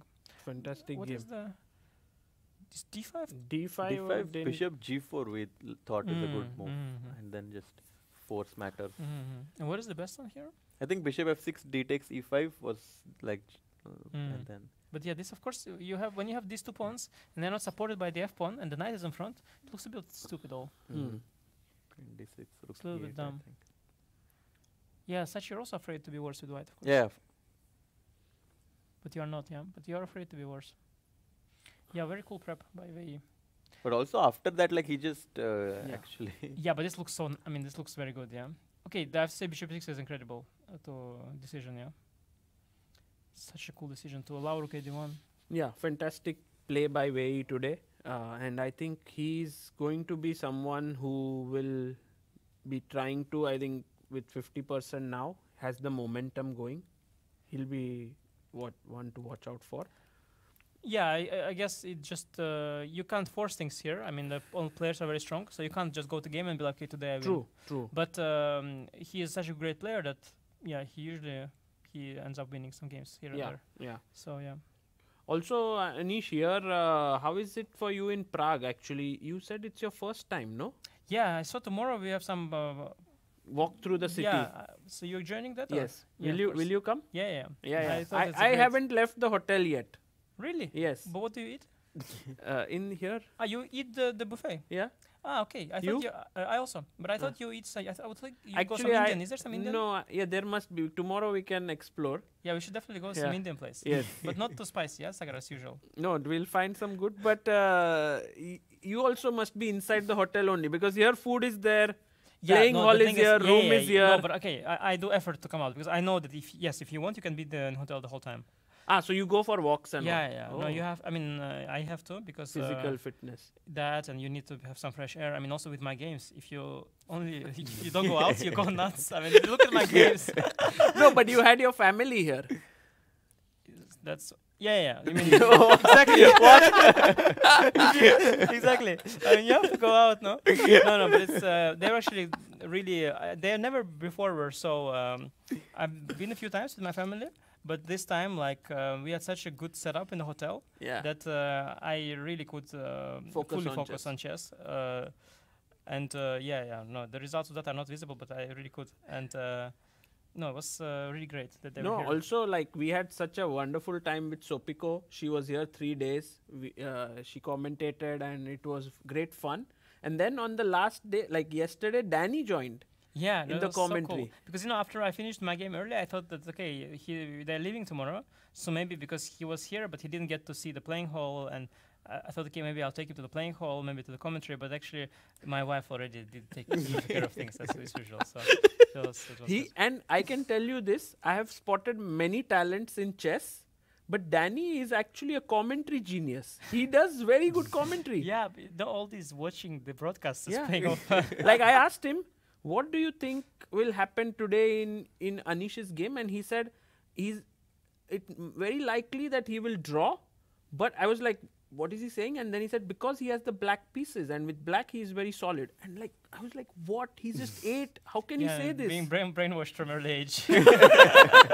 No, but it's also with Wei. When he was asked, he's like, Wei is taking a lot of time. He comes under time pressure. Okay, that was actually insane when he said that. Yes. Because he's watching a lot of games. He probably saw some games of Wei. Yeah, he's watching games actually. No, I would love to commentate with him. It's a great hobby for him, and I started to also understand more the chess programs and apps and the websites, because I saw him as the customer they're building it for. Because I always thought why do you have this? Why do you have that? What are all these stupid features? For what is it? And then when he's using all these things, and I understood that's why there are the bots. That's why there are all these colors and all these exclams and all this nonsense. It's actually because people actually like it. And also chess is really good because you have because he likes to watch that numbers, results. There's so many numbers actually here. There is the clock, there's the eval engine number, there is the score points, there are the ratings. The whole chess broadcast is filled with numbers. So if you like numbers, you just enjoy yourself. Really, really great. And he was from early age into following tournaments, looking at all these numbers. He's always following, and he has so much interest, and he's watching it, and I think he has gathered a lot of knowledge. Yeah, maybe. I mean, he doesn't do a lot of chess, and also we always, because he sometimes, once a week or once in a month, he wants to become a chess player, and then sometimes he wants to become a great player, and I'm like, great, but of course great. So only once a month. No, but yes, I mean, it's of course, but he knows that it's not. You have to do a lot of chess. He doesn't do that much. But he likes a little bit here and there. Yeah. And when we watch also broadcasts together. I mean, I also like to put on TV, some broadcasts. And it's actually paying off. I think he has a lot of knowledge. It's also I guess helpful for his English because he doesn't. We never taught him any English, so it's nice that he learned some. And he's now speaking very fluently. Actually. Yeah, in his own way, and it's kind of fun to see. Yeah, I'm glad he enjoyed also because he also has sometimes a tendency to like. He can say something. Probably he has it in genetics. He can say something which he regrets afterwards. You know. I think it's like or something like which is like way over very awkward. You know. It must be genetic. Yesterday, actually, Harshit said something which he regretted. He said Danny is a great commentator. Maybe went on his dad. And Sopika was sitting there and she was like, what? No, but I was very quick, to correct myself. But that's why, like, I told him also because he told me before, like, that, I want to do commentary. Okay, I didn't know he will do, but I just said that, but then don't do, like, one of those things you do, sometimes that you say some nonsense. He's like, I'll not say nonsense, And then at some point during dinner, he told me such nonsense, and I'm like, Danny, that's the kind of thing you shouldn't tell in commentary. And then he was like, I know, but I told it to you. So, trying to somehow, but it worked out, I think. Okay, so I'm glad. Amazing. Anish, thank you for joining us. And also, we hope that you will join us again. And tomorrow is a rest day. Also, just for everyone to know that you will be coming to India, as Sopiko also mentioned, for Vidit's wedding. Also, it's also World Cup, The World Cup is later, but Vidit's wedding is the huge event. True. Happening it's probably in gonna be like more followed than the the World Cup, The World Cup, Well, the winner is already known though, so it's not the same. It's more like felicitation. But it's we're very excited and looking forward. No, it's like all kinds of very exciting. I was getting all kinds of videos sent to me already of your dance moves and all. Chat was asking that will you dance in Vidi's wedding? I was intending to, but when I saw these videos, I was like, no, this is not intimidating. But guys, we will be back after a short break to see the finish of Vincent versus Leko Liam, which seems still not completely a dead draw. Wait, what is this number? Is it a 0 or? Can we look at the board position? Just it's 0 just. It's zeros here. Because you can't do anything. What? It looks like Black made some sort of almost made some sort of progress, brought the king to the center. But he cannot activate his rook, I guess. And like you said, always this g-pawn, It's bad. He had some similar endgame, remember, against Shankland, right? Oh, this... Vincent. Was it Vincent who had? Yeah, Vincent against Shankland, yes, he won that game. But now it's much worse version. It's very similar. Remember that also f-pawn was there. I think the rook on a6 is very well placed because now the rook... Like if rook b6 would be, I think, a terrible move because then rook a7 and black will get some chances. Rook a8, also now rook a8 and then always rook to... You will always, whenever you go rook b7, rook b1, it takes you so long, and I'll go rook a7. I think this should end. Okay, it's holding for white, Okay, guys, thank you, Anish, for joining us, and see you all on the other side of the break.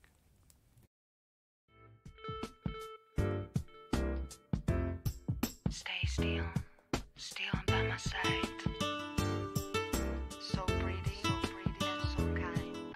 I love your leather eyes, reflecting my clothes bright.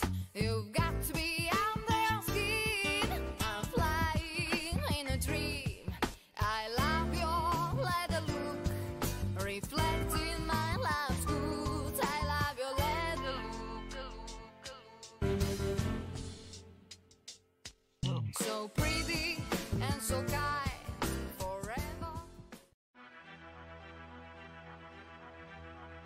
Chess is a battle of minds, a game where every move shapes destiny. For centuries it has endured wars, revolutions, and the test of time. But in today's world of instant insights, one challenge remains. What if one game could change a tournament, but no one saw it coming? At the Chess Olympia, teams fought for medals, yet the Swiss format and tiebreak system left everyone in the dark. Fans, players, even commentators. Other sports thrive on real-time stats. Chess? Not yet.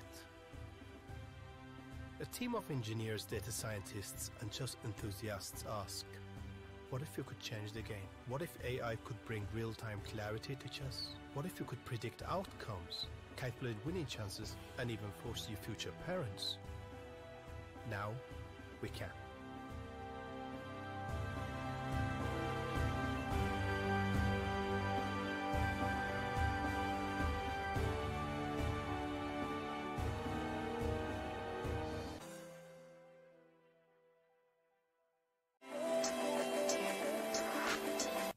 And we are back, Sagar Bhai, for the final moments after Anish joined us and gave his insights about the game and also about... Very deep insights. Yeah.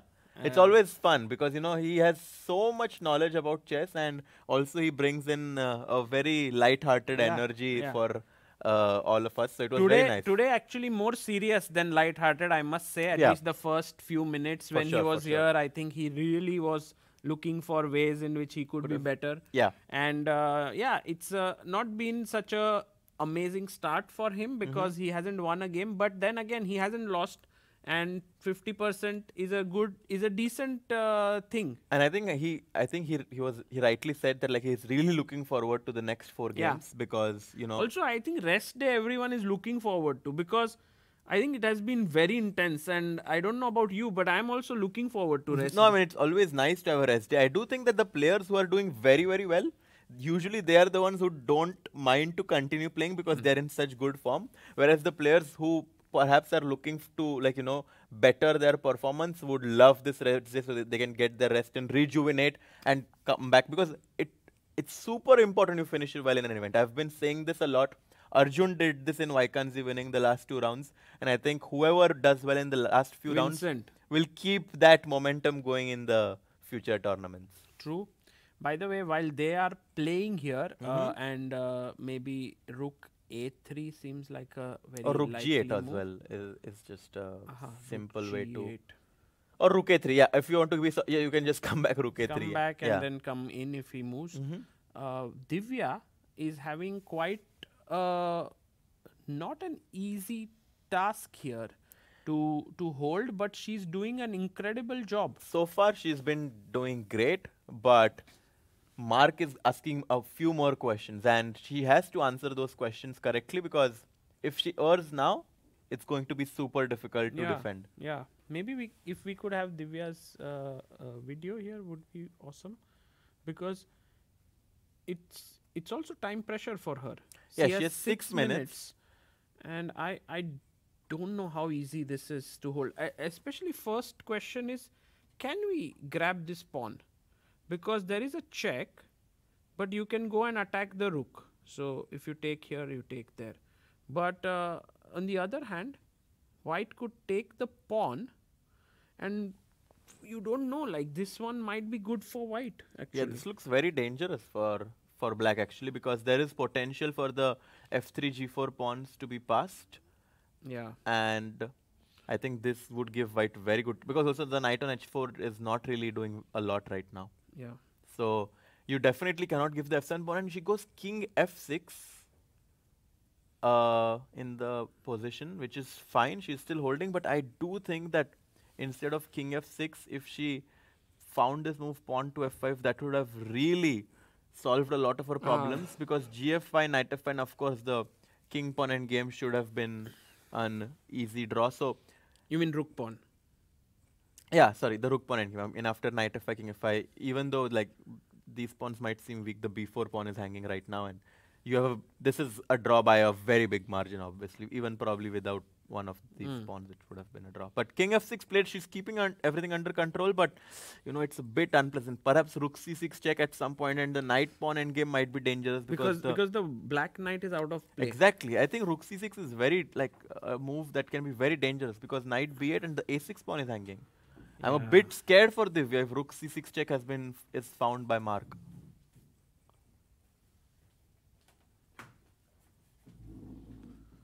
Yeah, this one is actually a more interesting and exciting finishing game than the Liam versus Vincent because that one is definitely a draw. Yeah. So here and also there is another game, Harshit Bhai, which is oh my god. Stalmak versus Stamatis. This is really interesting. There is. And maybe this one is but it's just a draw. 3 pawns down for black, but look at the activity which helps to hold. Exactly. The white's king is completely boxed on g1 and it's white who needs to be careful to not get mated obviously on the back rank. So, but also this Nodirbek Yakuboyev versus Nemec, this game I think has a lot of potential to go in any direction, as you had pointed out.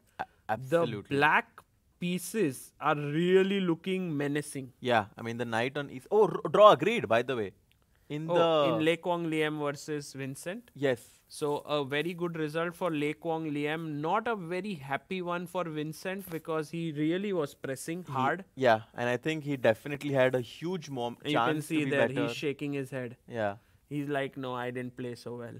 yeah, he had a huge chance in that game. That game finished in a draw. I would be curious to see the analysis of this game actually because really Vincent played so well until a point and then just gave up his advantage. Yeah, I think they are just discussing this moment. Exactly. Bishop c4. I think that's the key moment. And he says, Like, maybe I I, had didn't, yeah. I didn't find a way to break through or something there. Let's get back to this game of Yakuboev because I think here it can be any three results possible. I mean, and although white has these connected pawns on b5 and c4, it's Yeah. very rare that I would say that black is the one who would do well despite of white having yeah, these pawns. But in- because of the weak king. exactly, weak king. And after queen d to queen b3, the black knight on f6 is ready to jump into e4. Also, don't forget, I have a passed pawn Yeah. that I can push a4, a3. So looks a bit scary with white having these connected pawns, but on deeper look, I think black is doing quite well. Also, Nemec is like an IM, and he's 200 points below, rated below Nodirbek. So I don't know if that will come into the picture where he'll feel a little bit pressured at some point, or will he just rise to the occasion and say, "Today is my day"? I think the Czech players are doing really well in this event. They are not showing any signs of fear against the top players, which obviously is a very positive thing for the future of. I mean, just if anyone's watching this, it's tournaments like these that help someone to up their game. And so this Prague Chess Festival is really, really helping everyone who's playing here, especially the local players. Oh my god! And Divya's opponent Mark has played Rook C6 check. Yeah. And this makes me very worried for Divya's position right now. I feel, Harshit, by now it's like Divya has this very narrow path Towards to the equality. draw and 5 minutes on her clock. Yeah, it's like she's walking on a cliff. Absolutely. And she has to find the only move is King king E6. E6. It's Then when you attack, Again then only king move. D6.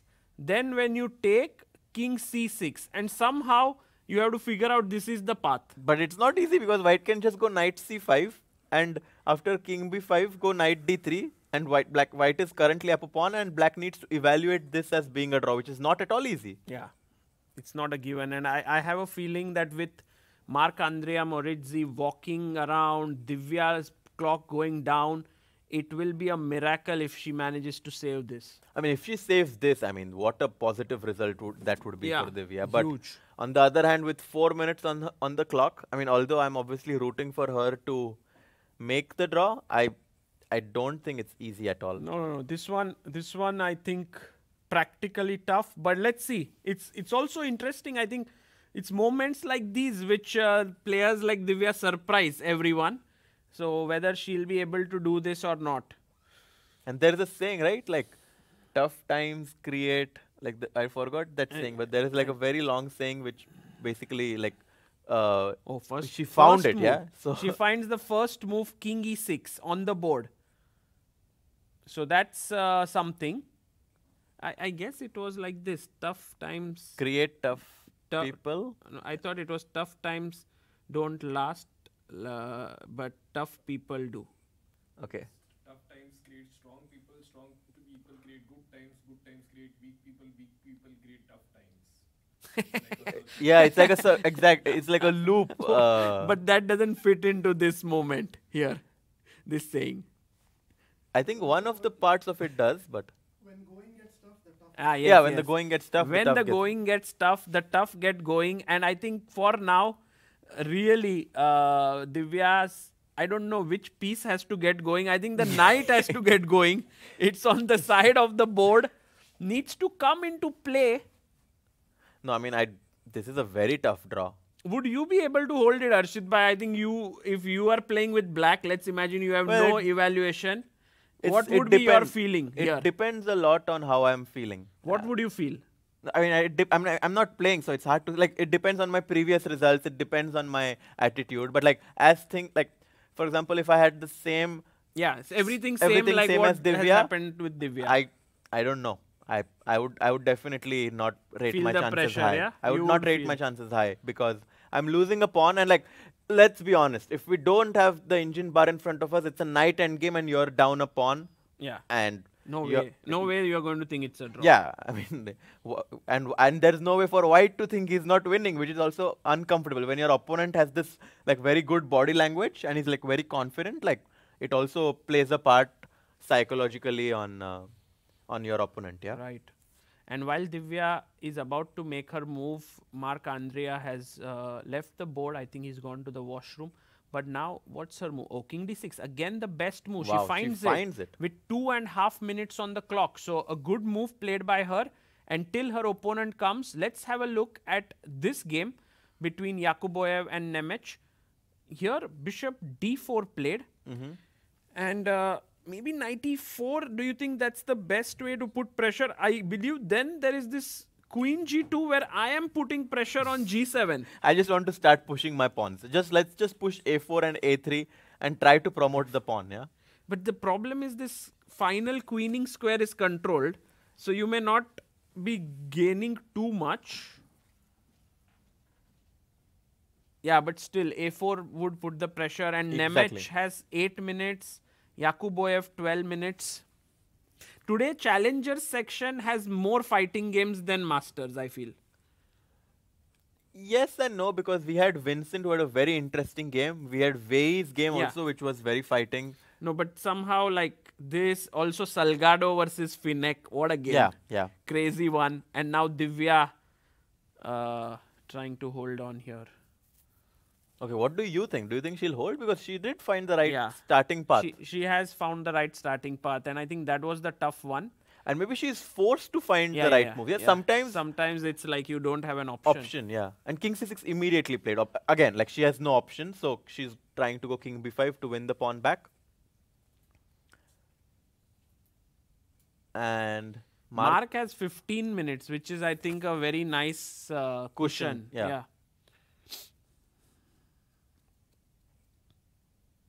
So he's trying to find a way to put maximum pressure on Divya. I mean, I think if you are white, what you want to do is like you find a tricky move, which would make it difficult for Divya to find the right path. Which is, I think, knight c5, knight d3. I think that's the most tricky. Or yeah, it's not f4, is it? It cannot be, right?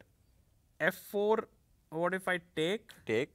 Because King B5, And knight then King C7, but I think we have too little material and this should be a draw. Yeah, too little Because I bring my king quickly back. to D4, yeah. And then this should not be a problem to hold. So I guess the only way is knight c5, king b5, knight d3. And just hold the material, yeah. But then think about it. But knight e5 check is coming. I would say f6, let's say. I mean, what is the way in which white makes progress? Because my threat now is king c4. Yeah. And you can't move the knight before falls. I think that's the reason why this is a draw. Wow. Very, very interesting.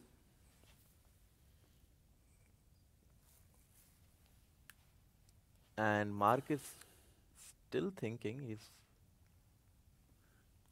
Amush says yesterday Gukesh got 10 million from his school.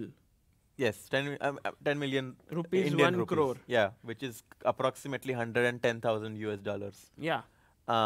Which is incredible support Yeah. that has been Velammal given to. School. Yeah. I think they have. I mean, this is one award that they gave. Before that, they gave him a Mercedes. Yeah. And so Gukesh, I think, has had great support from his school. But yeah, knight c5, king b5 blitzed out by Divya. Immediately.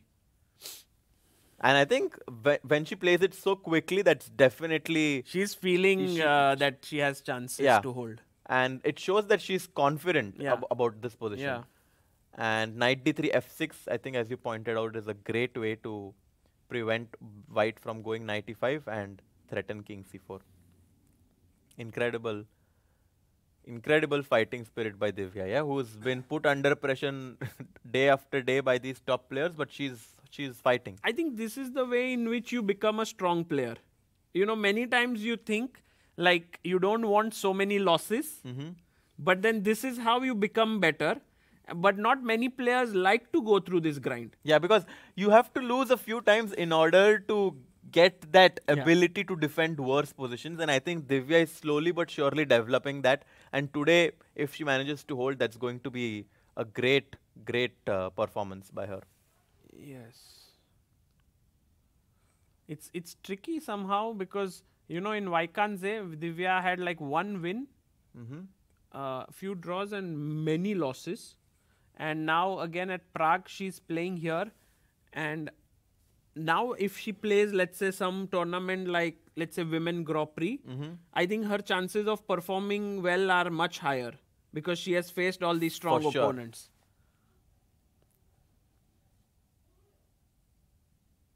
I think Mark knows it. Yeah, he looks a little upset that like I was putting so much pressure, but like why do I not have a win in this endgame where I'm up a pawn? Can I ask a question, a little bit offbeat question? Which Bollywood actor does Mark Andrea Morizzi look like? It's not at all obvious to me. No? Thought he looked, maybe I can ask the chat. Let's see. Sorry? Neil Nitin Mukesh? Maybe, but I thought, doesn't he look like a bit like Amir Khan? When Amir Khan plays chess, I mean. I don't know about that one.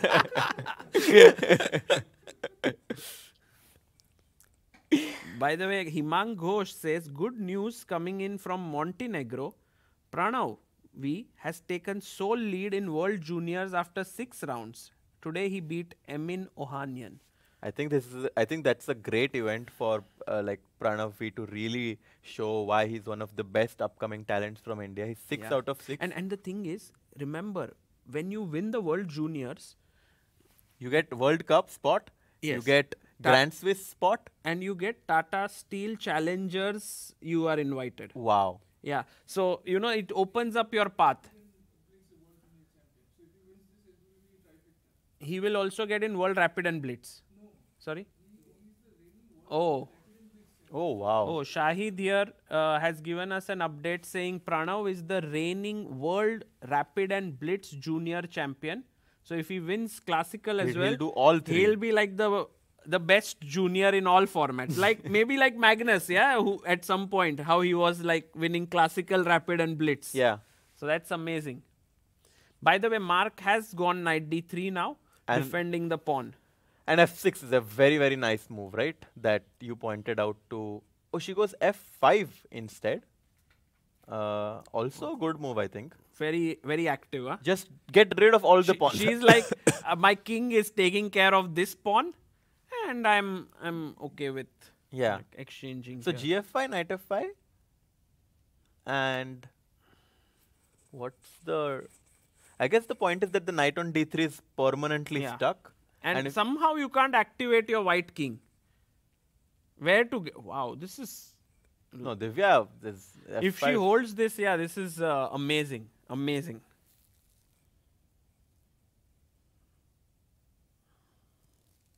And Prague's game, just to update everyone joining in, was a draw. Prague drew his game against Arvind, so they're both still in joint lead in this event in the Masters section. Yeah, and a 1 point lead still. 1 point lead, wow. Because they both, and I think they both will be aiming to win the title with 4 rounds to go. Yeah, it will be exciting to see who wins this. Exactly, because Wei is coming and Vincent is kind of trying to beat everyone. yeah, so Vincent, Anish, Liam. We can have a look at the standings actually. Let's have a look at the standings. So there we have Arvind and Prague on 3.5. Vincent, Anish, Liam and Wei on 2.5.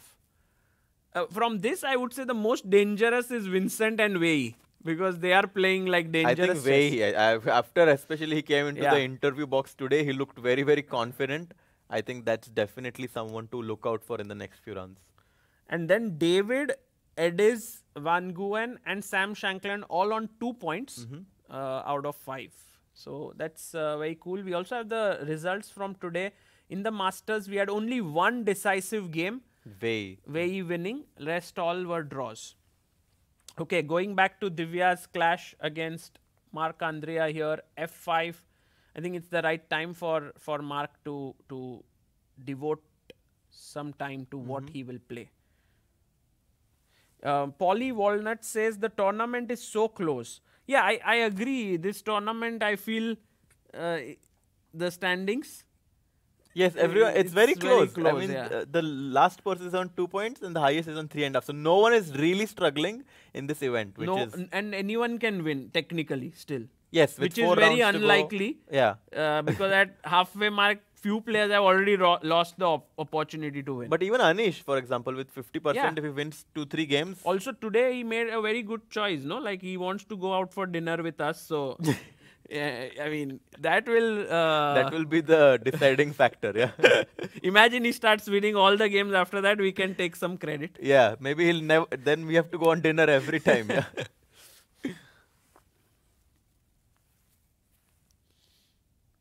By the way, Himang says one thing to note is there are no playoffs in Prague.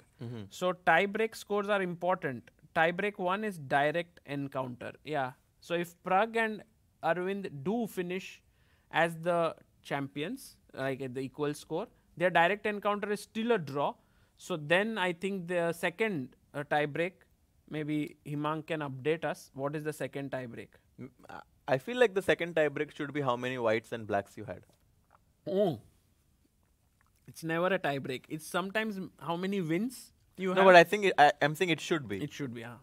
Interesting. That would be very unfortunate sometimes because someone has You can't even choose, yeah? Exactly. Yeah. True. Yeah, that's true.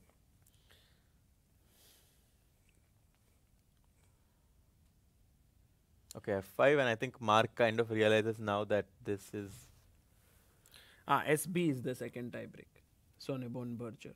It's like the number of points opponent has scored multiplied by your result against them. Complicated. Okay. Yeah, and then you add up everything. I think chess players usually only focus on playing. They are not looking at like the tie breaks that much. At least now. Okay, like maybe in the last round the players will consider it, but I think now. No, for sure. Yeah. Right now, I think it's too early. Yeah. Everyone's just going to focus at least tomorrow on taking some good rest and then coming back with more fighting spirit. What F4? F4 played. Wow. He's trying to get a pass pawn. Mark Andreas saw that Divya has 3 minutes and this is the way to put pressure. It's a good practical decision by him, I think. Because if GF, you go G5, FE, King E3. And now you have passers on 2 extreme Yeah, sides. exactly. The pawns are equal, but potential danger with the But do you white think it king. is like I go King C4 now, stopping King D4? Yeah, actually, it's still a draw. Not so simple, no, to make progress as white. Yeah, it's not. Because if you move the knight on F4, the B4 pawn hangs, and you cannot really progress Hey, at the I G had pawn. one idea, sorry. G4, G5 happened, okay. I had one idea here. Did it happen? Yes. G takes F4 and G5 quickly and played. now FE, just I was Only saying, move, by the way. okay. Makes sense, not so tough, right? FE, King E3, King C4, and here my idea was check, knight E5, King C4, King F4, and to trap your knight with King G3. So if I go D4, you have King King G3 and I'm losing the game. Yeah. I think that's what, that's an idea that He's hoping for. But she has to go FE3. She has to take it.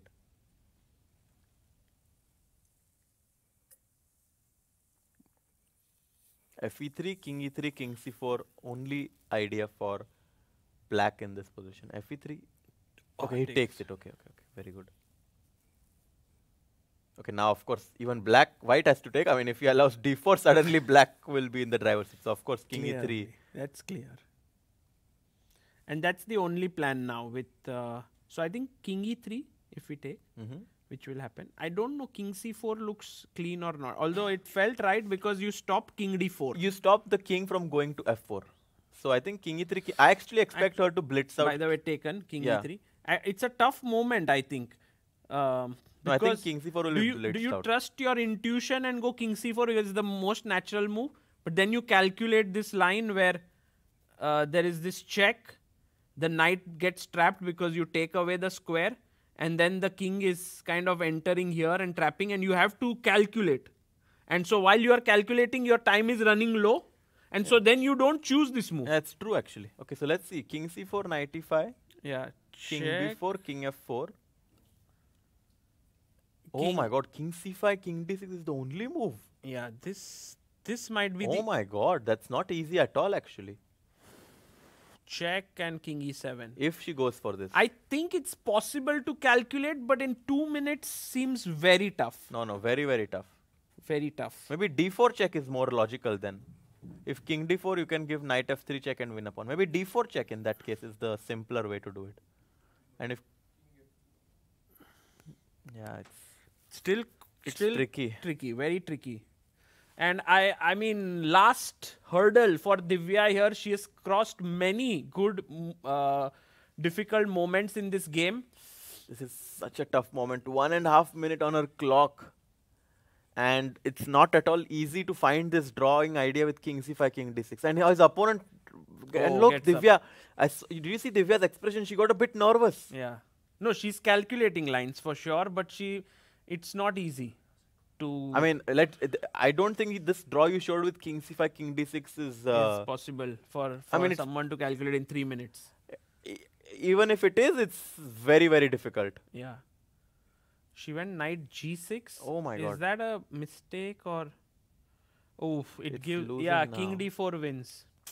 But it just felt like now you have like complete control over the position, right? Or maybe she wants to do king d4, f4. Yeah, but now the d5 pawn hangs simply. Ah, true. f3, King e6. king e6. No, king e4 maybe, because king e6, knight f4, check.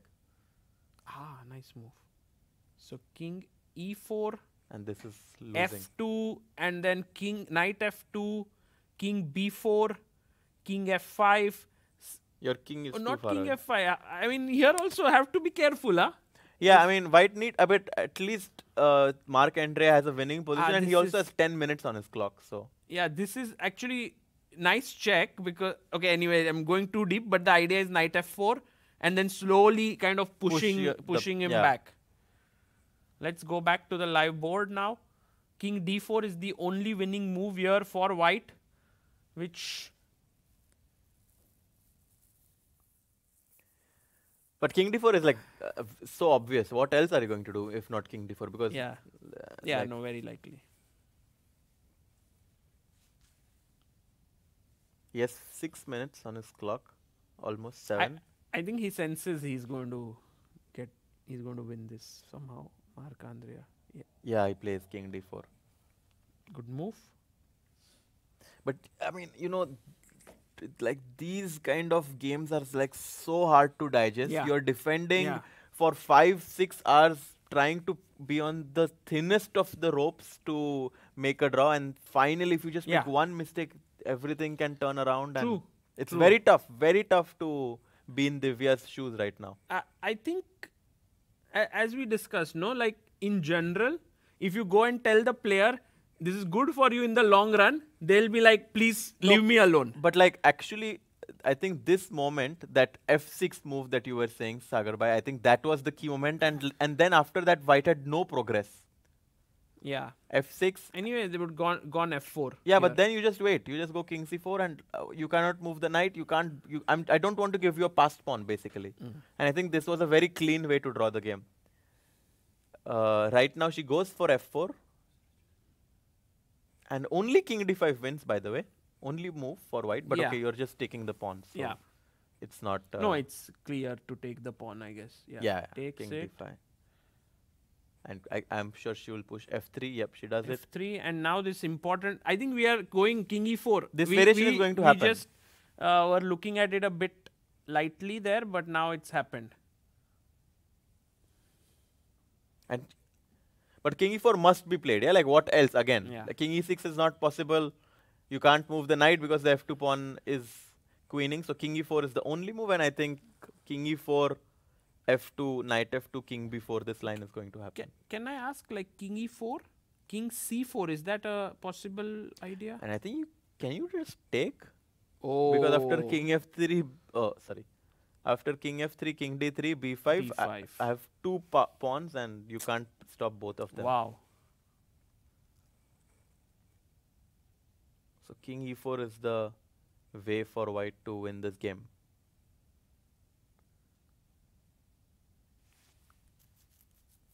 Yeah, I think it's about to happen.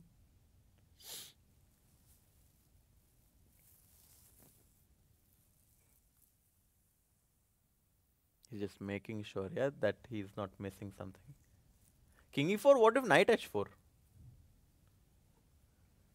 Trying to protect the pawn. But then you just like push me away, yeah? Yeah, king f4, king f4, king c4, and you're never afraid of... No, now you are afraid of taking the knight. You just have check and knight f3. But that, I think that is not a trivial thing. Where, not here, but this one with f3, king e4, f2, this win, I mean there are still some tricks in this endgame with one pawn. So it'll be interesting to see this one. Rizad asks a super chat saying, Harshit bhai, which shampoo do you use? What is this question? Well, they're just appreciating your hairstyle. But king d4 played. Oh, king d4, not e4. Okay. Yeah, so I think it's actually a draw now. What? No, but f2. Yeah, and by the way, to answer that question, it's nothing specific. Whatever there is, it was just a compliment. Yeah. Not like you don't have to answer. What? King d4? Yeah, the thing is, now Divya has many ways to hold, but f2 is maybe the interesting line, because when the king was here, we were seeing that it's possible to win for white, and when the king is here, it's not. It's just crazy.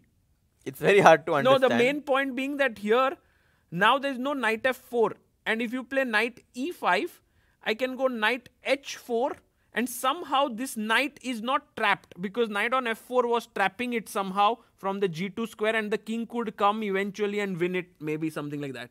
I don't know if it makes sense. Yeah, I mean, it does make sense, but it's a very, very nuanced point which makes this a draw. Yeah. But this just goes to show, that in front of the machine, it's easy for us to say that, oh, that's such a big roller coaster moment. But the king d4 move is also very natural, because you are kind of shouldering the black king.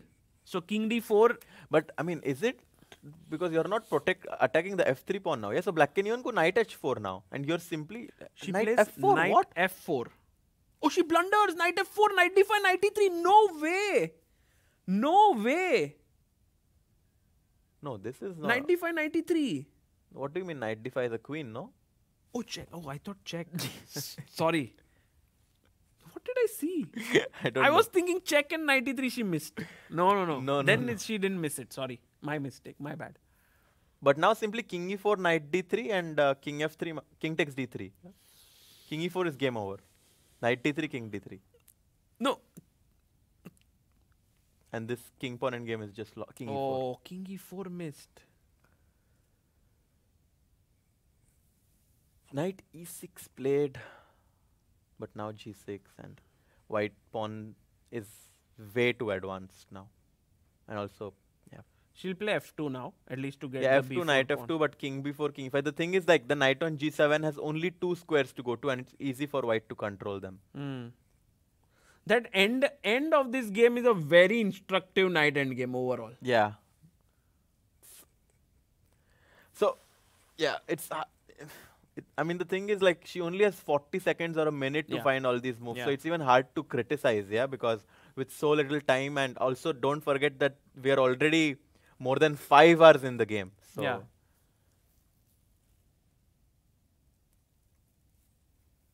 it's very tough to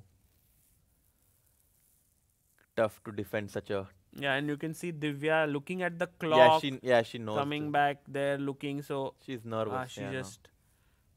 king c4, but now Even king takes f3 is winning actually now, Yeah, right? yeah. With the 2 pawns. Yeah, I mean, I this- think all move, it seems like any move is winning for yeah, white now. yeah. I But I suspect think even king knight f3 is e5. the cleanest somehow.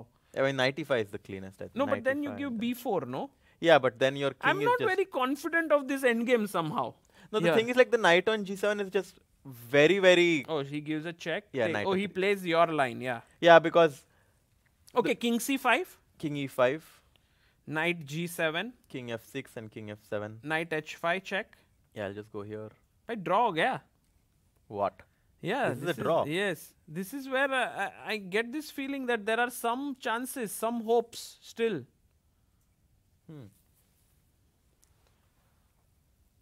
What? King f5 is a draw? Sorry? King f5 is a draw in this position. Yeah, king d6, no? Knight f4, knight h5. Yeah. So maybe King now e5 king e5, played, yeah, yeah, of that's course that's. Yeah. But look at him, he feels so relaxed. I think he knows it's winning, I think. Knight g7 played by Divya. Can we have that? Yeah. And now you need to control h5 square, right? Because you have shouldered the king. So maybe move the knight. Knight d4, knight h4, knight f5. Yeah. That's the... And if, how is it still, like knight f5, knight h5? He played knight d4. That actually knight d4 more accurate Because it he controls, yeah? c6. Yeah. So now knight h5, knight f5, right? Knight h5. And then king c6. Oh, and knight g3 perhaps. Yeah, knight g3. And you got that knight g7. King f6. King f6, you took away the h5 square. Knight e8, and now king you go f7. king e7. Yeah, Knight g7 and king f7, and the knight is actually trapped on dominated. g7. Wow, very instructive way to win. And that's why you realize it's a matter of one tempo, because if black king comes in quickly, there so...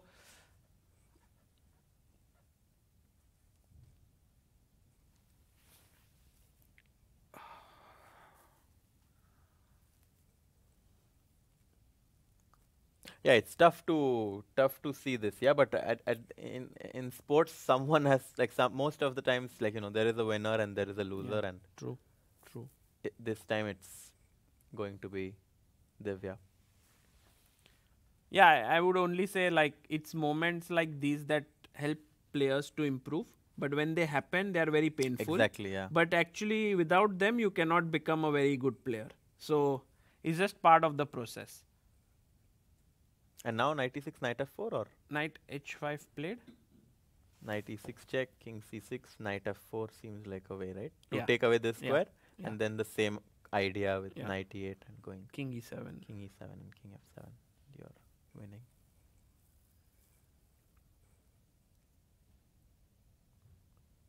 Also, for this event for Marc Andrea Morizzi has not been very smooth. He started off with a... How many points does he have? I think he's on 50%. Okay. We can check. By the way, an unbelievable thing has happened between Nodirbek, Yakuboyev and Nemec. White is actually winning. Completely. Completely winning.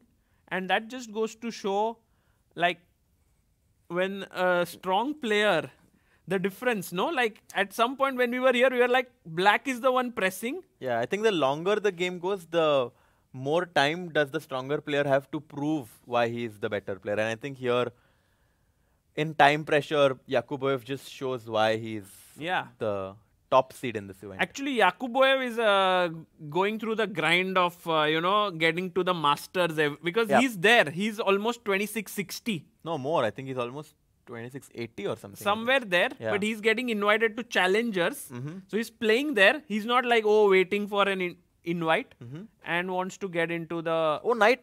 Okay. Knight f5. The bar kind of made a funky, like it went down for a bit and then went up. But yeah, this is also winning.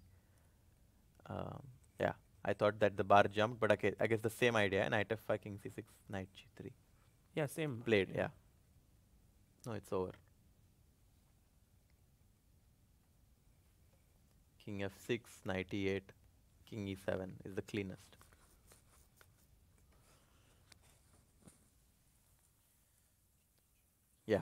we probably see handshake soon, right? Yeah. But Divya is actually someone she- who has unbelievable sportsmanship. Like I remember Also in- resilience, yeah. strong resilience. In Vaikansi, I remember she lost a very, very tough game with Benjamin Bock. But after that, there were some fans waiting for her outside and she was smiling and taking pictures with them, which, I mean, I personally would have never been able to do if I played like 7 hours game. You are just so, like, Yeah. you know, tired now and she's and she's even talking, analyzing. yeah, Wow. nice.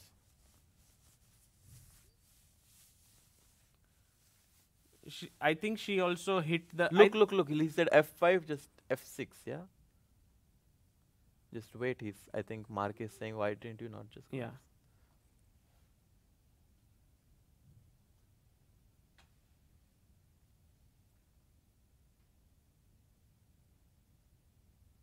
Yeah, they're trying to analyze. Yeah, I mean, these players they love chess so much. After 5 hours of play, they are probably going to go to analyze the game now for a few more time, and then it's incredible. Right. So that kind of ends the day, unless we want to just finish off with Nemec versus Nordirbeck, which is kind of over because Nordirbeck is almost checkmating the black king. This pawn is about to queen. The bishop on g7 is controlling this pawn, which is about to queen. But crazy complicated game. But I think that Yakubev is going to draw the last blood. Yeah. Great play by, I think, Nemec here. He played really well. But in the end, it was Yakuboev who has maybe the final laugh here. What to do now, Harshit bhai? Can you even calculate now after so many hours? Maybe you are also very tired. No, I think knight d8, king e8, queen b2 was the most logical to me for some reason. Oh my God! You are also ready to kind of maybe it's not the best, but trade. I think it's the most logical somehow to do this. He played bishop b2. Oh, bishop b2. Why? What a nice move. When? Just direct. Okay. And now make a queen. It's hard to. Yeah, that's a very clean move. What a nice. It's like interference. Yeah. The concept is interference. Make a queen. Yeah.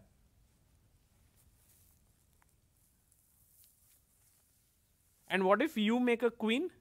I think then bishop a1 and you cannot take on b7 because knight d8 check is winning your queen with a fork. Also, yeah. But also, Harshit bhai, what about just queening? What? And then trying to checkmate. You have no checks actually. No checks and you mate him. Okay, this is insane. Knight d8 check is a mating. It's like mating, yeah? I think he's he's laughing. smiling. He's smiling. I think he wants to make he's going to make I think b8. he'll make a queen. He'll make a queen here. Very pretty sure he'll do that. Yeah, I mean, if he gave that smirk, I think he has a very... It's a nice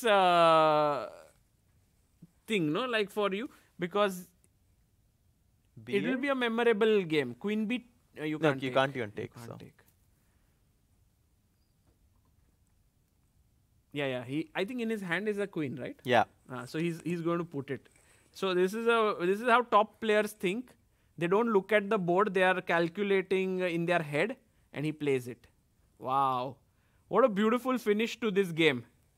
Oof. I mean, it's very rare to have 4 queens on the board. Yes, and that too no checks. Yeah, no checks possible. Queen a6 played, but I'm sure there are multiple ways for white to win now. First thing could be just save the knight. Just save the knight from e6 also could be, but I mean the simplest looks queen f8, check, king e6 and queen e2. But there's queen e4. Tricky. Queen h6 check. Yeah, you can take this. But okay, I think that's no, queen h6 and you win the queen. Yeah. Queen f8, queen h6 wins the queen. That's the win. That's the easiest, yeah. Queen f8, king e6, queen h6, and you win the queen on a6. Also, knight d8 check is there, no? Knight d8. But okay, of course, queen f8 is the most human. Yatharth says the last time I saw 4 queens on the board was Arjun versus MVL in Chennai Grandmasters. Yeah, that was also an amazing game. Which Arjun won or? No, drew. but like MVL sacrificed his queen for 2 minor pieces. It was a beautiful game. By the way, this queen f8, king e6, queen h6 is about to happen. Although there were only 3 queens there because Arjun Actually, had do you one, think he's considering queen e2, queen e4 and then queen h6? Yeah, he is. What did he play? Queen e2, queen e4 and then he will go queen h6. Ah. Yeah, and resignation. So, Nordirbeck won and he's just Yeah, nice one. quick to tell him that like, yeah. I actually like this camera angle a lot. If we can have this full screen, look at this. Yeah, like it's just right, like it gives you a ringside view of the players. No, just there. You are there. Yeah. So tough games for Stalmak and Divya. Nemec, yeah. Nemec. And Nemec, we have the Divya. standings already. Wow. Oh, let's have a look at the standings of the challengers. Nordirbeck has jumped into the lead after winning today with 4 out of 5. That is a huge score. Right. Bear is Solid. right 3.5. behind with 3.5, and Ivan and Mark have joined plus scores with 3 out of 5 respectively, and then Divya and Finek are But the ones. even this in challengers, there's no one who's like really languishing at 0 or half point. Yeah, but still 1.5 out of 5 is So definitely. it's decent. Yeah. It's not too bad. Mm-hmm. Like, I mean, I think in the tournament in Tata Steel, we had players who were on 0 or half, and that's not happening here. Yeah. And that's by the way, today we had quite a exciting round in challengers. You can see the results for today. 3 decisive games. Ivan Salgado won, Nordirbeck Yakuboyev, and Mark Andrea Moritzi. All white wins. Yes. And all GMs beating IMs. IMs, yeah. Okay. And before we end, shall we look at the standings once in the Masters for all those who joined in at the end, so that you know that what happened in the Masters. These are the standings after round 5 as we go into the rest day. Arvind and Prague lead with 3.5, 1 point clear of Vincent, Anish, Liam and Wei. And then we have 4 players on 2 points: David Navarra, Edis Gurel, Van Guen and Sham Shankland. Yeah. Very, very exciting day today. Only one result, Wei winning with the black pieces, who also joined us. And tomorrow is a rest day. So you can take a rest from us tomorrow. But we'll be back day after tomorrow, 3 p.m. European time and 7:30 p.m. Indian time to cover the 6th round of the event. And Harshit bhai, any plans for rest day? Are you going to do some dare on the bridge of Charles Bridge? I think I'll take a rest on the rest day as well. Maybe go around the city. Guys, thank you all for joining us here. Also back home, and see you all day after tomorrow. And a big, big shout out to our directors who've been working. Yes, and helping us with everything. 5-6 hours every day to get things rolling. So thank you and see you all day after tomorrow.